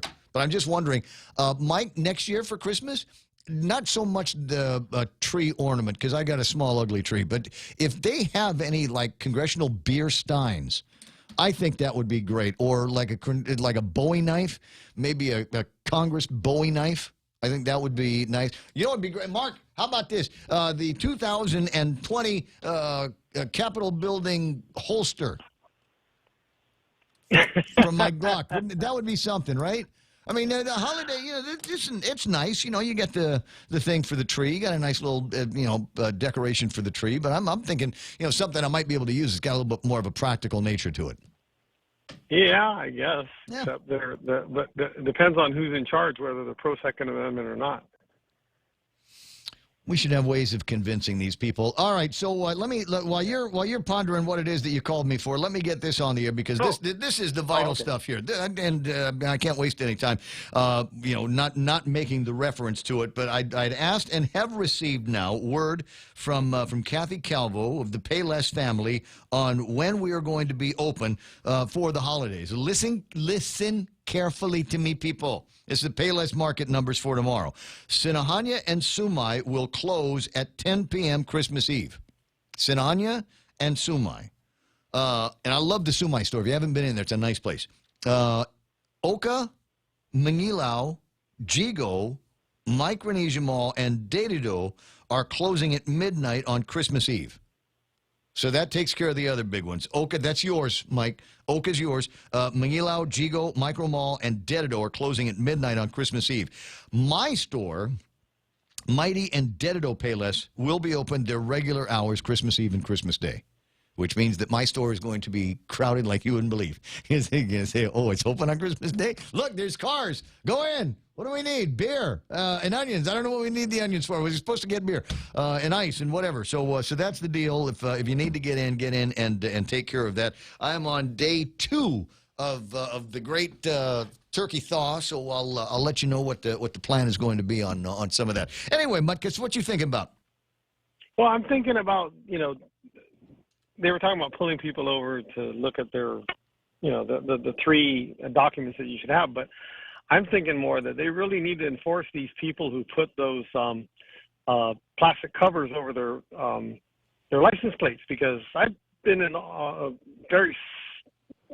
several very close calls, and I can't report them because they basically prevented anybody from reading their license. Right. So, the law is. If anything, they really need to go after them on that, and they need to go after the inspection stations that are giving them approved safety inspections, and they've still got that on their car. Yeah, normally they'd hand you a screwdriver and say take that off, which is the way it's supposed to be. I don't disagree with you. I think the other thing is that they need to enforce. Listen to us run the police department, but they need to go out there and enforce people with faded driver's license plates.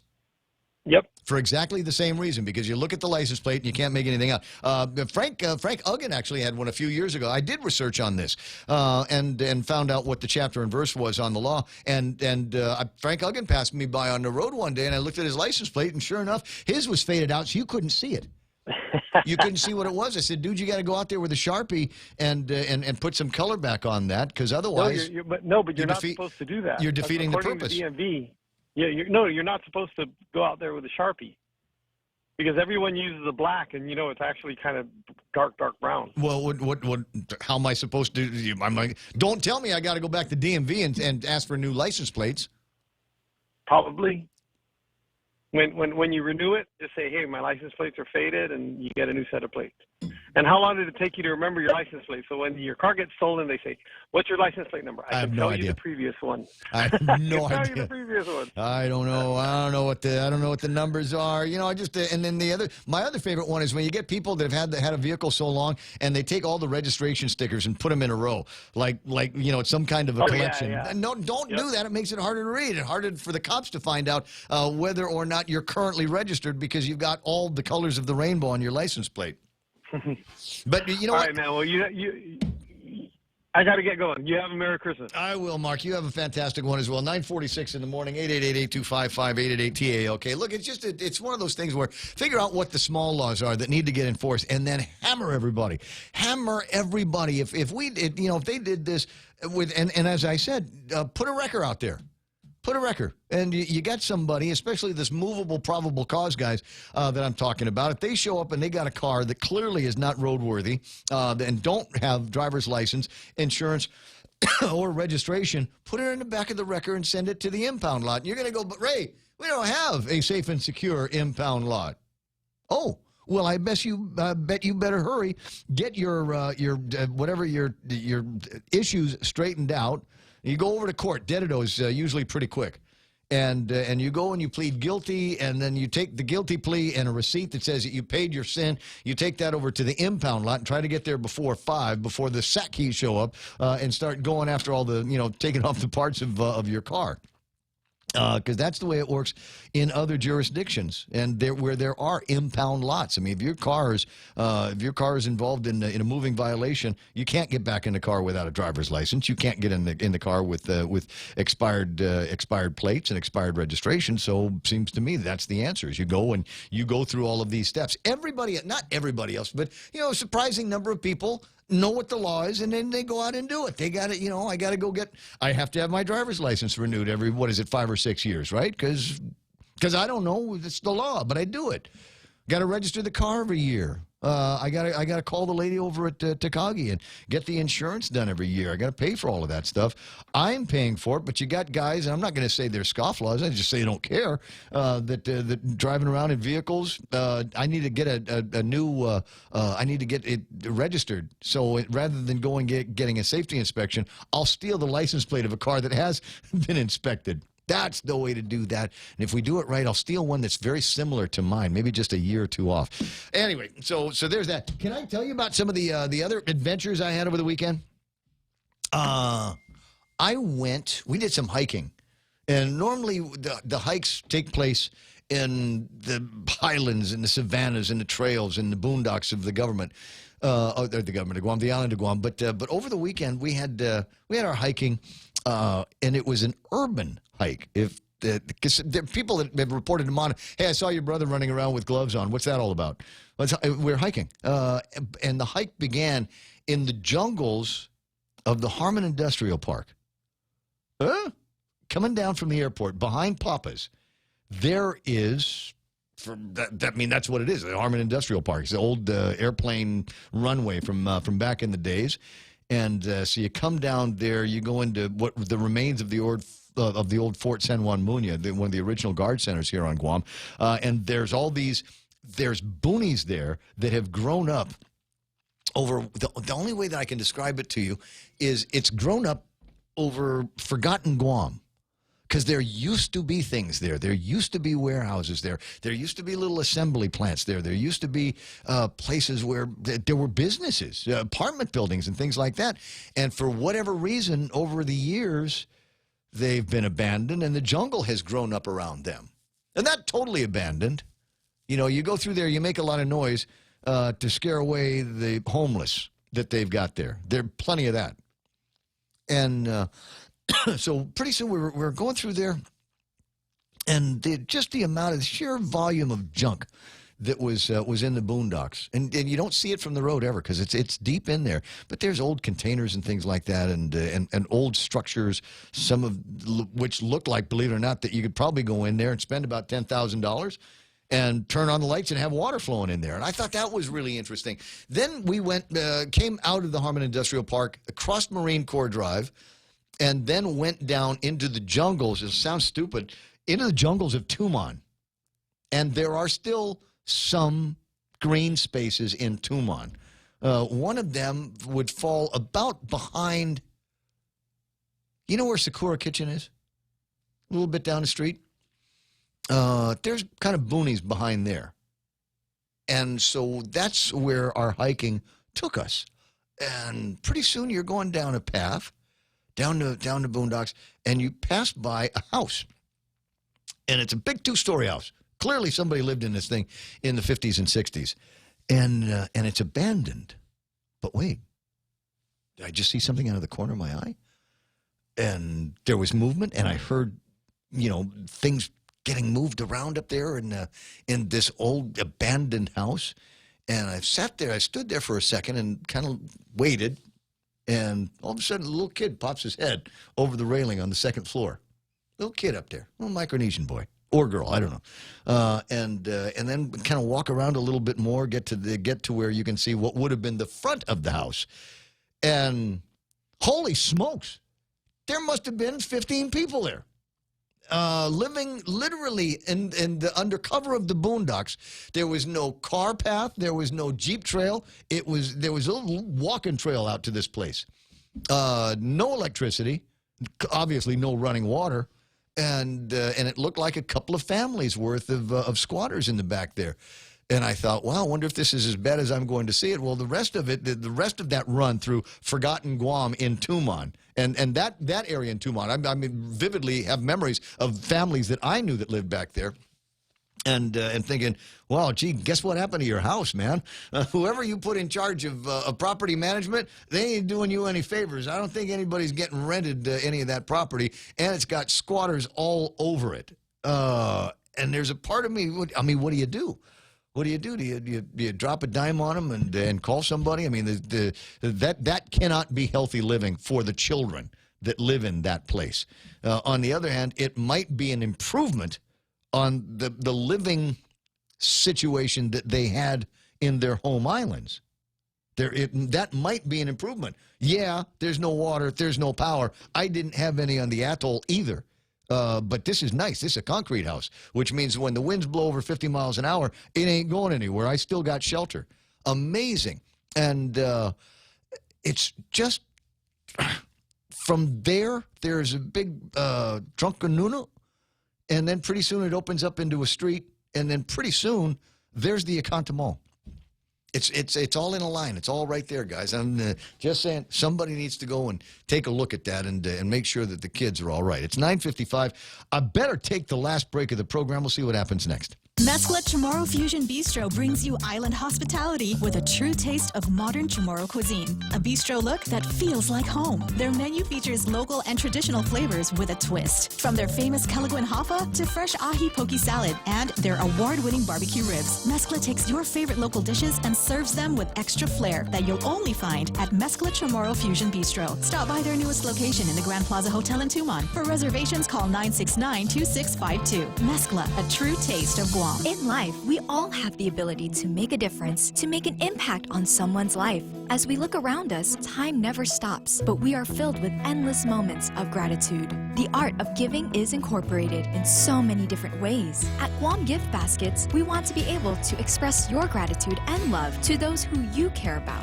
Show your appreciation with a gift made with love this holiday season. Visit our website at guamgiftbaskets.com. See the smiles, touch their hearts, feel the experience. Cocoa Coffee Company is now available at Circle K. Single origin coffee beans carefully sourced and locally roasted to give you the freshest cup of coffee Guam has to offer. Grab a cup that's brewed every 30 minutes or purchase a bag of the locally roasted whole beans. Flavors now serving: light medium roasted Ethiopia and medium dark roasted Jamaican Blue Mountain. Exclusively available at Circle K.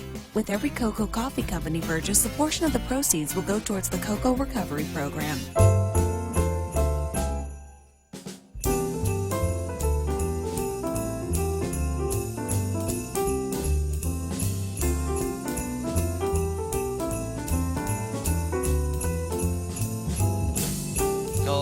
No, stop. What is this? I'm getting a couple of things here on the WhatsApp, on the link here. Everybody now is perpetrating their own Kenjo memes. Do I have the original? Hold on. Let me get the original statement lined up for you. It comes from a story on KUM. Sabrina Matanani Salas did, and I thought it was her. Sabrina Salas Matanani did. 9:56. This is what the video with Kenjo looked like and sounded like. Former Jotnya Mayor Kenjo Ada was also among those in attendance, saying he offers a unique testimony about the village's strength in times of adversity. I'm 37 years old, and it may not sound significant to you, but it takes 37 years to be 37 years old. And then people just left going, okay, right on. Where's this going now?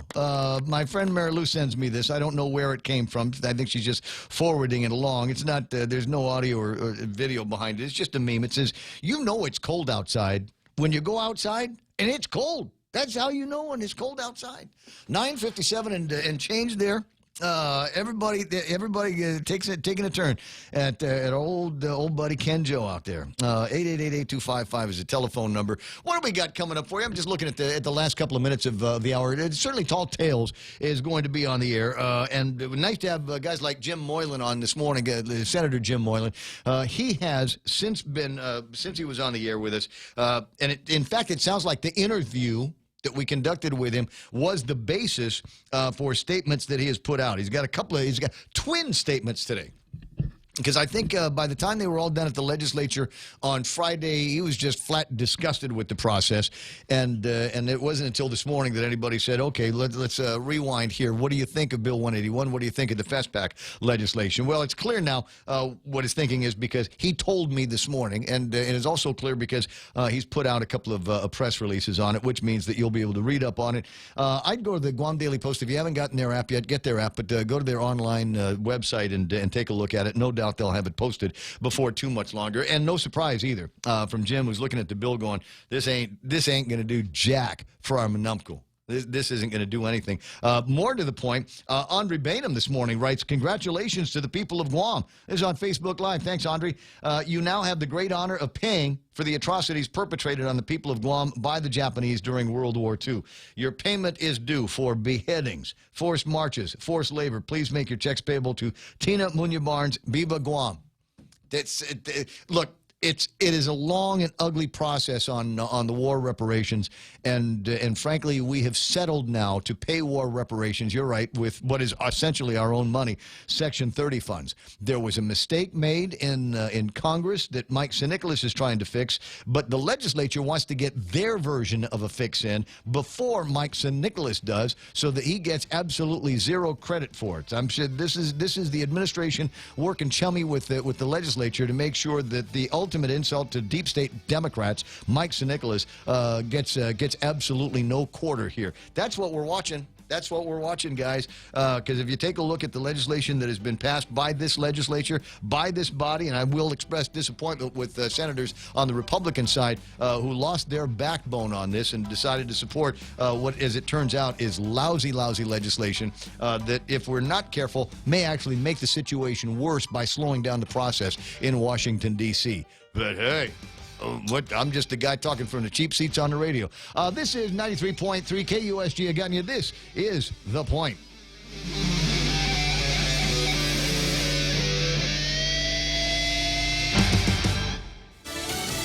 A massive chain reaction crash on this, one of the busiest travel weekends of the year.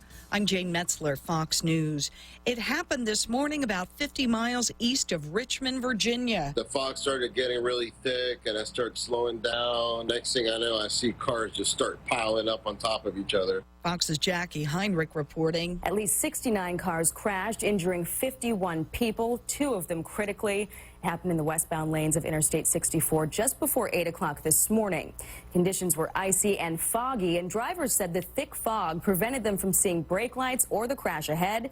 And by the time it all came into view, they couldn't stop. The people who were hurt had to be taken to 4 separate hospitals. Their injuries range from minor to life-threatening. These foggy travel conditions expected to continue around the country. You get warm air sitting on top of snow. Fog often happens after that event. And we're seeing temperatures not relatively cold across the country. A lot of spots that would typically be chillier in the 40s, in the 50s. Fox meteorologist Adam Klotz says 2 major storm systems could cause flight delays, one on the west coast, the other system moving in from the Gulf of Mexico. The only spot where we see major delays in the Bay Area, but I do think this system we're tracking in the southeast likely brings a few more delays as you get into Monday. So for flights in Hartsfield, Jackson, a major airport, we're looking at the potential for major delays. And then stretching farther south, getting into Florida, another spot we'll be paying very close attention to. Freezing temperatures tend to cut down on crime. It is 49 degrees in Chicago this hour. At least 34 people shot in that city so far this weekend, 13 of them at a house party. 4 victims critical that party to remember another victim of gun violence who was killed back in April. America is listening to Fox News. Download Fox News Channel's The 5 podcast for free. 5 of your favorite Fox News personalities discuss current issues in a roundtable discussion. Subscribe and listen now by going to foxnewspodcasts.com. America is listening to Fox News. Fox Nation is the streaming service that celebrates America every day. And now through Christmas, we're giving new members 35% off yearly plans. Enter the promo code CELEBRATE at foxnation.com to become a member of Fox Nation now. That's promo code CELEBRATE for 35% off Fox Nation. Start streaming today. It's the holiday season, and it's the perfect time to give that Fox News fan in your life the greatest gift of all, exclusive Fox News gear. Go to shop.foxnews.com and use code RADIO at checkout for free shipping on your first order. Fox News hats, t-shirts, mugs, jackets, travel mugs, and so much more. That's shop.foxnews.com, and be sure to use code RADIO at checkout for free shipping on your first order. Happy holidays from Fox News Channel. It's been 5 years since the start of the water crisis in Flint, Michigan.